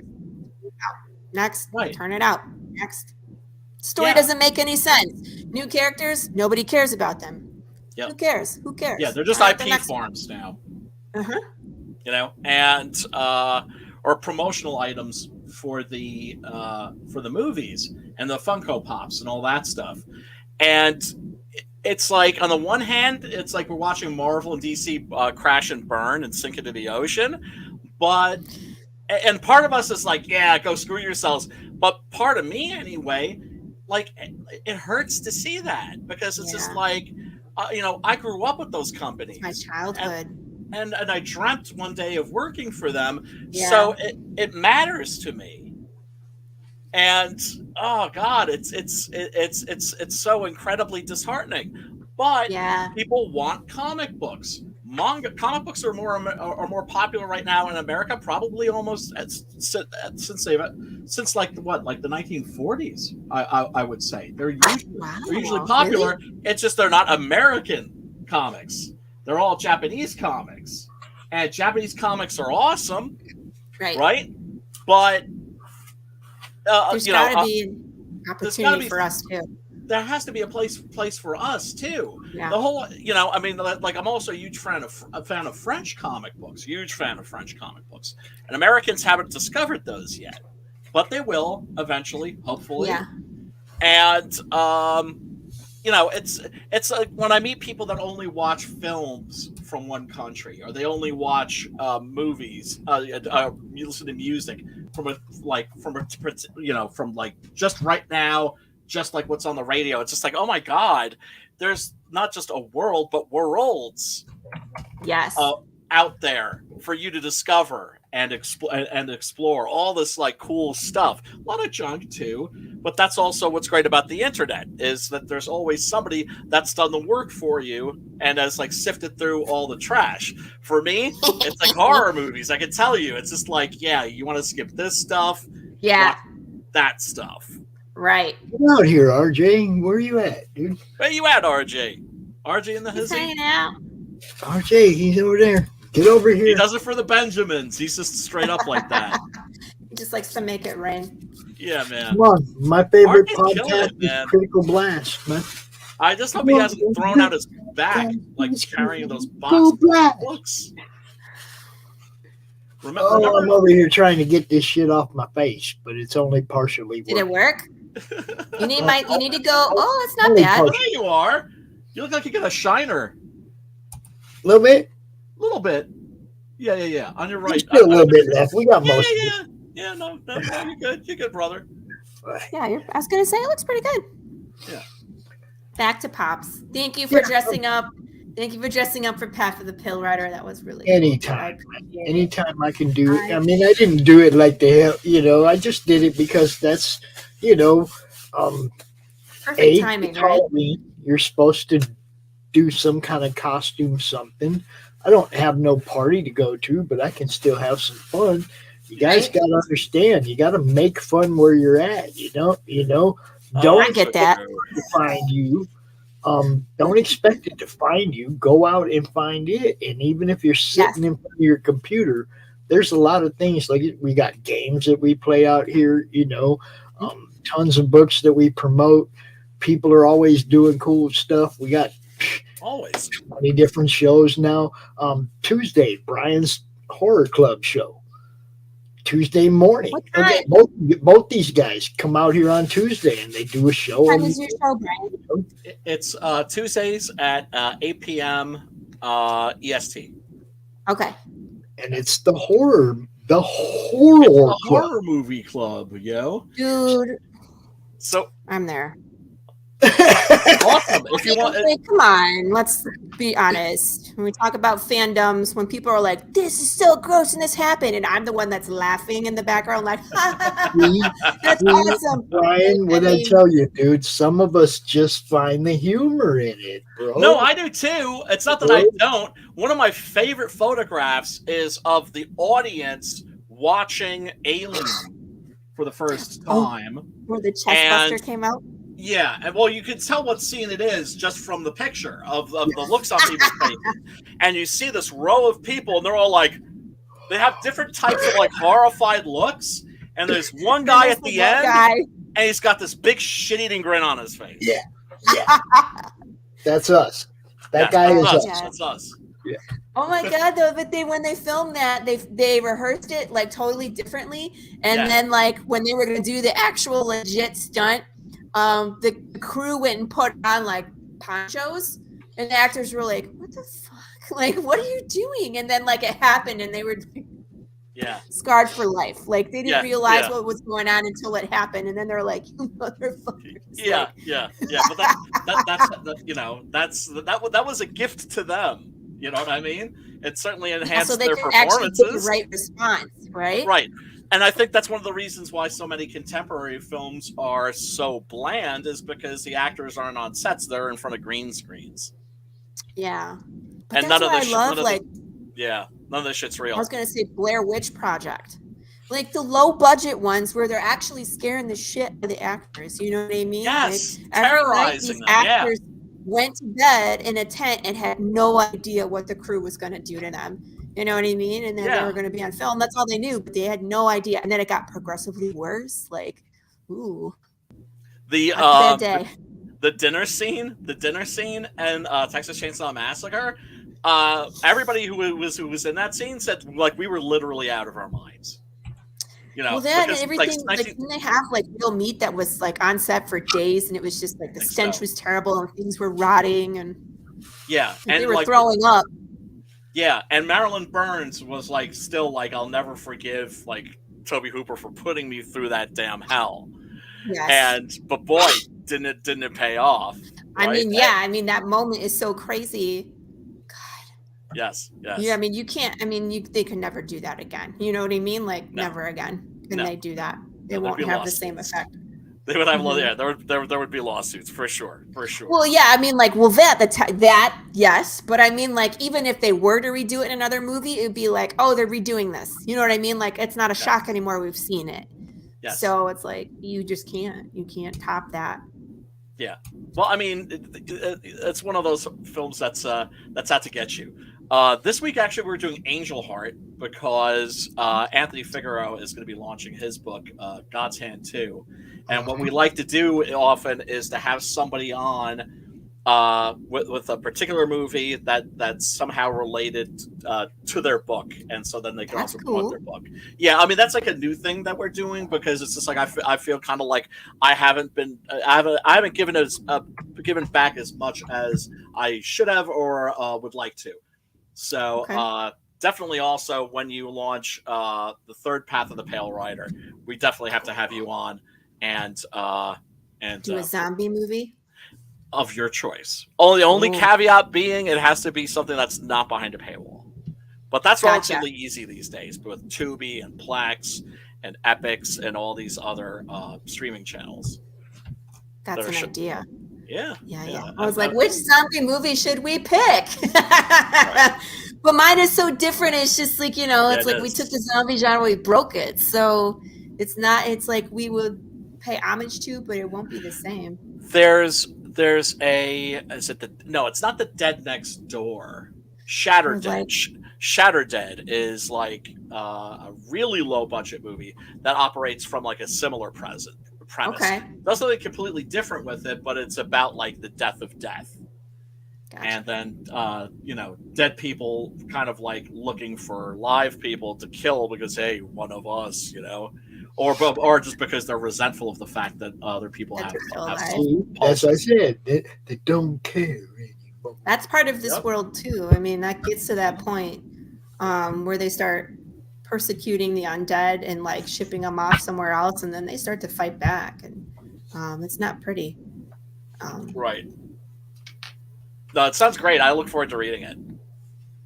Yeah, it's going to be a lot of fun. Like we're still in the Western, like we're in the beginning. You still have to figure out the world. You get to see, like people instead of the wild. And then like, I think after this one, we're in the flashback. Like we go back to the beginning of the fall and we get to see everything kind of how it happens. And then the twist at the end of that one is really good. You're going to be like, God damn it, Laurie. Like, where's the next one? I need to know what happens. Like, That's fantastic. I love doing that, and people hate me for it, but it's cool. Oh, they don't. Well, they say they hate you for it, but they really they like it when you mess with their heads. I mean, that's part of your job, really. I think as a writer is to manipulate the reader. Yes. Yeah. And don't get too attached because if you start liking somebody, it's pretty good indicator. Bang, bang. We're gonna, huh? Bang bang. Bang bang, we're gonna squish ya. But I haven't shown you all the crazy deaths yet. I mean, like, there is bad. That sounds great. You would enjoy it, Brian. Everybody else is gonna be like, oh no, but you're gonna enjoy it. It sounds like my kind of thing. I think everybody's gonna like it. It's gonna, I kind of hinted at some of the things, but I haven't really shown you how bad it can be. So it's. Well, you got to save something, You yeah, and I mean, like, I'm not lying. When you get to 8, it's a game changer. When Chris got to read it, he was like, there's certain things that I know like upset people, like.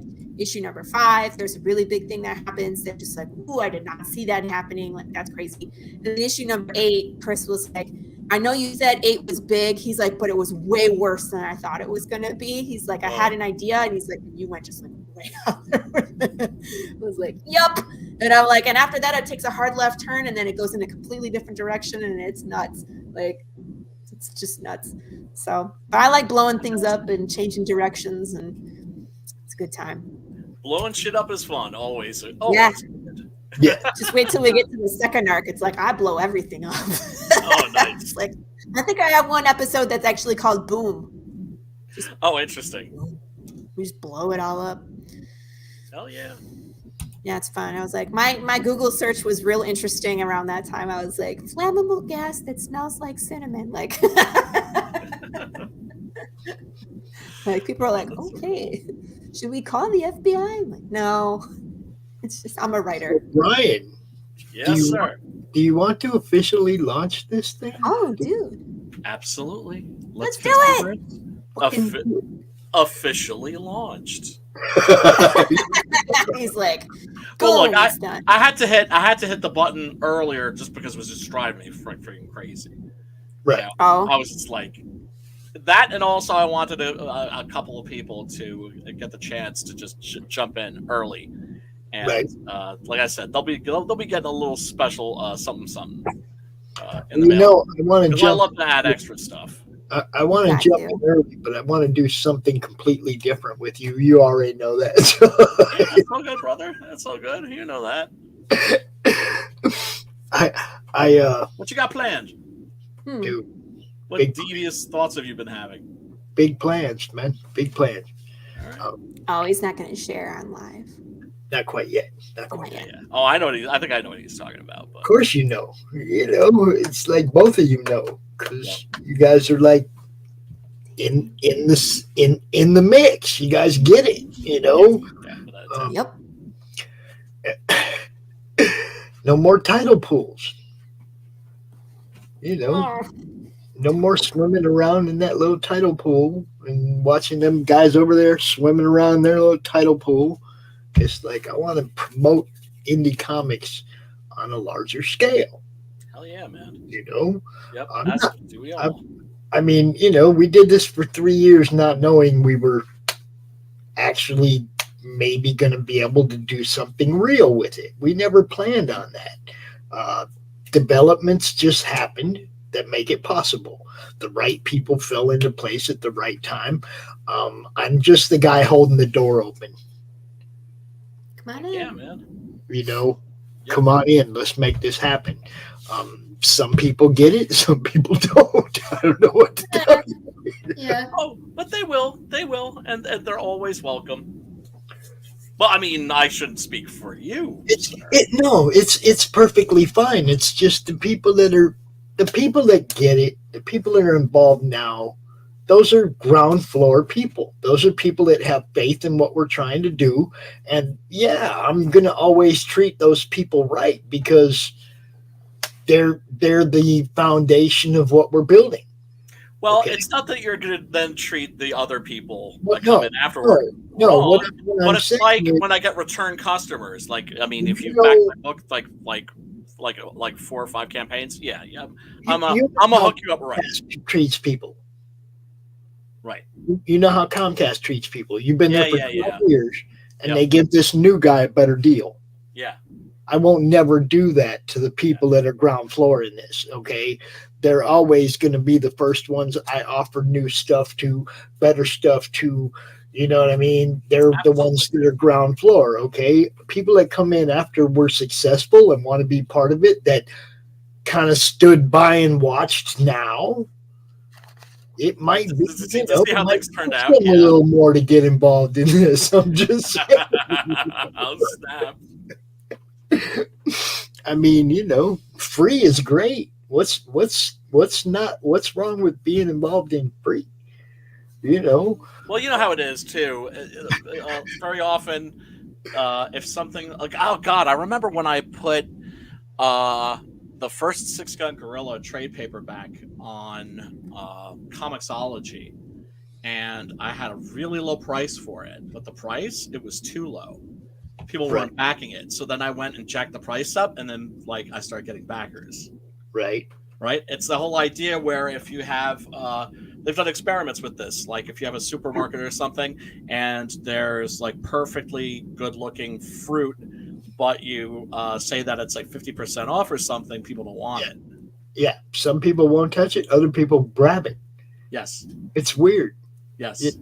I mean, it is. Yeah. It's psychology. Yeah, for sure. But like for me, as a comic fan, and I know this is the struggle of most comic fans, which is why they still go to the brick and mortar and buy what they can, is because they want to walk in there, get their 10, 15, 20 books, and walk out and not pay $10 shipping for every one of them. And it's the ritual. And it's the ritual, too. Like I said, like I was saying about Marvel and DC watching American comics burn and sink into the ocean. I mean, you can imagine how I felt when I went to my LCS recently to like sell some books, right? Because in the past, if I had like leftover stuff from a convention or something, I could go in there and be like, hey, how would you like books from like a local creator? I'll sign everything, et cetera, et cetera, et cetera. Just because, not even because I'm looking to make money, because having my books there on the shelves means something to me. Yeah. And I walk in and they don't sell comic books anymore. The LCS doesn't sell comic books. No, they got Funko Pops and Warhammer 40K, and you know what? And action figures at the ass, right? Some pretty cool looking ones too. I'm not gonna lie, and that's fine. That's totally cool, right? Where are the books? Exactly. It's the same way that the LCSs around me. They used to also sell baseball cards, right? Or later on Pokemon cards, but there would still be the racks and racks and racks of books. I mean, God, I remember actually like how bummed out I felt when I like saw the LCS and it was packed with little kids. And I thought, the next generation has arrived. This is so cool. Little kids going crazy over comic books. Yeah. And I walked in. Nah, it was because of Pokemon cards. Yep. Right? So that hurt me a little bit. But walking into my LCS and seeing that they don't sell comic books at the local comic book shop anymore, that's tragic, man. See, now I've seen some that have gone totally the other way. But, I mean, it's like Marvel and DC have cut down the amount of titles to the point where there's nothing on the shelves. Right. They used to have new releases. They used to have 120 new releases every, on the shelves. It's like new stuff all the time, all the different titles. Now there's 30 something in DC and not a whole lot more of that in Marvel. There's not that many titles. So there's all this shelf space. And why wouldn't you take advantage of putting indie comics on that shelf space? Yes. And also stuff that people might actually want to read. I mean, I'm sorry, if you look at the cover for the first 6 Con, actually, if you look at any of the covers, the person that could walk by that and see it and not what up, Matt? And I'll invite you out if you want to come out, bro. Yeah, dude. If you feel like hanging, if not, it's all good. But the person that walks by that book and looks at the cover and then just walks on by and doesn't stop and at least pick it up and flip it open to take a look, I don't understand that cat. Yeah. I don't understand that person. I just don't. I don't either. And people are open to new stories. I mean, that's one of the reasons why Japanese comics are eating our lunch, is because they make comic books for everybody. Yep. Right. And so there's diversity of products. And I always say one of the biggest mistakes that American comic books ever made was basically telling 55% of the world's population to go F themselves. Like, we're not making comics for you anymore. Yeah. Right? When they start making comic books for girls, right?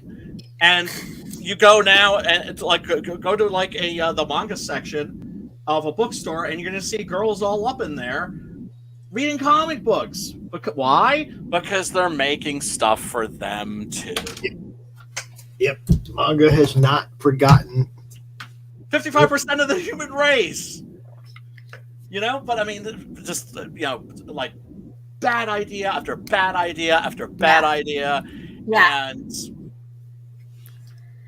here there's people, like I said, people are making passion projects, and you can find stuff in such a wide variety of different genres. There's something for everybody.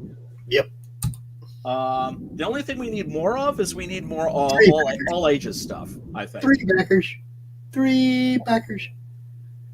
Thanks, folks. I'm just now announcing it and sending out the messages, by the way, to so this is actually the official launch, because I hadn't sent out mass updates to all of the previous backers that we were He'll be on all kinds of shows over the next few weeks. You'll be able to see him, talk to him, and back him. We didn't promote this ahead. We didn't promote it ahead of time because we didn't know. I didn't know till a couple hours ago that he was considering launching it, and I didn't know. Yeah, that's what I mean. I didn't go out and make a big deal of it because I didn't know for sure it was happening until it happened. Yep. Yep. So appreciate anybody that catches on, comes and watches, share this out. Just like with Laurie earlier, we got her to 100 backers. That was fun. And, thank you guys. I really appreciate it, man. Yeah. Get out here, bro. Come on.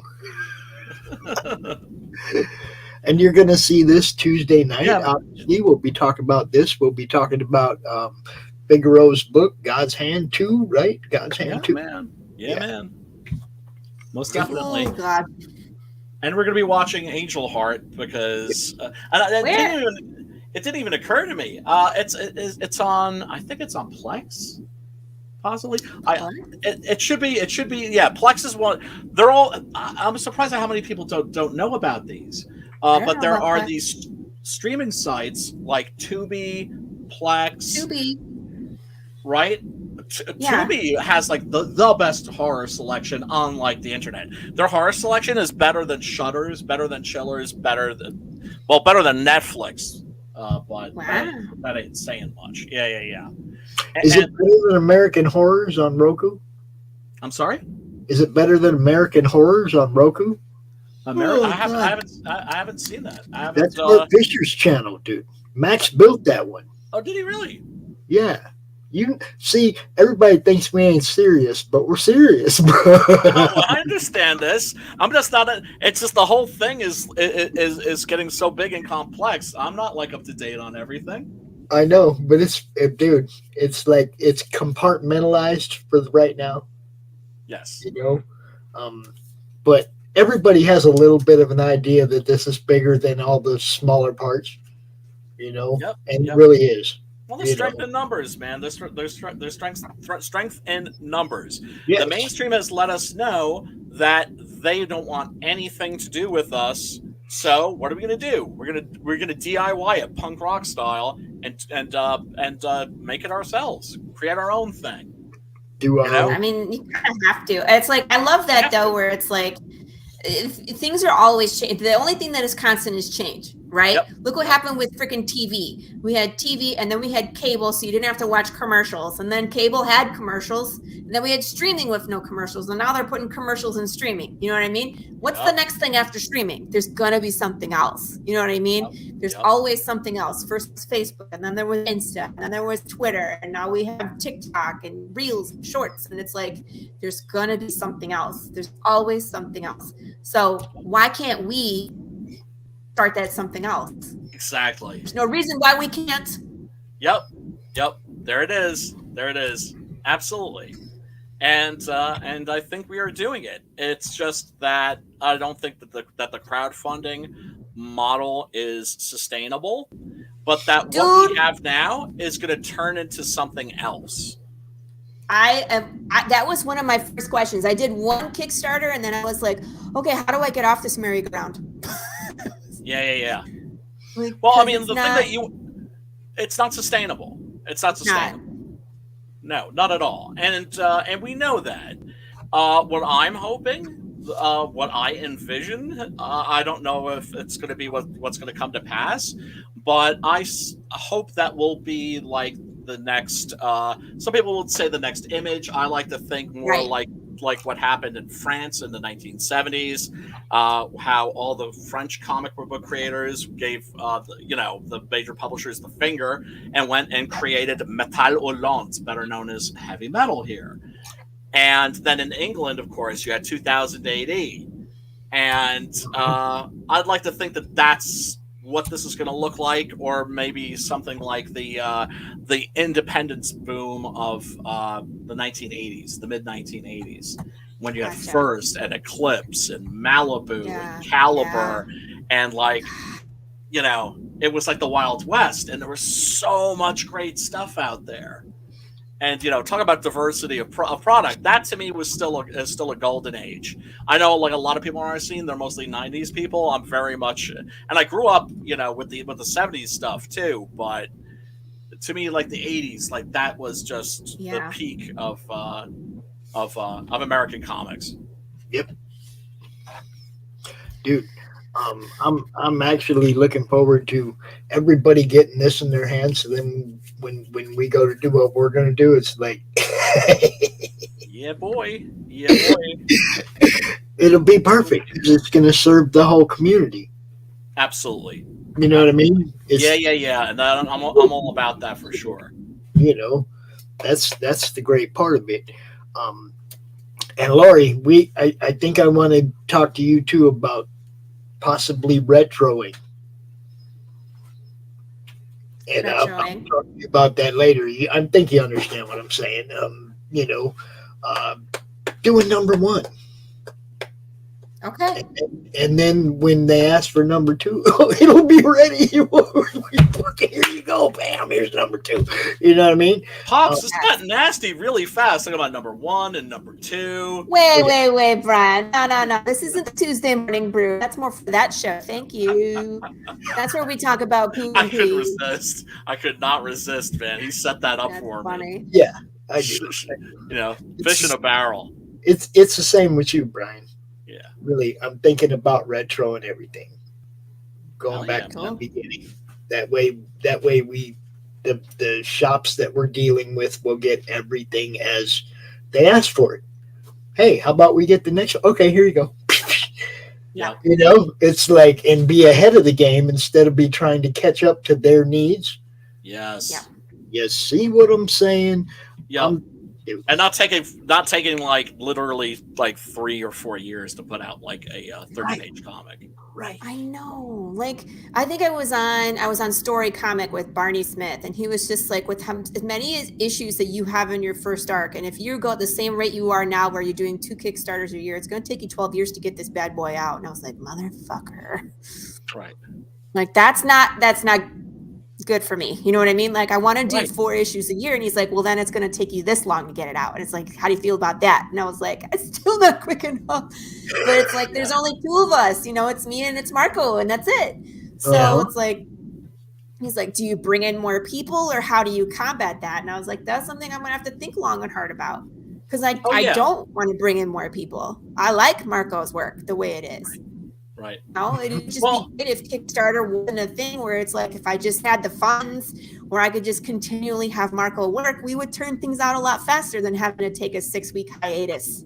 And see, that's why I was thinking. That's why I was thinking of retroing, going back, doing the first one again, as again in just the A cover, start distributing it, and then you can use the money you make from that to pay Marco for the next book. You know what I mean? And then we do number 2, and you use money from that. You pay Marco for the next book. You guys are 5-8 books ahead. Right. I mean, I've always felt that the goal is to be, I don't know, quarterly. I mean, the ultimate would be like if we could do bi-monthly. If we could get bi-monthly, that would be the best.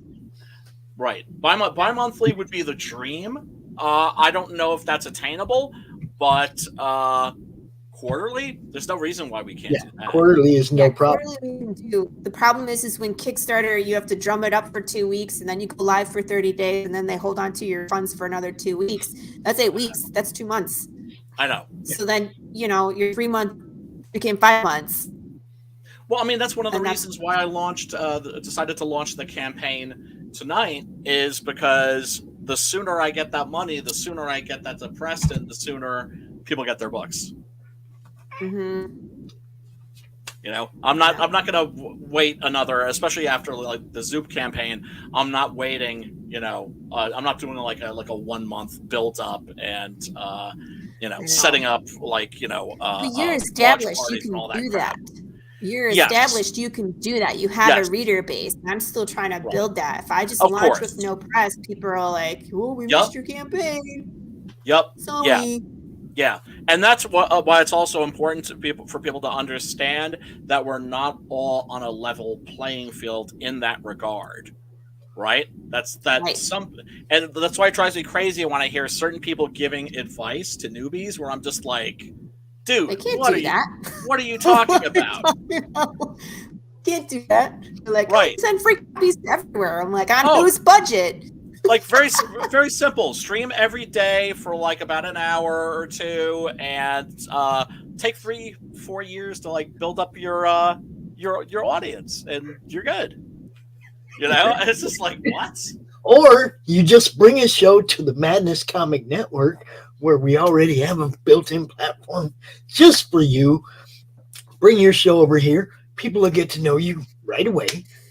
You know, we'll send people to your new channel, but you'll be in front of an audience of many channels right from the beginning. Yep.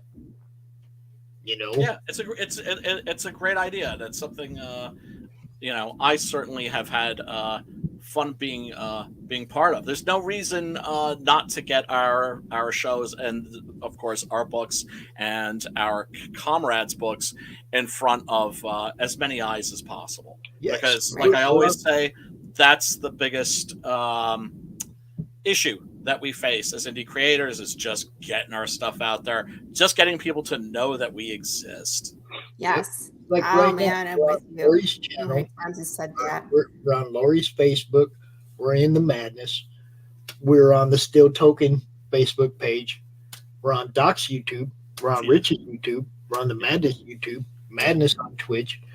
You're on my Twitter right now. It's like, and we can change that up between like, what do we got? 40 destinations in our freaking thing right now. Yeah. We can share so many people's stuff in so many different directions. You know, this is what it's all about, man. To get in front of as many different audiences, not the same audience. No, right. And that's the hard part. Is like, I feel like you get to the end of your audience where it's like, I've talked to everybody 3 times, and like, if you're not coming out, if they haven't come out yet, they're not coming out. So how do you get to that new audience that you haven't tapped into? You know what I mean? Yep. Because there's people out there that want to read your book and want to follow along and play along with the craziness that you do.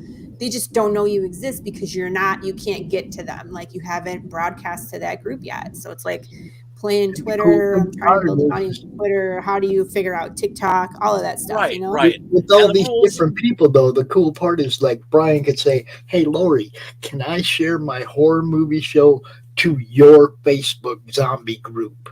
Yep. And Laurie'd say, sure. And then when I'm setting the show up, I put it in I put Brian's show in Laurie's Facebook. Completely new audience, has not seen your show before. This is what this is all about, man. Right, and also, like you know, I got when you come out with the next volume of your book, you know, definitely come on that show to promote your book. I feel actually bad that I didn't have you on to promote it, because I've just sort of started doing that. Yeah, he just started bringing on a creator and promoting a book with each show. It was kind of I take that personally. I know, and you should. You certainly should. But it's like now I'm like I'm getting more into the habit of doing that, because I'm not like my friends who are artists who, like, if somebody's struggling to get across the finish line, they could just boom drop a variant cover, boom drop some sketch cards. What am I? Like I say, what am I going to do? Like, here's a paragraph for you. Right. I'm the same. Rob, like, my artist will do something for you, but then I have to pay him lots of money. A prologue or an epilogue. That's what you do, Brian. Hey, man, I I was give gonna you say? cola, bro. I can give still you come enough on your of show, bro. I don't mind. I'll come on anytime. I have a webpage. I can sell pre-orders of issue number 2. If people are still interested, I can still get you. You know, like we haven't gone to print yet. You know what I mean? Where's your what's your twatter? At Path Pale Rider. Okay, because I'll just add you to the group, and it's a casual group. That's to say, people just show up when they feel like showing up. Okay. And yeah. You know, links if we got a live show, we'll drop a link, tell everybody we're going live, shit like that. But you know, it's not like a chat group. It's like a promotion, help each other promote, you know, that kind of stuff, right? Yeah, no, it's also just a hangout too. You know, we get together and that's what just I bullshit like. about horror movies. Exactly. And I like hanging out and talking about whatever we're talking about. And if I get to plug my comic book for a little bit, cool. And then we can go back to talking about whatever. Because I like to nerd out and hang out with like-minded people. Yeah, me too. You So know? wait, you're at Path of the Pale Rider? Nope, it's at Path Pale Rider. Okay, there we go. Ah, there we go. Tis I. What? How am I not following? That ain't right.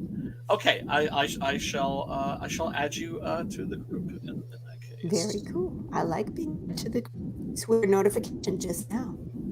Yeah, and there's a bunch of cool people that yes, that are hanging out That's there. cool. Yeah. I like hanging out. I'm part of this other group called Culture Junkies too. They're out of Detroit, my hometown, and they're really cool guys. And I want you to talk to them, Pops, because they're looking to expand. And I was like, well, it's amazing. I'm part of this group and they're looking to expand on shows.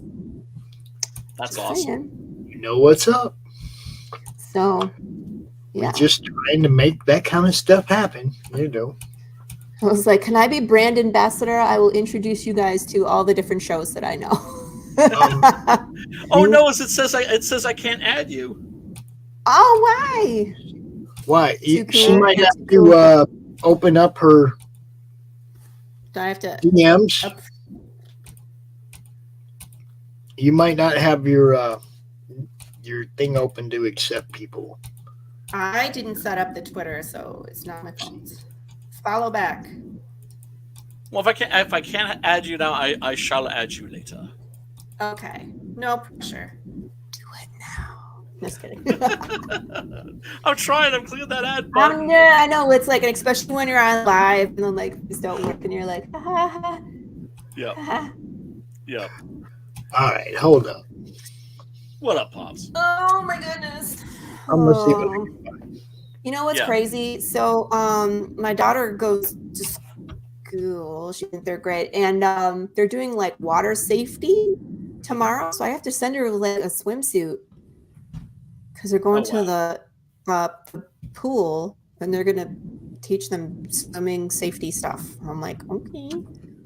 It's kind of weird for a Monday, but cool. And your kids can already swim, or they're just learning. She can mostly swim. I think it's just all in her head because she knows all the fundamentals. We took swim lessons over the summer. She's not scared of the water. It's one of those things like she can go across the deep end if she would just be brave enough to do it. She knows she can do the forward crawl. I don't think she knows how to do like tread water yet. But okay. But it's not like we're doing like open water swimming. We have like a swimming pool in the backyard that's like 5 foot deep. Right. So is it over her head? Yes, but it's also not wide enough where she can't like push off one wall and make it to the next wall, you know? Right. But she can, it's one of those pools that does this, it goes deeper to the middle. So then all she has to do is go back. She can either go to a wall where she can hang on or she can go to either side and she can get out. There's like steps. We have steps and like a bench on every side of the pool. So it's like you just make it to the edge, then you'll be fine. Yes, and folks, if you don't know how to swim, please learn. The planet is what, 90% water? Yeah, I mean it's a lot of water. If you're landlocked, that's one thing, but still, you should know how to swim just in case. Yeah, you could drown in a puddle. Sometimes that water comes to you, aka Florida. Yeah, most definitely. All right, hey, Pops, I'm just gonna grab myself another refill. I'll be right back. Okay, I'm adding Laurie. There, Laurie, you've been added to the horror group now. Yay. Thank you. Because, see, I can do that stuff. It takes me 10 minutes to figure it out, but I can. Hi. That's where our stuff is, you know. Cool. You'll see people you know in there. Simon's in there. Matt Burke from Butch Cleaver. You seen that book we were showing off last month, Butch Cleaver. We had the ad for it and stuff. That's him right there. Movies and Brewskis. He is Brian's co-host on Tuesday nights. Cool. What's up, dude? So we're friends now. Yeah, you'll get to know him. Yeah, no. Sorry, I don't mean to be overwhelming. Sometimes I'm like, friends now. That's okay. You are. You know, like people are like, okay, Laurie, back off. No, you have no choice. We are friends now. Oh man, I've beat my brain. I'm gonna wait till Brian gets back and then I'll probably head out. I gotta get this kiddo ready for swim stuff tomorrow and pack lunches and all that BS that goes along with domestic life. Man, I was kind of bummed out to find out they had school on Halloween Day, though. Not only that, they sent out an email to our kids from our kids' school that they're not allowed to wear costumes. Like, we know it's Halloween. Dude, come on. But they can't wear costumes on Halloween. And I was like, what BS is this? Whatever. You're going to make them come to school and they can't come dressed out? What kind of... Well, it actually works out in the favor of my one daughter because she's going to that swimming thing. Like, she wouldn't be able to take her costume too. That would just be too much.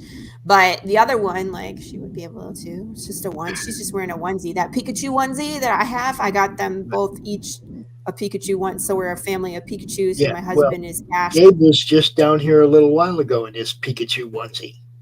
Cool. See? The youngest one. He's running around like Pikachu, right? And he was... oh, my gosh. Did I tell you about Margine? Who's the purple one that starts with a G? Who? What? The purple Pokemon that starts with a G. I can't remember. I don't know. Anyway, he was dressed up like that yesterday. Big old fat little ball of purple puff.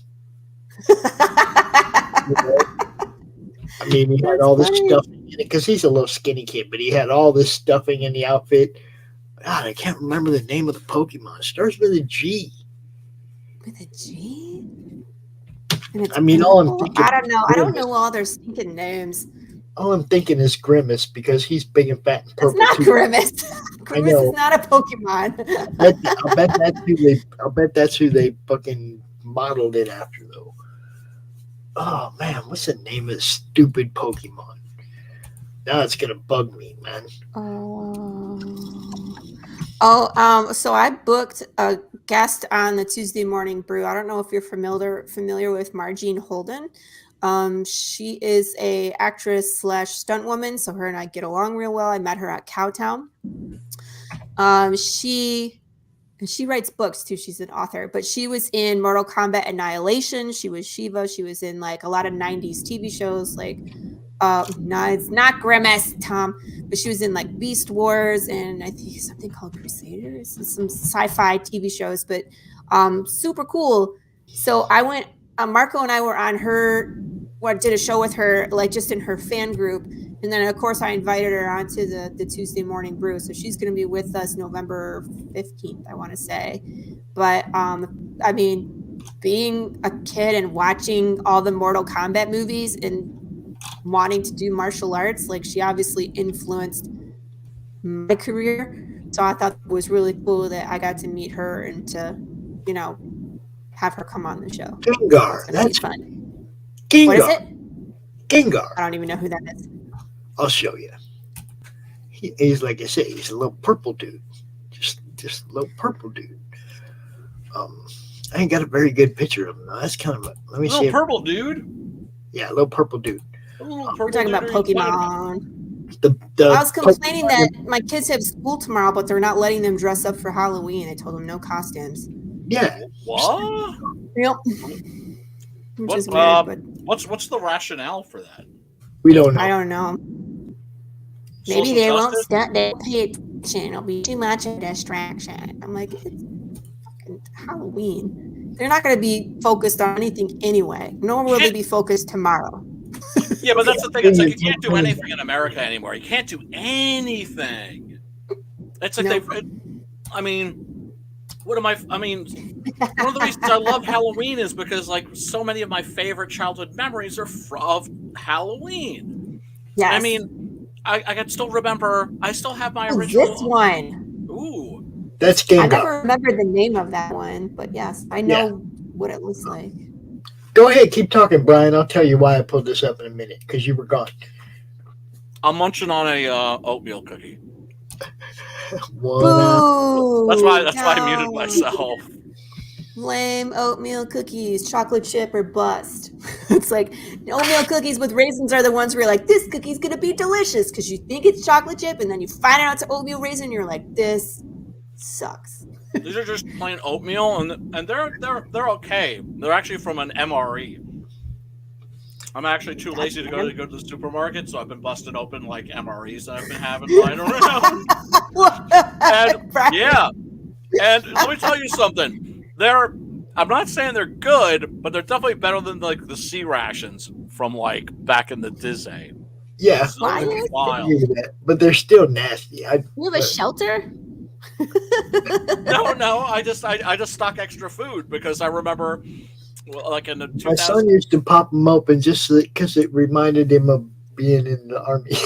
He'd pop one open every now and then. Hey man, I'm not a prepper, but after the Rona, there was a but after that. Oh yeah. Nobody's laughing at those people now. No. You know Especially not over the next couple months when the diesel runs out. Oh my god, dude! Seriously, it's like stockpile weapons and ammunition and food. That's what I told a friend of mine. I said, son, ammo's a good thing to have right now. It is. And if you're worried about hurting people, like I said, I'm not a pacifist, but I am a peacenik. You can have, what I love about 12 gauges is that you can get non-lethal ammunition for shotties. There you go. So you don't want to blow somebody's head off. Well, you could nutsack them with a big old beanbag round, pepper balls. Rubber buckshot. You can imagine rubber buckshot probably doesn't feel very good. None of it. I'll tell you what, them goddamn canisters, the bear mace. Yes. In those big fire extinguisher sized canisters. Oh my god. Steady stream about 30 yards. Dude, I had that hit me when I was in the joint. Right? Oh. Yeah, that'll take you out of the game real quick. All you want to do is sit down and breathe, man. All you want to do is sit down and breathe because you're snotting. You can't catch your breath. Dude. The eye burn that's just part of it. Right. You know? Yeah. It's just part of it. I was just happened to be standing there.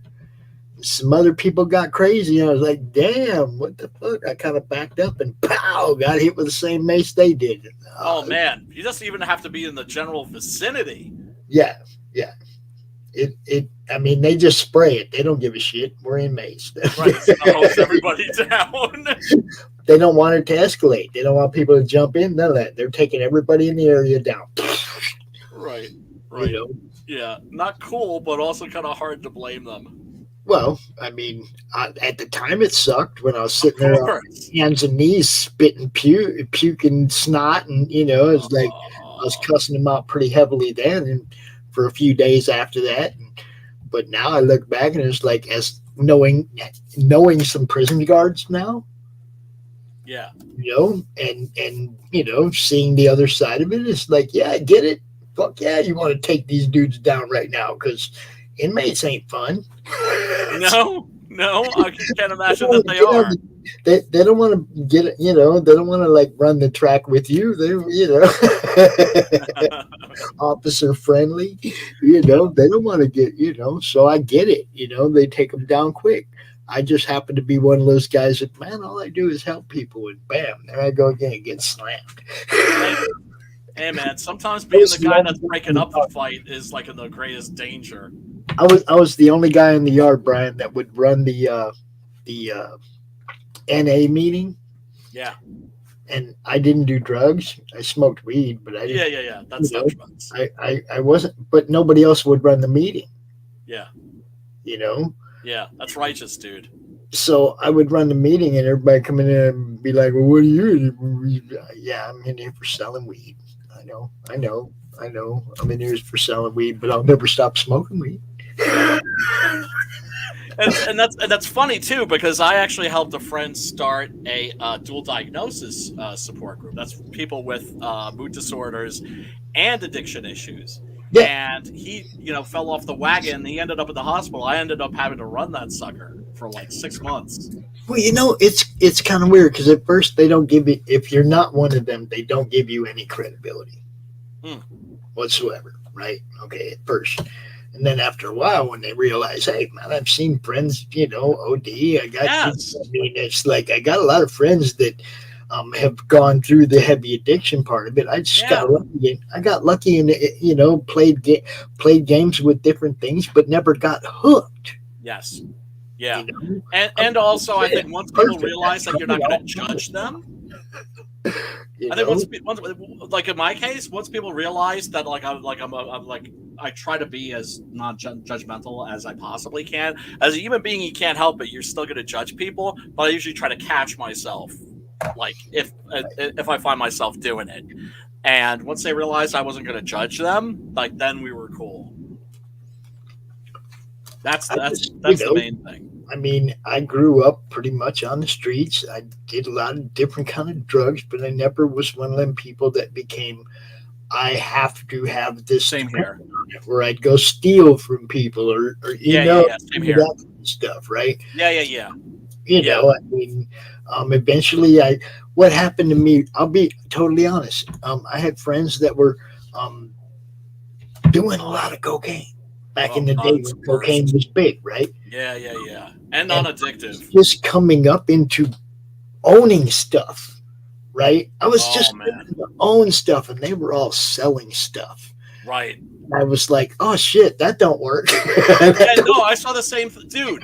I had a friend who started getting into it, and one of the first things he did was he sold his comic book collection. Exactly. For nothing. And I was like, I ain't doing that. Exactly. That's what I'm talking about. I'm hanging on to my comic book collection. Thank you. It's like I'm going up my nose. And I'm watching them, and it's like, man, I'm starting to get stuff. And you guys got all this cool stuff that I want. I don't want to be taking your stuff. Yeah, that too. Because then they're going to come to you, hey, man, do you want to buy this? And then they're going to be resentful of you later when you have it. And Right. And I went through this. I had an Emmitt Smith. Oh, my God. Look, this dude was going to get Emmitt Smith signed a football back when Emmitt was the shit, right?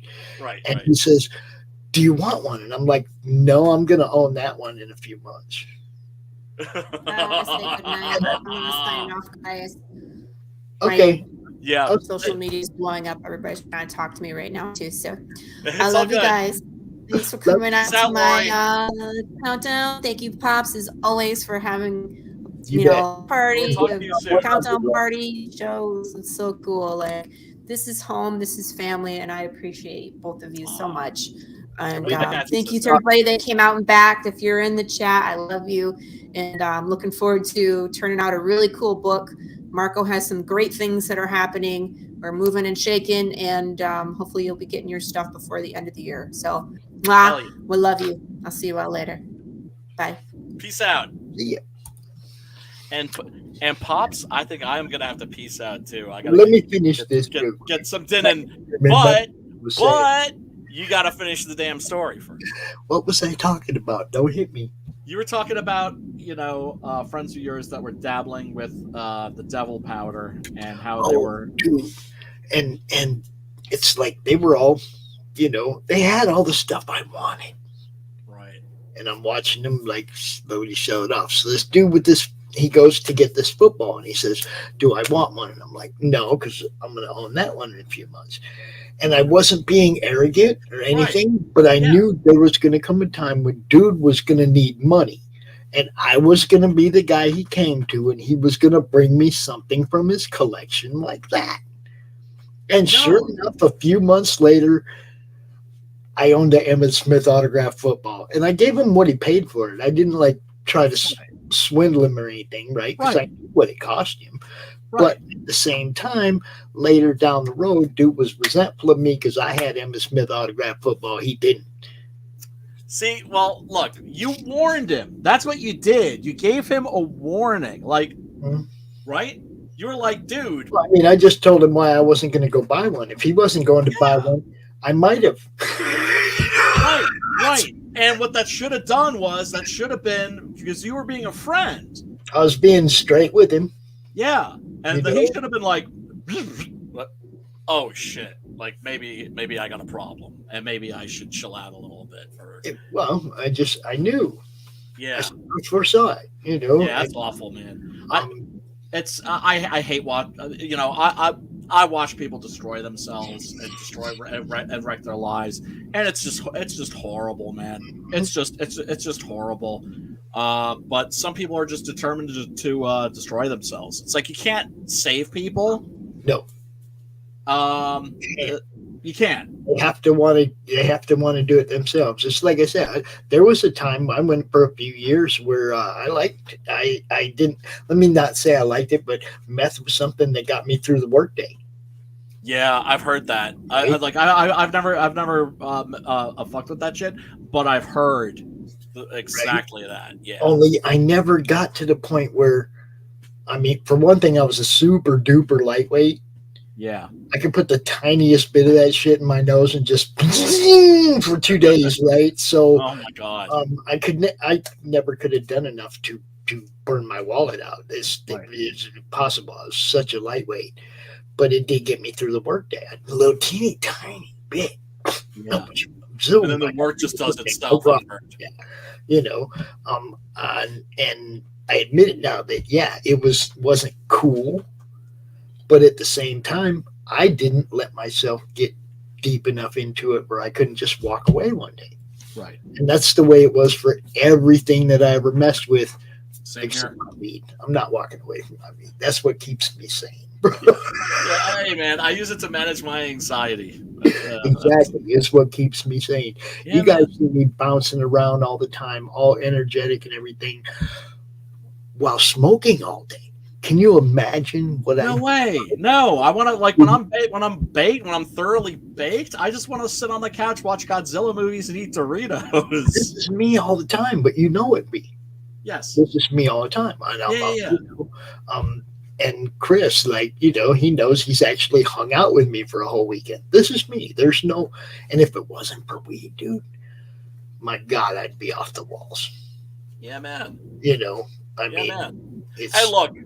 Look, America's a very fucked up place right now. The world's a very fucked up place. You need something to take the edge off. It's something. And look, I'm sorry. God put that stuff on this planet to take the edge off. I thoroughly believe that. Yeah. It's like, okay, life's gonna be pretty rough. It's gonna be pretty brutal, but I got you back. I look at it like this: marijuana saves lives. It does. And I'll tell you why. And it's because there's been so many times that I've wanted to rip somebody's head off, but after 10 or 12 bong hits, I'm good. What do you think? Hey man, what do you think they were smoking in those peace pipes? I know. Right? Otherwise, they wouldn't be in their native nations. After passing a peace pipe back and forth, what were they like? What were we angry about again? Slow, man. Give me some of that. Yeah, exactly. Yeah, I'm hungry, man. I forgot what were we pissed off about again? I don't remember, but I got the munchies something fierce. Yeah, now that we've broke bread, fuck it, we're good, right? Yes, See, that's how it's supposed to be. Brian, thanks for coming out. You guys go check out Freaks Movie Gorilla. Hey, dude, you had my back. Appreciate all my people. I know I was joking with Doc today when I was playing our cute little new spot. He gets me all the time, so I had to get him back with this one. Did you see this one, Brian? Did you see it? I know, right? Good help is so hard to find.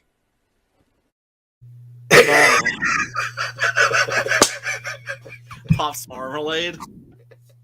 I love Pops Marmalade. We need more Pops Marmalade in our lives. Dude, he's awesome. RJ, you've seen that. We love that, dude. We love you guys. Man. Yeah, man. Critical Blast, Committed Comics, they came out this week. They're another one of our sponsors. Laughing Rogue, you guys go check everybody out. CRoM Con 30 is a freaking wrap, baby. I'm going to play a couple of commercials on the way out. We love you guys. Have a great one. Peace and love. Peace, brother. Oh, yeah, the Shadow Band one. We're playing the Shadow Band stuff, guys, just because. Okay, go check out privateamerican.com. The link for Frog G is in everything that every chat we did this weekend, like 5-6 times. I think Jason said you can't even back it, even though I sent the link out to it. Really? Sounds like some more like Indiegogo fuckery. Mm-hmm. Yeah, so I'm gonna look into that. I'm gonna go see if I can back it. All right, man. But you guys all have a great night, man. Go check out privateamerican.com. Yes. Mike's book and Frog G, bro. Yep. Peace. America's southern border has become a war zone. Human traffickers, drug smugglers, and terrorists flow across the Rio Grande with impunity, secure in the knowledge that no one will stop them. A distant federal government lectures Americans on their privilege while punishing overworked Border Patrol agents who were helpless to stem the tidal wave of invaders and determined migrants. Second-generation Cuban-American Marcos Zamora is a military vet, more patriotic than most Americans. No longer able to ignore the chaos at his doorstep, he acts. Joined by his best friend Gus, they hit the border every night, saving lives while stopping violent drug cartels and other opportunists. The government reacts with fury at Marcos' attempts to preserve American sovereignty, deploying the full might of their enforcement agencies. But Marcos understands that the only thing the rich and powerful fear is bad publicity, and he records every encounter. Whoever he is, this private American must be stopped. Illustrated by Richard Bonk and written by Eisner winner Mike Barron, Private American is his version of Captain America, and maybe a little Punisher, taking part in this ongoing, violent, and very real battle of good versus evil in the war for American sovereignty. Grab your copy at theprivateamerican.com. We have a secure border, and that is a priority for our administration.